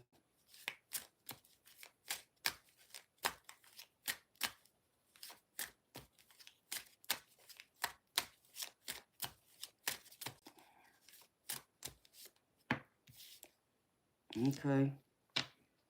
Well, I guess Spirit wanted to make themselves clear with these. Okay.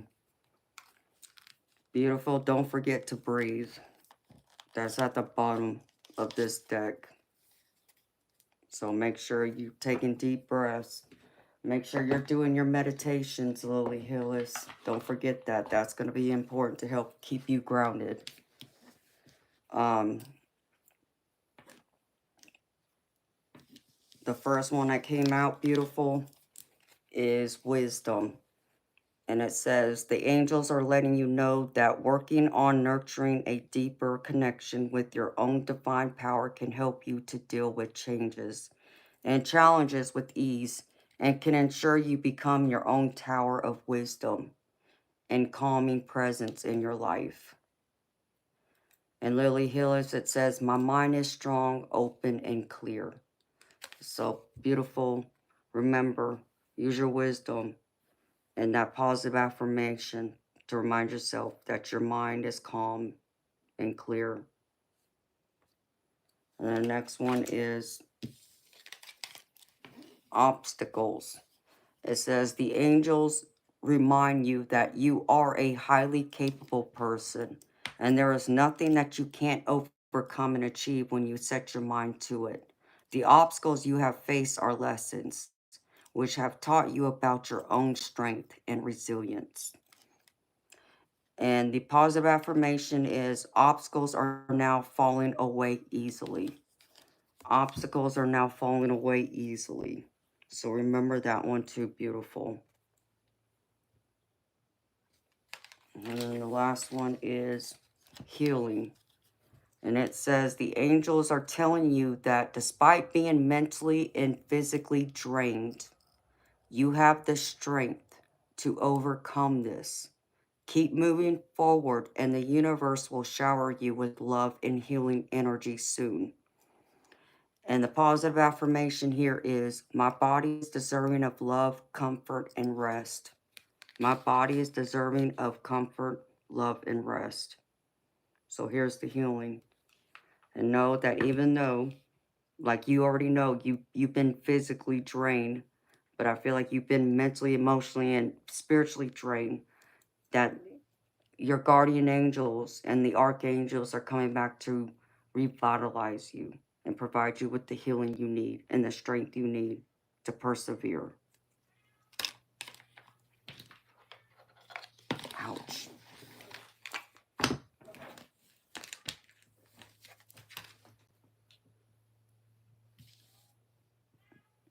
All right. And then I pulled one from the messages of the universe for you. It says, well, actually there's two here. If you find yourself constantly seeing reoccurring numbers or words, it is a sign that you are being supported, cared for, and divinely protected by the universe. Beautiful things are about to happen to you. So know that if you're seeing reoccurring numbers or words, that you are being protected and that beautiful things are coming towards you, which is just confirmation of the other card I pulled. And the other one is, no act of kindness is ever wasted. Some of the kindest people you will ever meet have been through hell and back themselves. That strengthens their compassion and empathy. If this is describing you, keep being the beautiful soul that you are. And I know this describes you, beautiful. So you keep being that strong, beautiful soul that you are. Keep shining your light, because you're the love of light. Not love of darkness, love of light. And I know you know that. Don't doubt your gifts. Don't doubt you, Lily Hillis. Don't second guess yourself. Spirit wants you to step into your power now and take your power back instead of allowing someone else to take it from you and then try and keep you stuck or make you think you're not capable or not able, when I know you are. And I know you know this too, beautiful. Sometimes we just need that reminder that we are. So I hope that helps to remind you.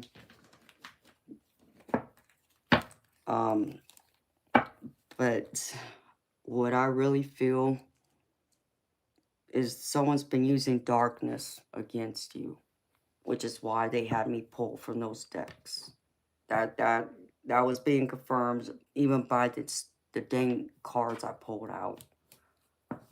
So, again, beautiful. I wasn't saying that to scare you, but it was to confirm what you thought, what you felt, and those everything in its entirety, collectively, seems to confirm that. And also to let you know that there's still love and protection that's surrounding you.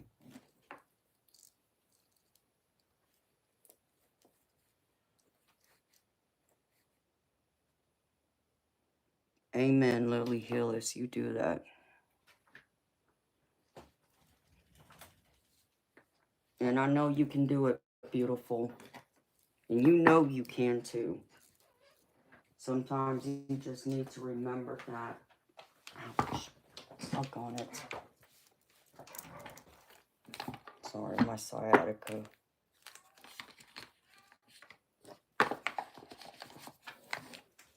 But that's what I have for you, beautiful.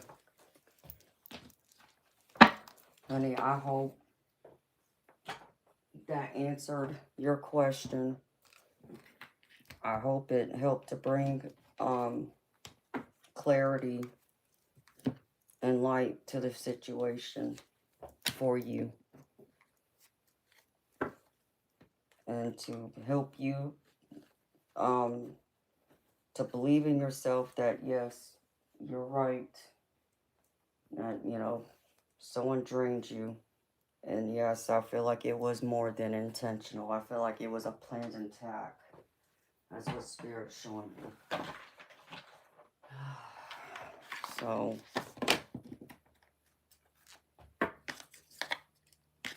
you keep doing you, though, beautiful. You keep being that strong, beautiful spirit that I know you are. So I know you're powerful.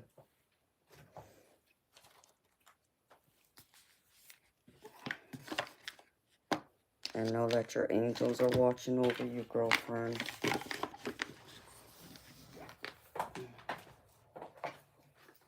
Ouch.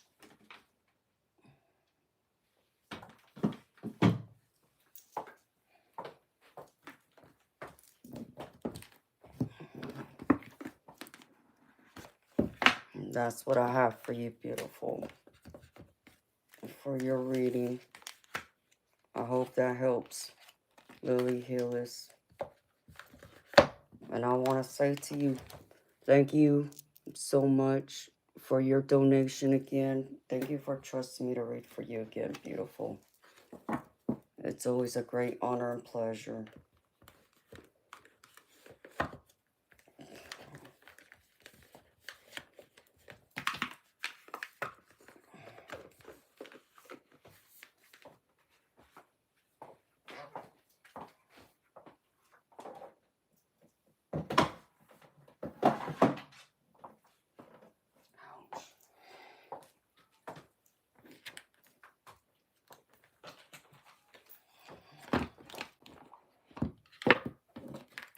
Take. Can't take it yet.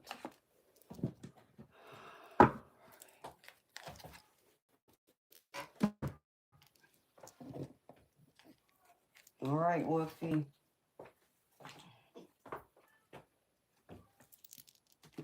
All right.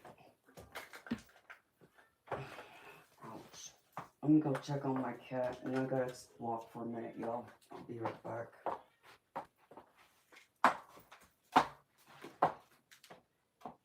Okay, Wolfie, I hear you.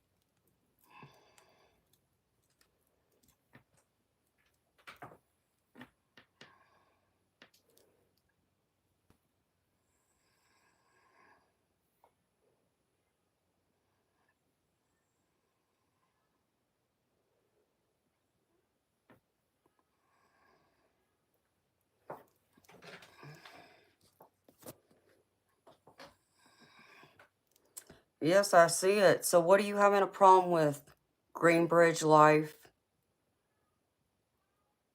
Because if you look in the chat, you will see my name highlighted in yellow. And it says, and it has a PayPal link. And it also has my Zelle and Venmo. Where if you have Zelle or Venmo, it has my email address. All you have to do is type that in. So you can pick one of those.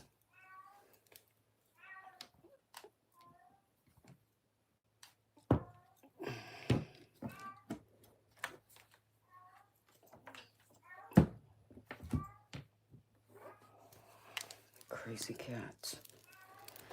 Ow.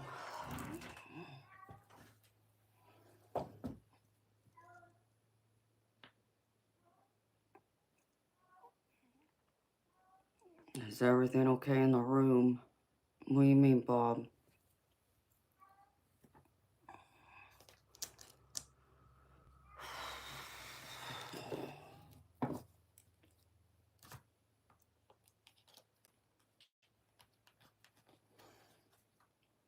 Hey, kitty cat love. How you doing, honey?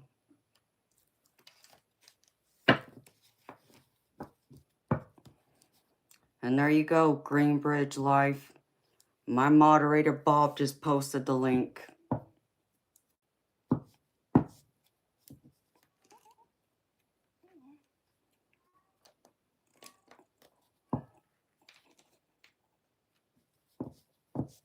Thomas Boyle? No, I don't think so.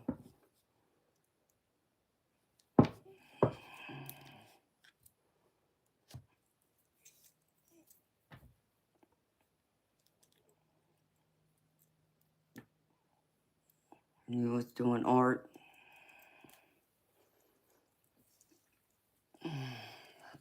Yeah, Karen, that's Wolfie. I don't know what's his deal. It's like every single time, I walk away, he starts meowing like that. But I go in the room, he'll meow a few times, and then I'll reach down to pet him, and he'll let me pet him for like, I don't know, maybe not even 10 seconds, and then he gets startled and runs away. So,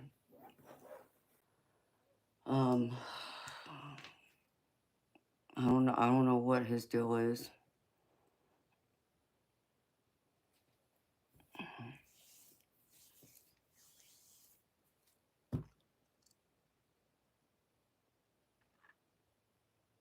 Stop and have a rest.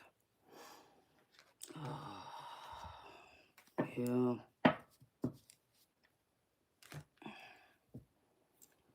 I gotta go take some of my other medicine because of my sciatica acting up.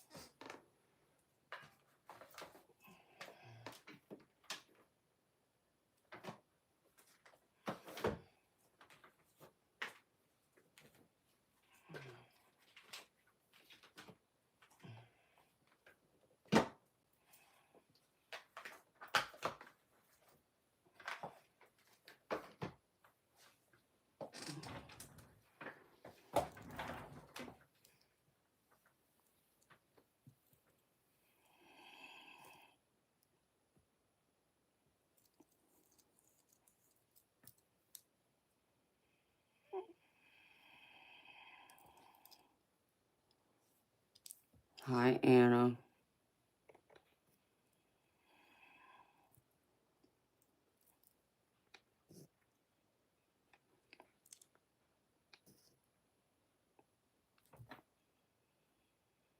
Yeah, I mean, he might be. I mean, he does that when I'm in here. I've noticed that since I let him out of that room the other day. Every single time I walk away, he starts meowing like that. Like he doesn't like it that I'm not over in there.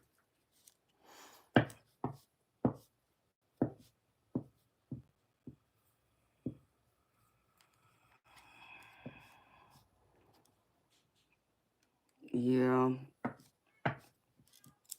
I had to go check on him. But he could be picking up my energy. Because he sits right there by the gate that I put up, that I put there for Toby. So Toby can't come here and scratch on the door like what he was doing before. But so he sits right there underneath my little coffee table that's over there and just starts meowing. Because he won't come. He runs. He's very skittish. And I don't know if it's just because I haven't spent enough time with him, like one-on-one time, because naturally, every single time I tried pulling him out of the room before, Toby would hiss at him. And Toby's in the garage right now, so he's out, but he won't follow me in here.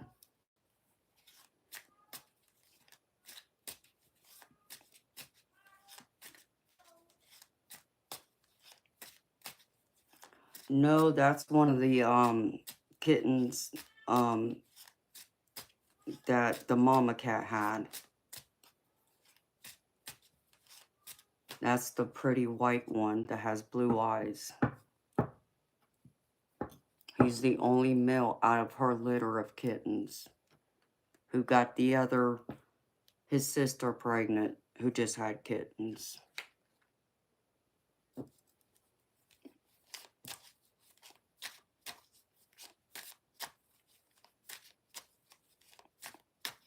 I need to reboot and go outside. Yeah, maybe.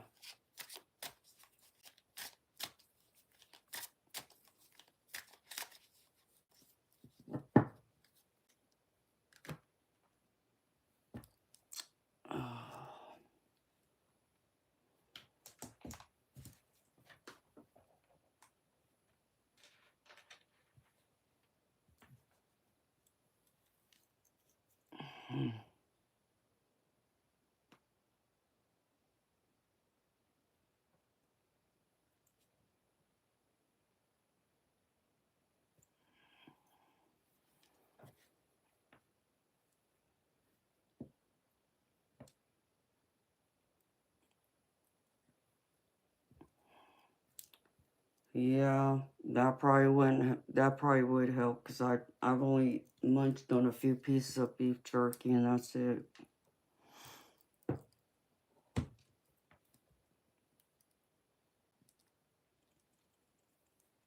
I need to eat. Yeah, because this ticks me off too. It's like all that food that got ordered the other day. No, there's nothing out there like that man's gonna cook a meal for me. Nothing. So I'd have to go in there and heat up one of those frozen meals again.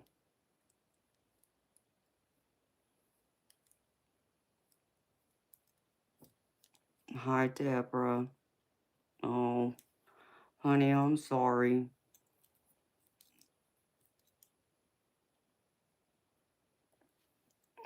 Yeah, well, but he did go back and order more food the other day, and it was just another almost $400 worth of groceries, which is just ridiculous to me.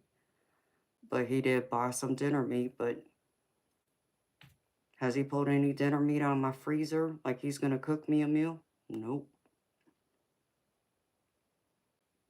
So, but yeah, last week The other $650 he spent, yeah, that was all BS right there. So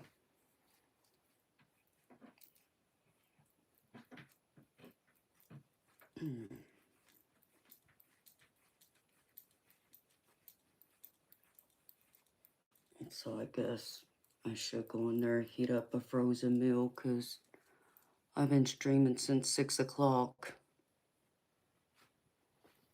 Never allowing a man to cook for me or I'll starve to death. Yeah, you're right about that, beautiful. Because he definitely won't cook. I think he's waiting for me to cook. So, yeah, I know, Karen. So, I guess I'll go heat up a frozen meal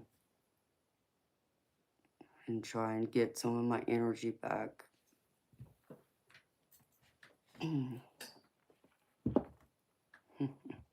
Yes, you did, honey. Thank you.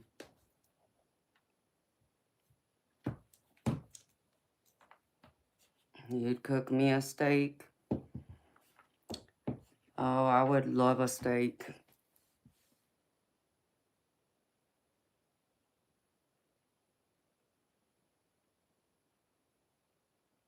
No, I'm sorry to hear that, Anna. I'm sorry for your loss, sweetheart.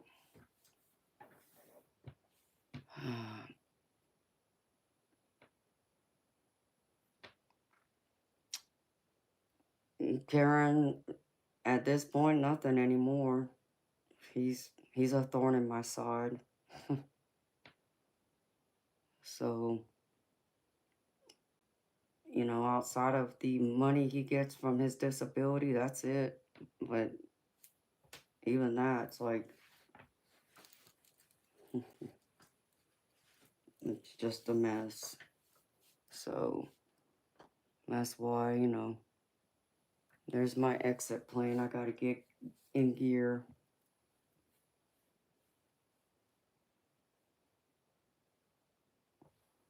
Okay, good night, Deborah. Sweet dreams, beautiful.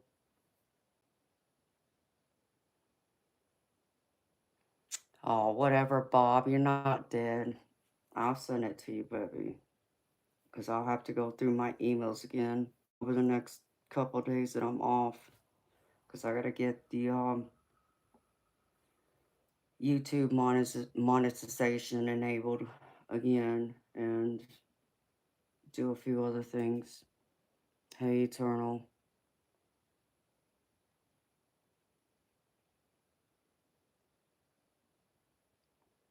Oh, it's really frustrating. And, I mean, he don't even do my laundry.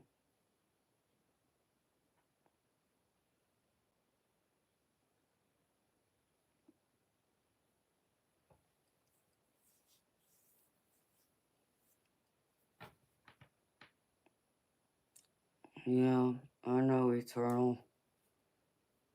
I know it's frustrating for you like it is for me. And I will, Karen. So I guess I'm gonna go heat up one of those frozen meals. I'll be right back, y'all. So I can get some real food in me. Well, I can't say it's real food, but it's better than just eating beef jerky and chips right now.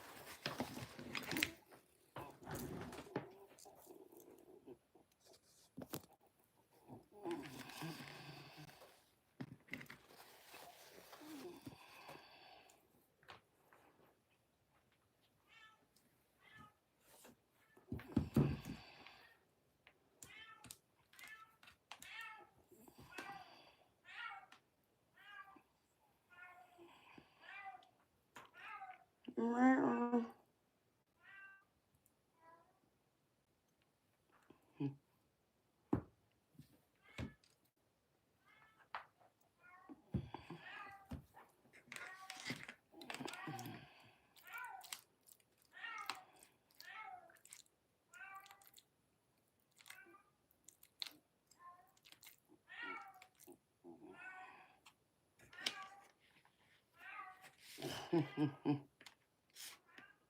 Skeletor. Yeah, you hear him, Moonchild. He has a stronger meow than Toby does, and Toby's twice his size.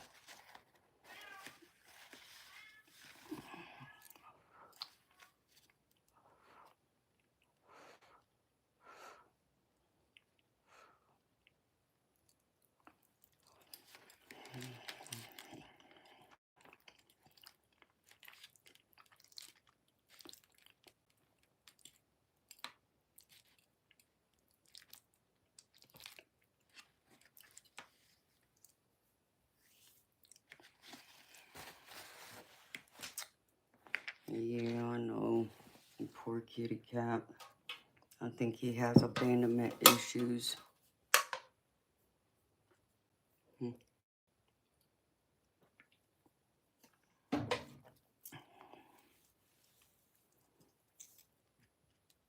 Yeah, I had him up there purring. You notice he was pretty quiet until I came back here.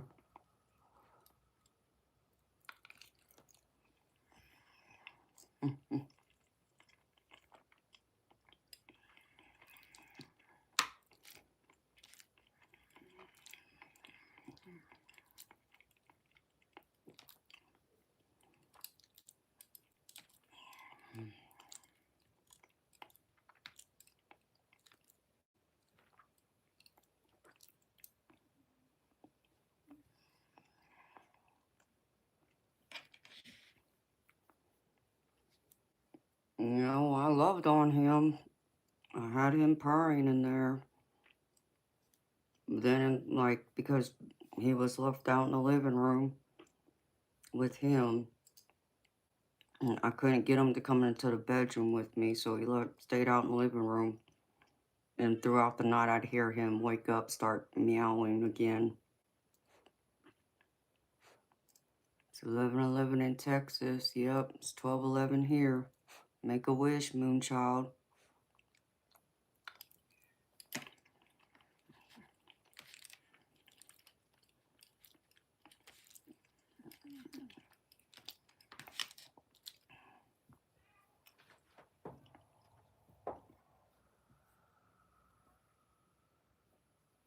It's 2:11 where you're at, Shane.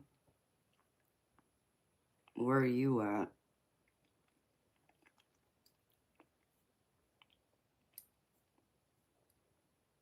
What time you get off work tomorrow, Eternal?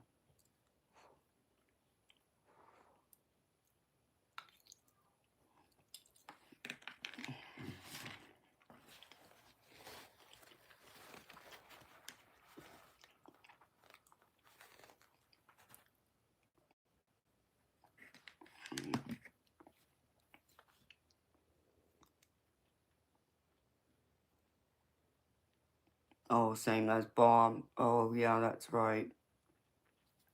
You're in Australia. So it's 2:11 in the afternoon.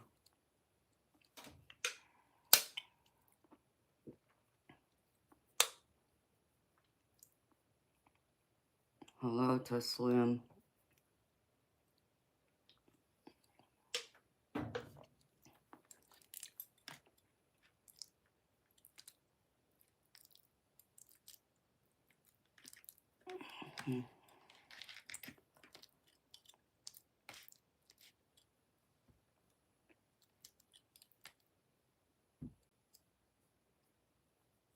Hi, Mark. Oh, it's better, baby. Thank you for asking.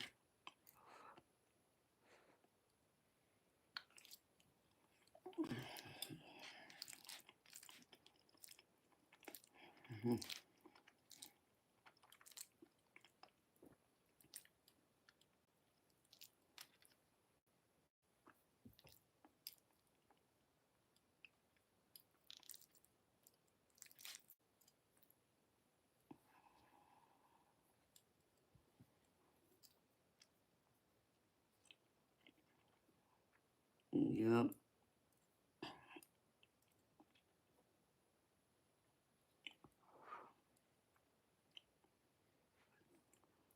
I didn't realize Australia was that far ahead of the US.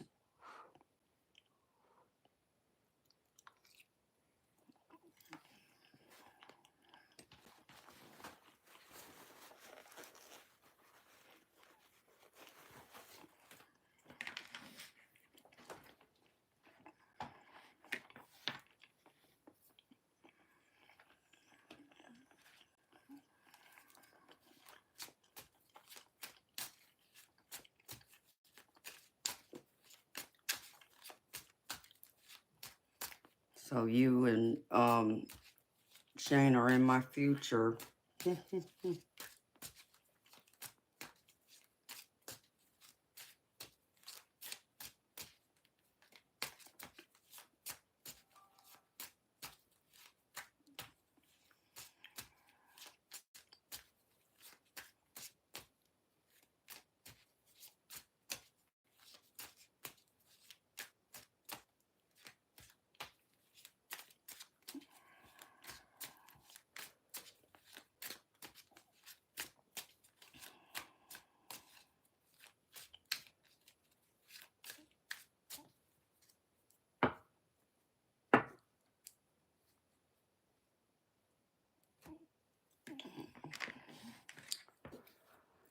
Because, Shane, y'all are 18 hours ahead of me.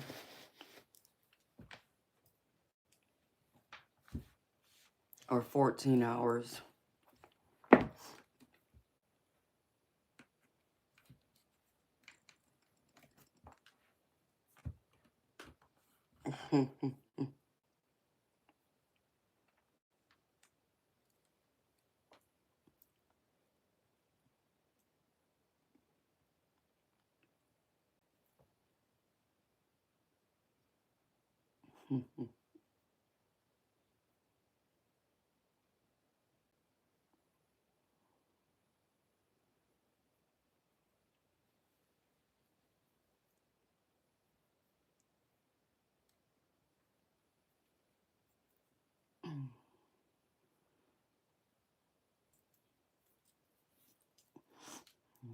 It's pretty.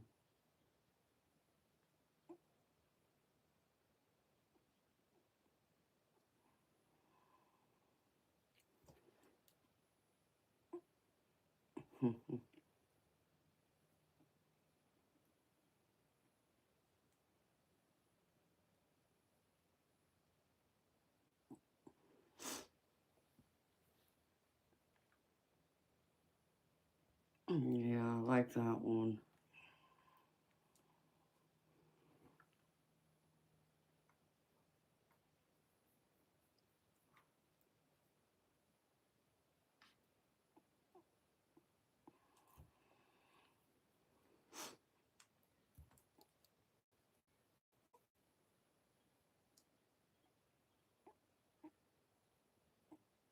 Oh no, Mark, I'm sorry.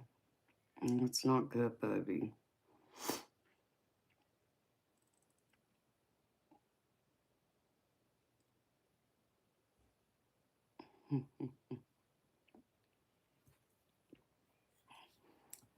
Well, where did Eternal go?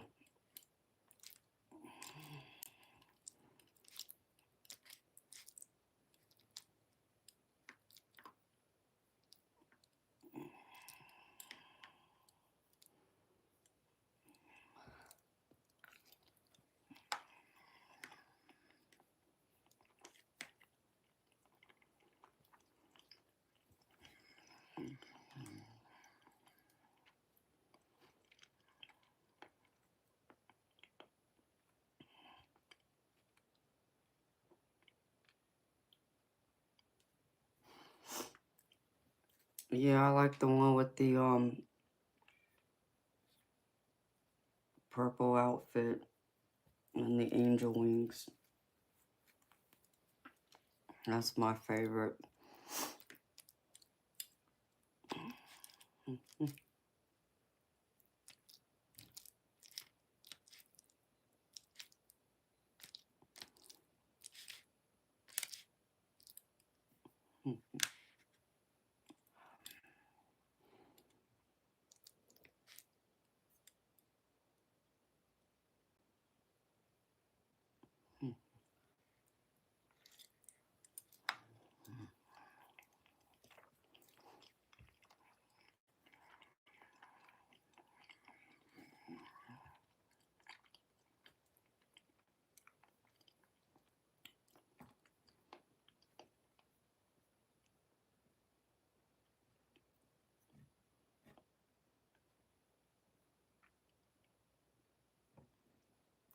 The teapot one's pretty too. It's just her eyes look messed up.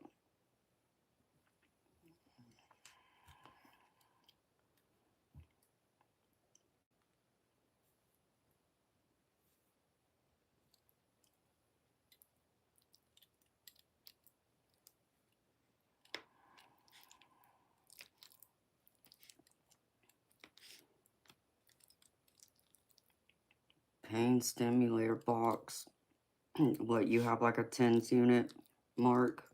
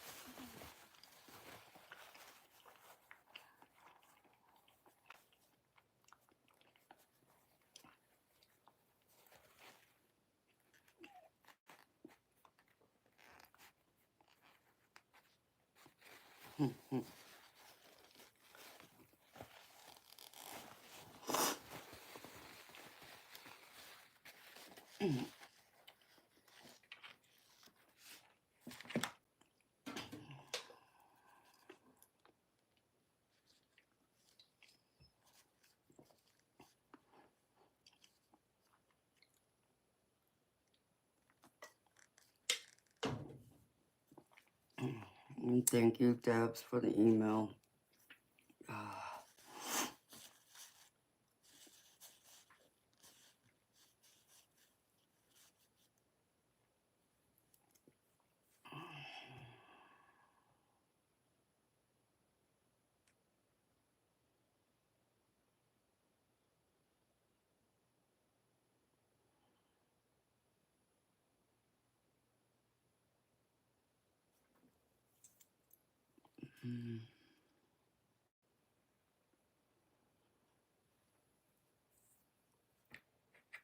I mean, I like purple. Purple's my favorite.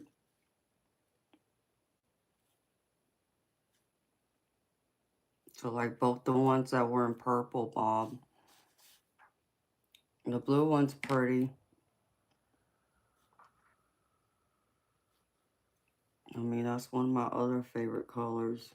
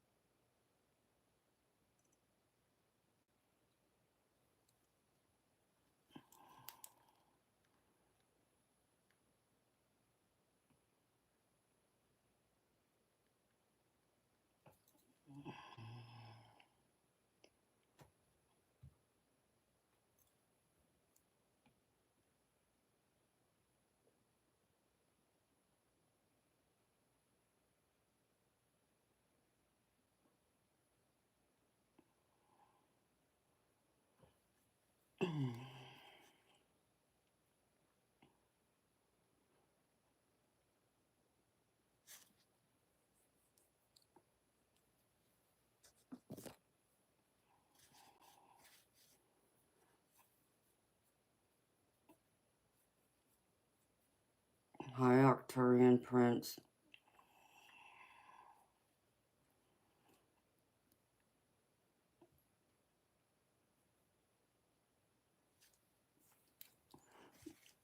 No, I mean, I like the purple you use, baby.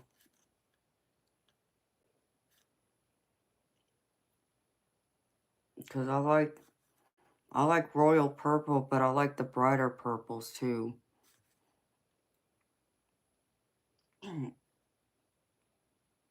Like, I think the second one that has the halo and then has the two cards with just the,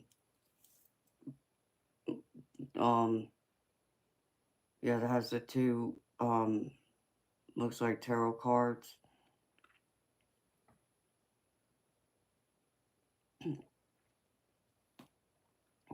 Like, I think, like, like, her wings, you know,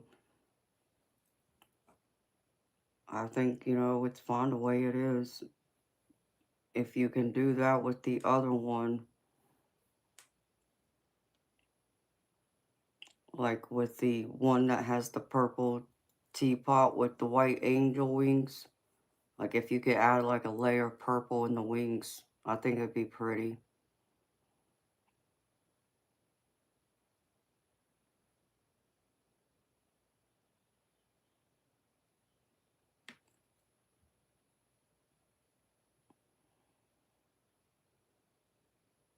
But I like the cards that are laid out on the table there too.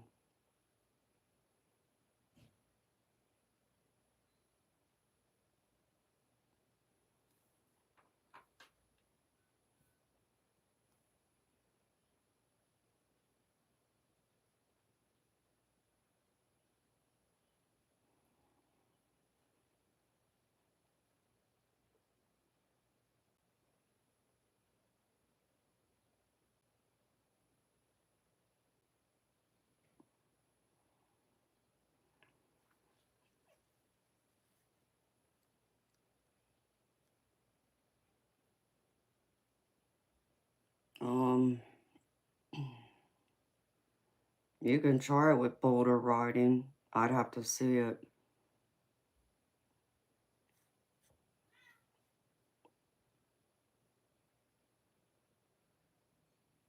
You know, the one with the black hair, you can darken her lips a little more or make them brighter.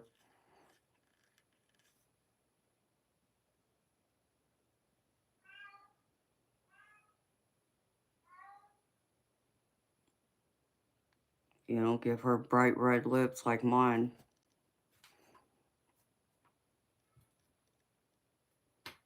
Yes, they do, Moonchild.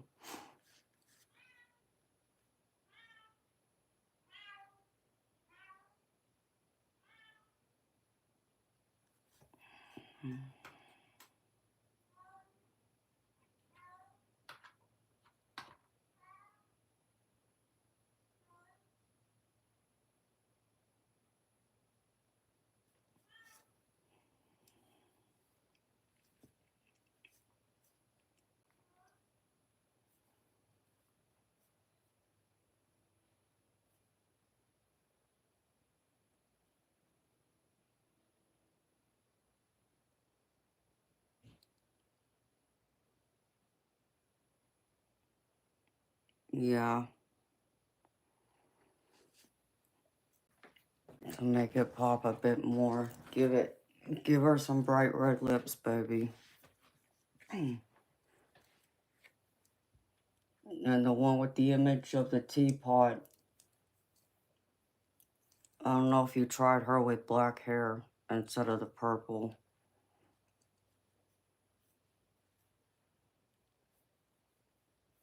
But you gotta fix her eyes though. It doesn't look right.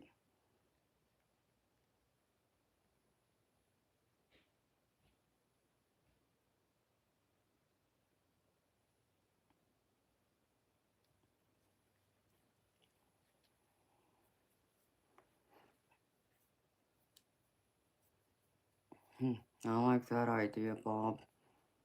And you know you can make her, give her a tan, baby.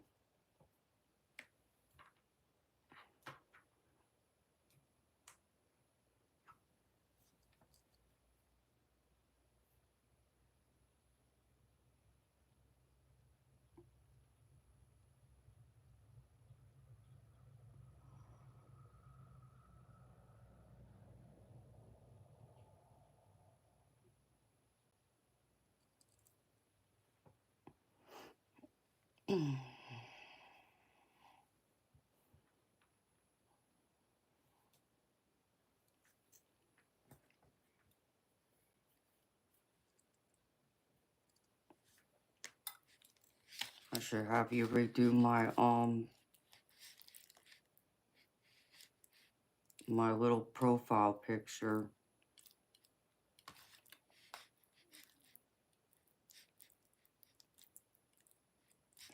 AI likes crossed women. Yeah.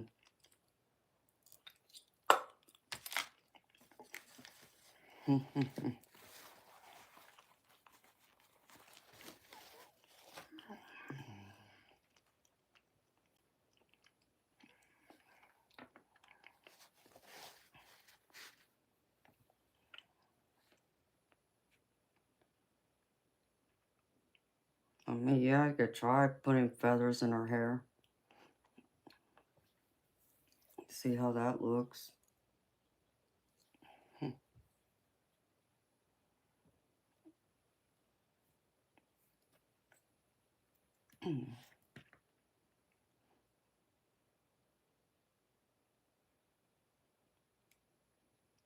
No, I don't want to look like an Indian woman.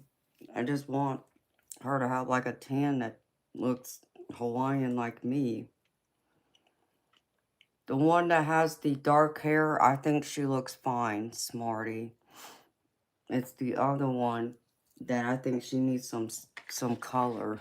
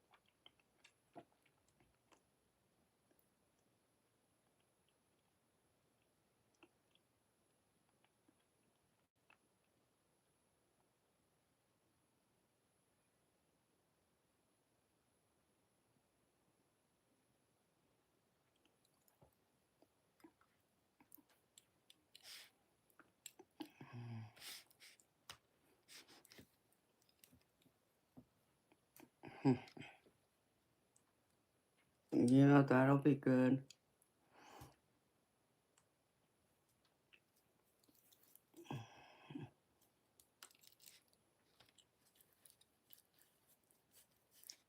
Chief made you do it.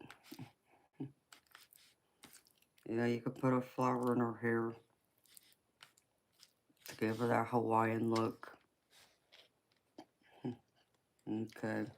Thank you, baby.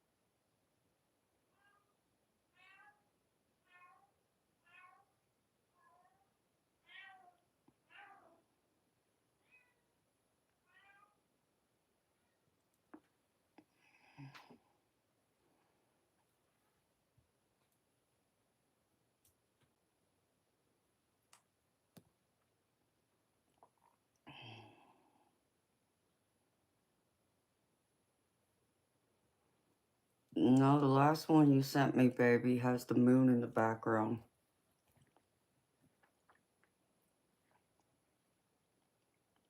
And moon rocks falling from the sky.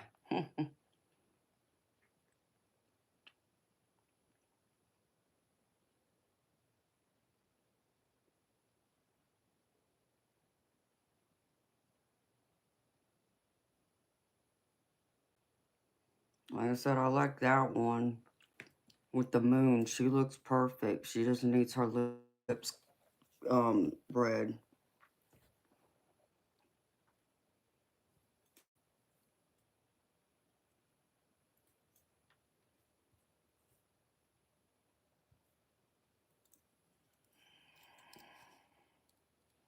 Well, I guess they both need their lips red.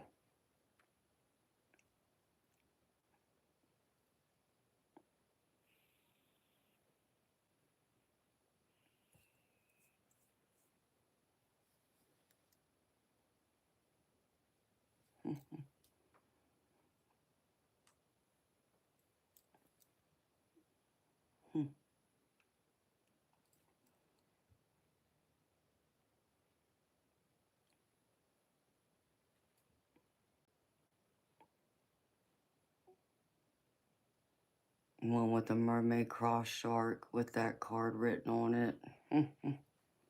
Yeah, that'll work.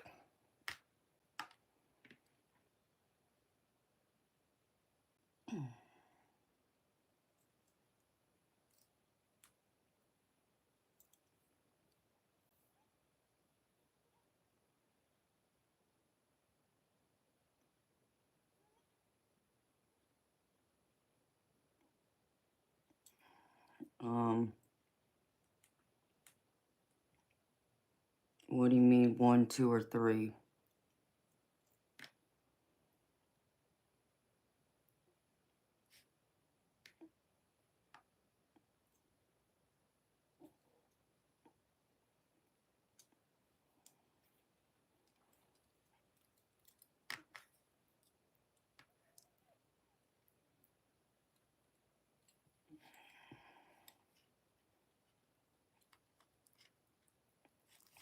Someone needed a reading.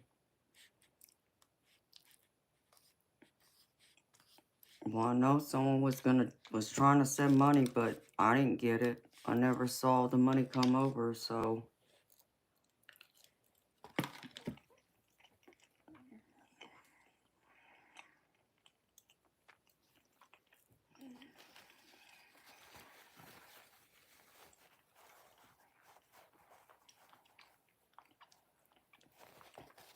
yeah, I know who you're talking about. He said he was gonna send the money or he was working on it, but yeah, I never got it.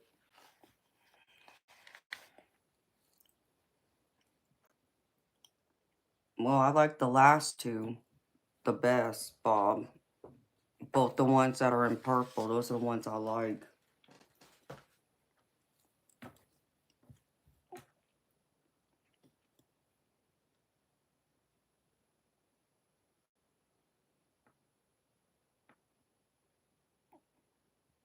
Yeah, and I'm trying to figure out what he couldn't figure out. Like, the PayPal link, Bob posted it, and if he wanted to use Zelle or Venmo, all he had to do was go to their website and type in the email address that was listed. It's not complicated, but some people make it out to be complicated, I guess.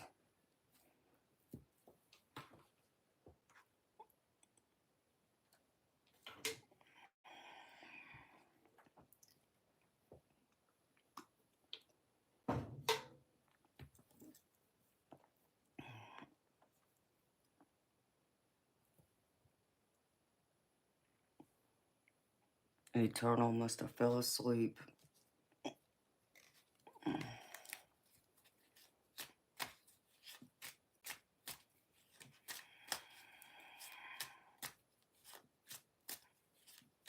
Oh, well, there you are. Well,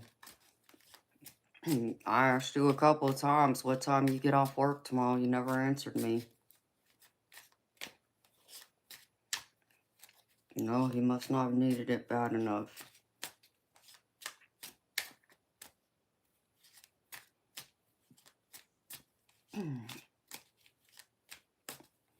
Why is it that everyone else can figure it out, but the select few, it's like, I don't know, I guess it's like talking Spanish to them. I don't know.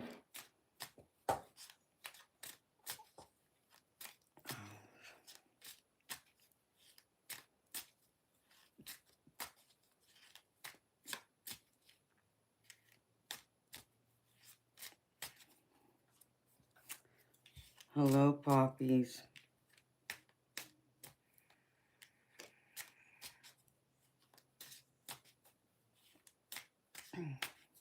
Well, that's why I say I don't know when you're here and when you're gone, Eternal.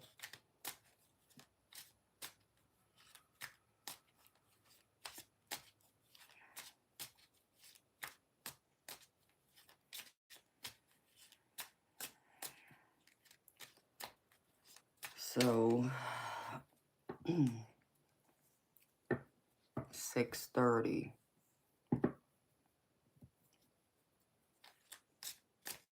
Well, I figured you'd be getting off earlier than that, Eternal, since it's a holiday.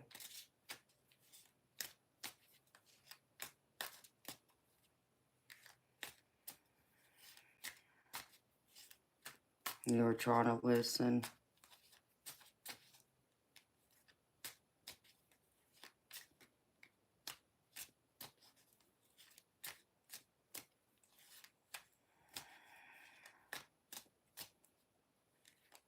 Mm.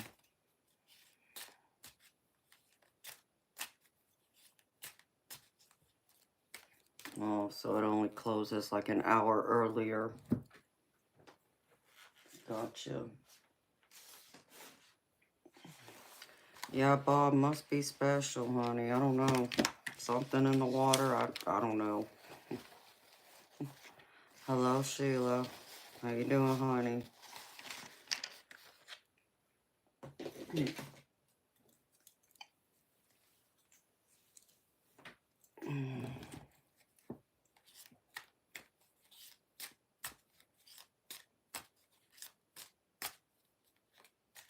My eyebrows are raised. Yes, I'm good here, honey.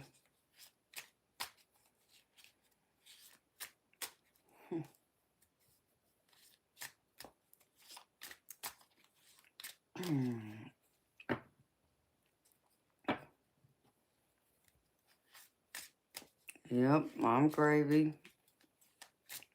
Are you gravy poppies?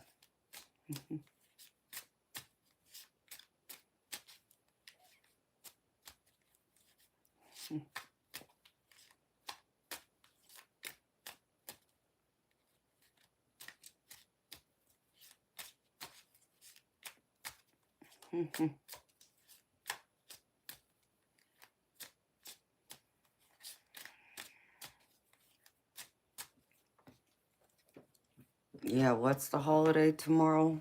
Eternal, I forgot. It seems like up in Canada, Canada has more holidays than the U.S. does. In fact, I pretty much can be pretty certain that y'all do. Queen's birthday, that's right. The Queen's mother's birthday, that's it.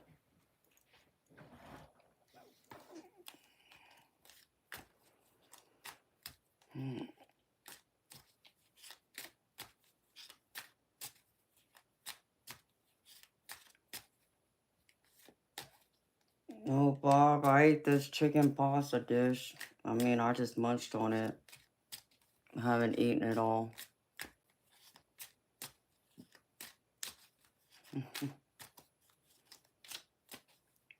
Yeah, Eternal, he must not have been looking at the screen. He was busy jotting down notes.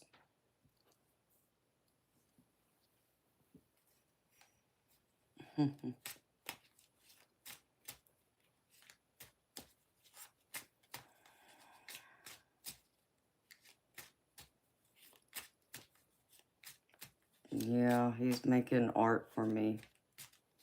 It's very pretty, Bob. Very artistic, baby.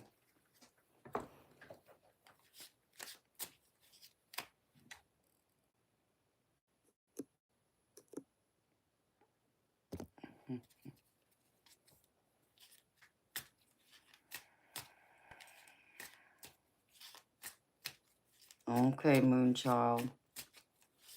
Well, thank you for being here, beautiful. And I know I still got to respond back to your email, so I will over the next day or two. On my days off, I will.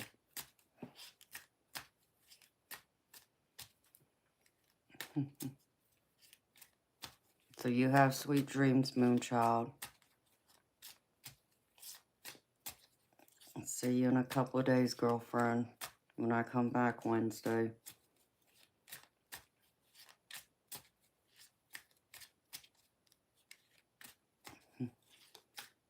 I will, honey. You too, Moonchild.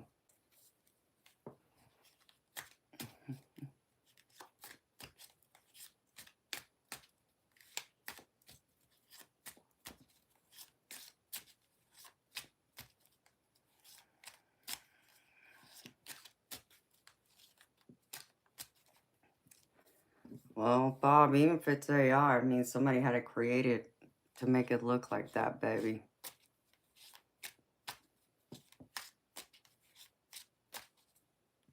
Oh, I am beautiful.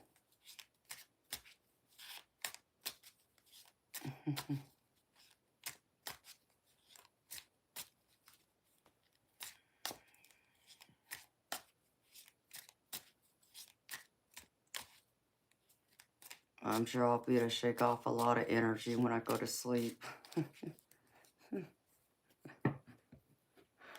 Oh, and I looked out. He lost his voice, apparently.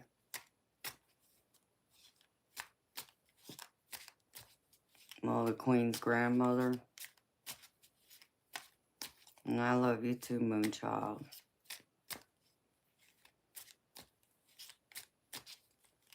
Get some rest, girlfriend.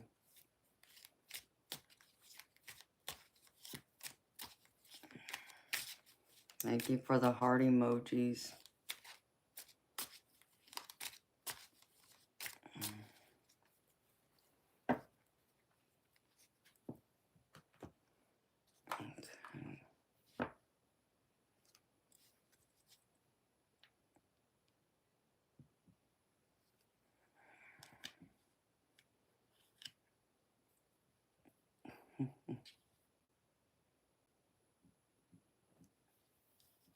Good night, honey.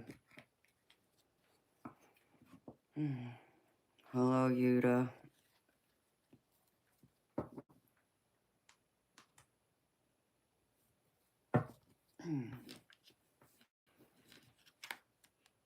I'll probably call it a night here myself shortly.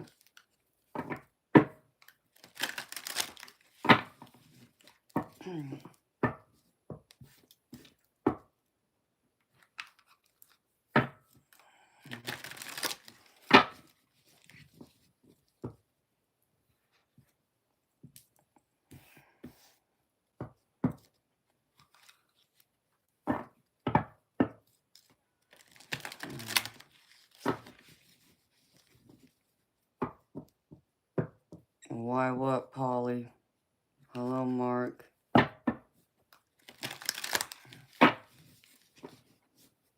Oh, Dark Spear, you can get lost.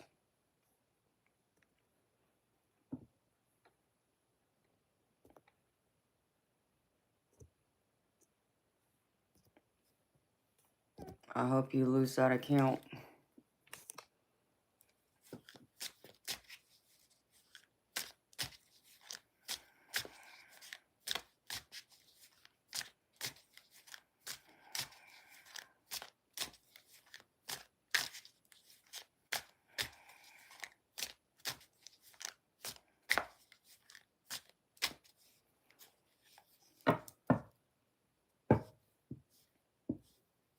Hello, Farah. Polly, yes it is, but I started this at 6 p.m. So, I mean, that's the name of my nightly show, yes, but because I couldn't think of what else to call it because I had only planned on going through and doing the whole discussion, but a couple people had paid for readings, so I went ahead and did their readings.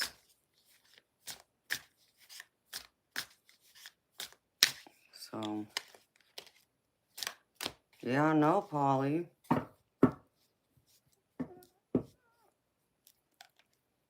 I needed to conserve my energy to come on here tonight, but, you know, hello, Sacred Monk.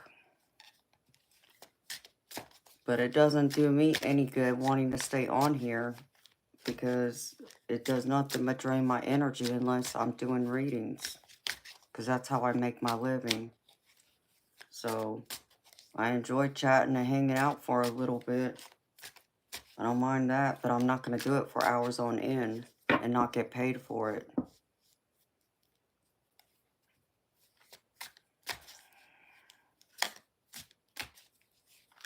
Did I have any beef jerky today? I had a little bit.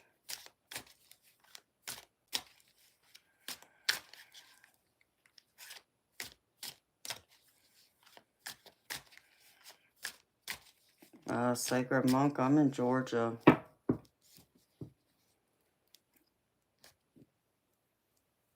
So, Polly, I do spend hours on here some nights talking. And I enjoy the time I spend with y'all, but I can't do that every night. When I could be doing other things to try and make money because I got bills to pay like everyone else does. And I got a car that's sitting at my auto mechanic's house that's been sitting there for 2 months that still needs to be fixed. So I don't just get on here for my health, baby. This is my business. It's how I make my money to pay my bills. So unless people are buying readings, it serves me no purpose to stay on here for hours on end and not get paid a penny for it.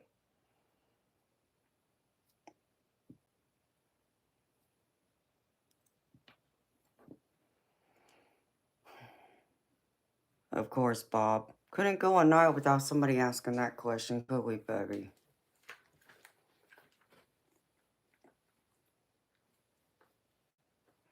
Need to make me a stylish top that has my response to that.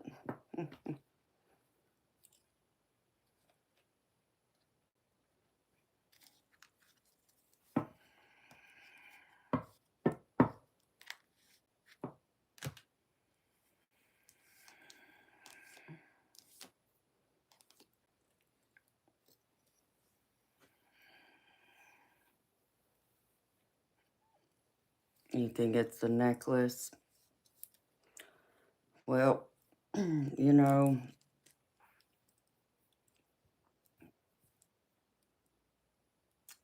I think the problem I have with that, though, is they're not the only ones that wear these style necklaces. So, hi, Francos. How you doing, baby?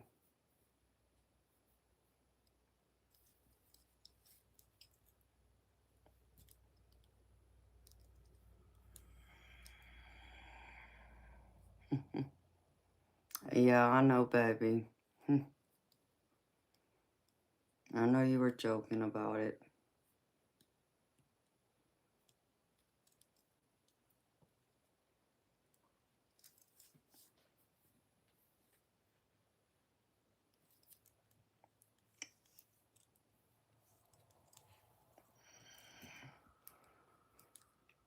It's the necklace and it's my dark hair.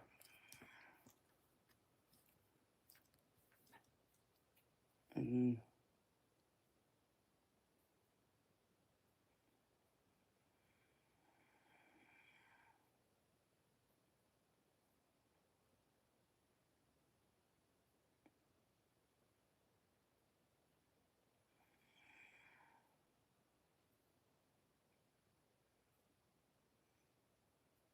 You're Native American Indian sacred monk. That's cool.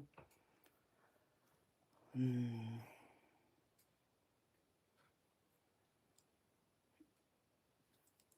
was nice to see me finally without what, Polly?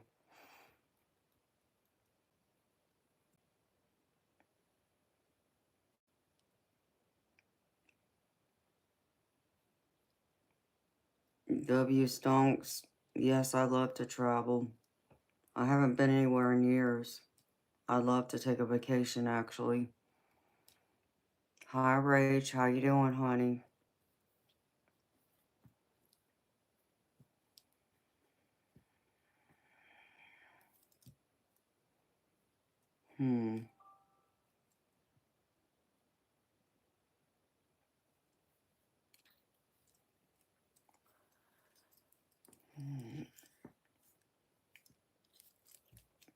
You know, Hari, I'm curious to know why people from India don't have any manners. I mean, at least in my stream, they don't.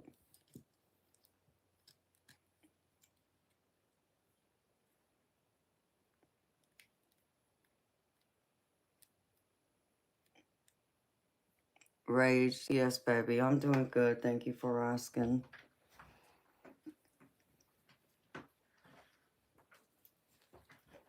Oh, well, that's cool, Sacred Monk.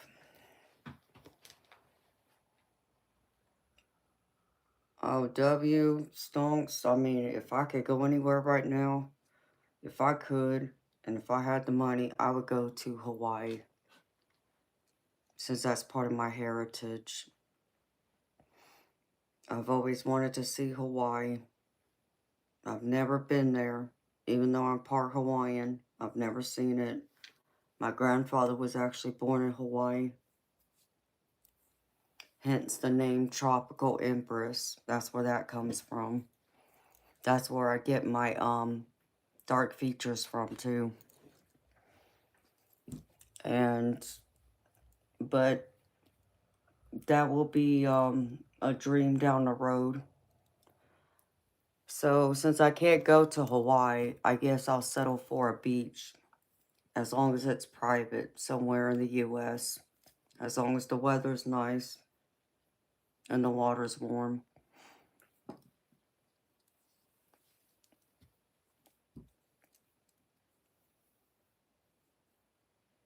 Hi, Retro Life. Yeah, I love the beach. Retro Life, I'm a mermaid. I gotta be at the beach, but I haven't seen the beach in years. It's been over a decade, actually.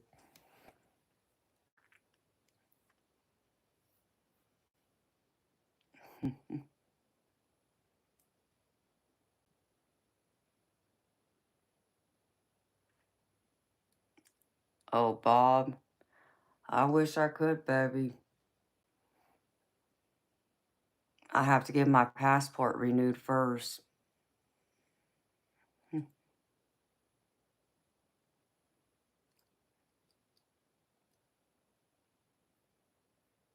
Favorite beach?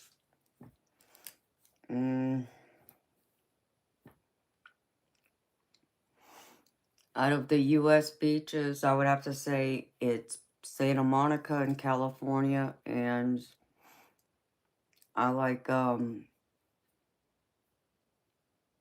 Longboat Key down there in Florida and Sarasota. I like the Gulf waters.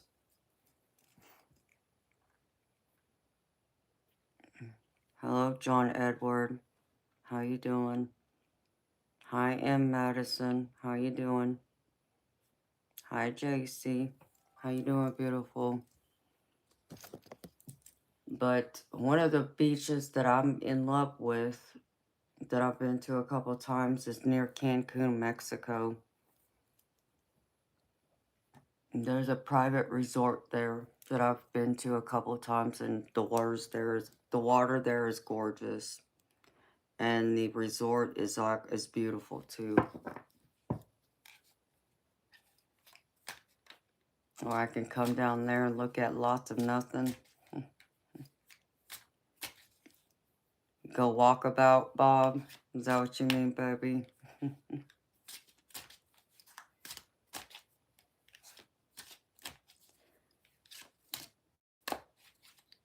What beach would be nice to go to, Bob, in Australia?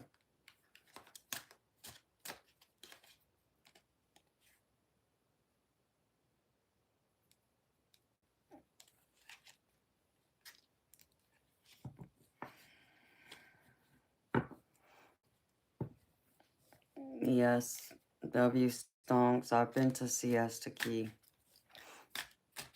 And that's the area I'm talking about in Florida. Sarasota area.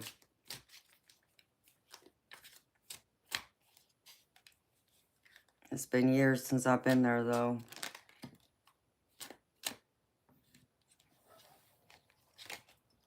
Well, I'm trying to remember when was the last time I was in Florida. Oh, that was probably about 15... Yeah, about 15 years ago, roughly. No, it's been before then. But I just didn't go to the beach when I was there last.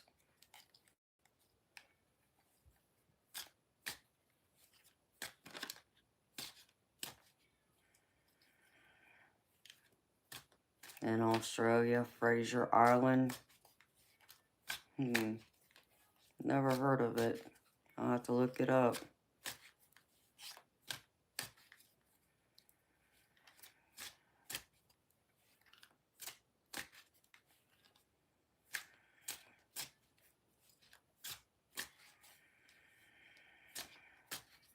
You were born in the Philippines, JC? I've never been to the Philippines either.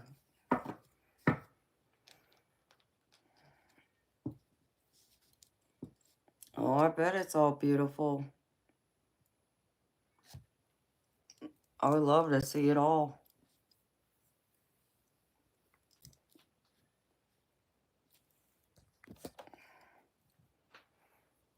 So do you live in Australia, W Stonks?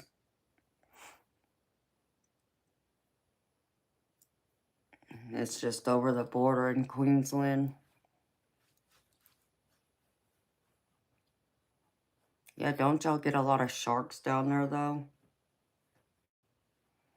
I know like y'all have that one jellyfish that people end up dying if they come in contact with it. I can't remember the name of the jellyfish though. It's a beautiful jellyfish, but it's dangerous.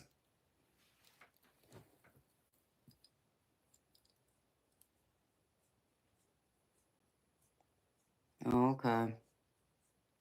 You live in Florida? What part of Florida you live in? I'm in Georgia.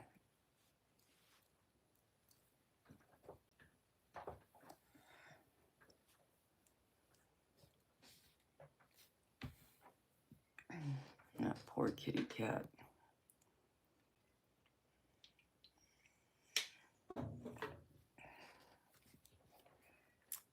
That's the one thing I do have to do. Get like my passport renewed within the week. Otherwise, I'm going to have to go through the whole application process all over again. Not that I'm worried about it, but I just don't want to deal with the hassle of it.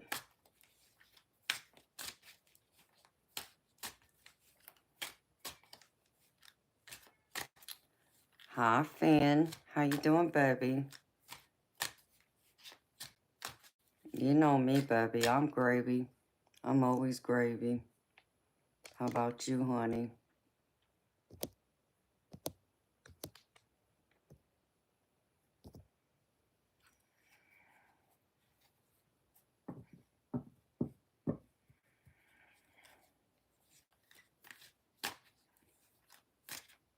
I don't know, Polly. Why do you ask?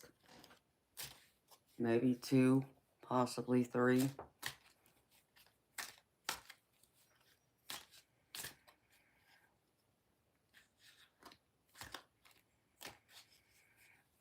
No, that would be cool, Bob. I would like that. I would like to go see the volcano.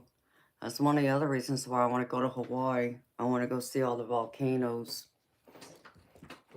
Besides the gorgeous waterfalls that Hawaii has, too.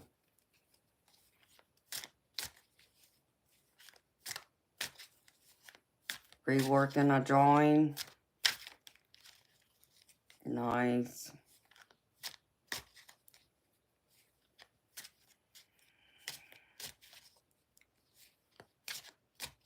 Oh, that's cool, Finn.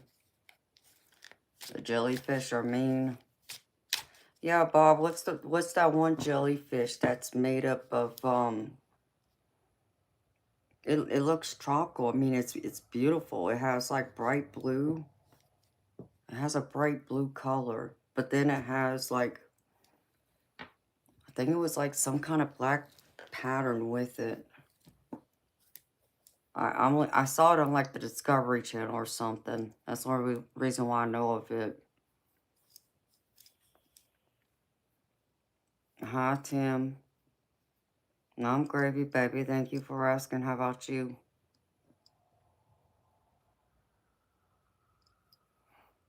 Yeah, the box jellyfish will definitely get you, but no, this isn't a box jellyfish. Or you know, I'm not even thinking of the jellyfish. I'm getting it all confused. Um, my bad. Um, jeez. I'm thinking of the octopus that's down there. Y'all have a tropical octopus that's blue. And it has like dark, it has like a black pattern on it.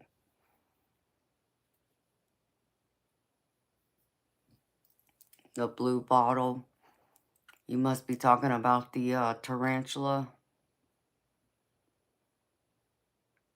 Hello, Miguel.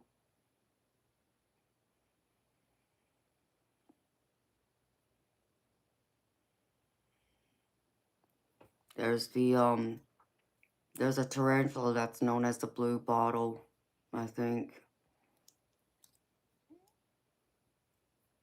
Well, I'm happy to hear you're doing gravy, Tim.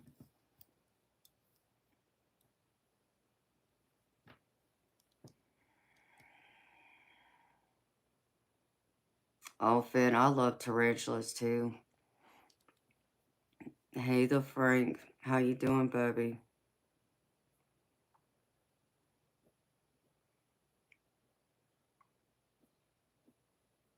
The blue ring. Is that what it's called, Bob? It's a beautiful octopus. Yes, it has been, baby. How you been?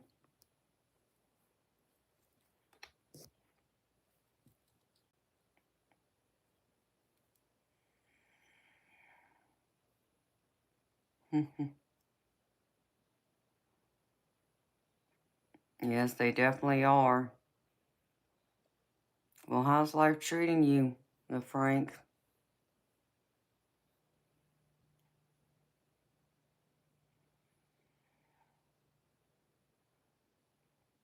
Eating sand. It's not good, baby. Okay, blue bottle is the jellyfish. Blue ring is the octopus. Okay.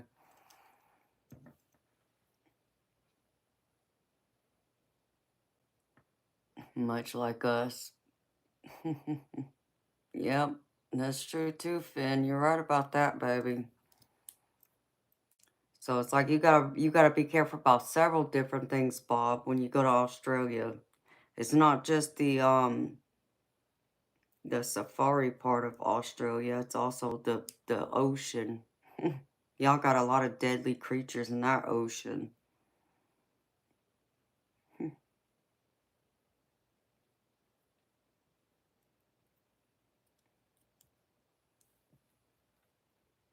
Have you ever seen one, Bob?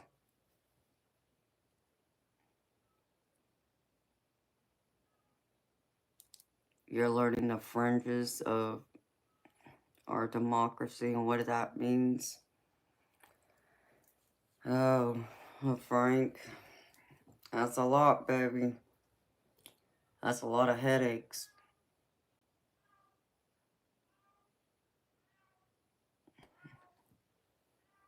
Poor cat.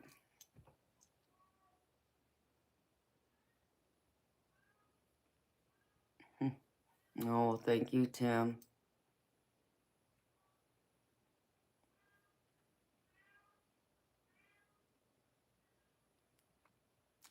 Oh, JC, I won't be here tomorrow, beautiful. I take Mondays and Tuesdays off, honey.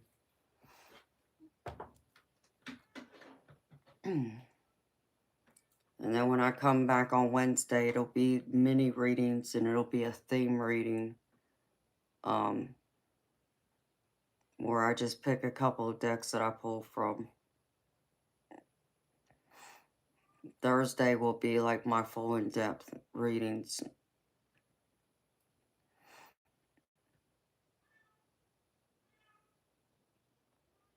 And come out with you and chase the snakes. I mean, I would love that too, Bob. I would love to handle one of those huntsman spiders.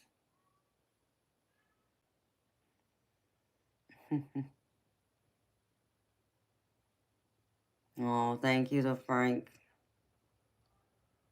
You have a good night too, baby. It was good seeing you again, honey. Take care of yourself, baby. You're welcome, JC.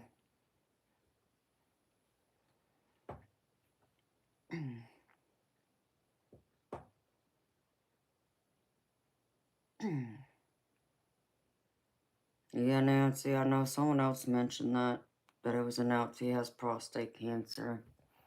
That's terrible.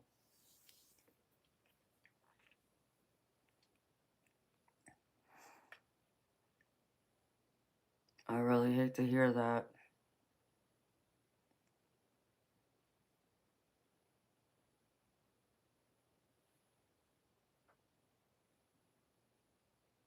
Yeah, someone said it earlier tonight. I think it was Moonchild. Moonchild or Sunnyland. One of them said it, that it was announced.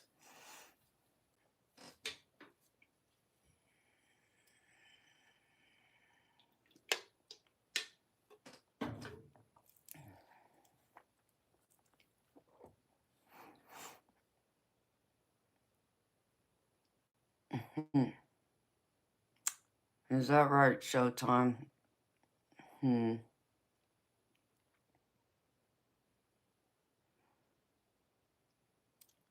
Well, hopefully it's treatable.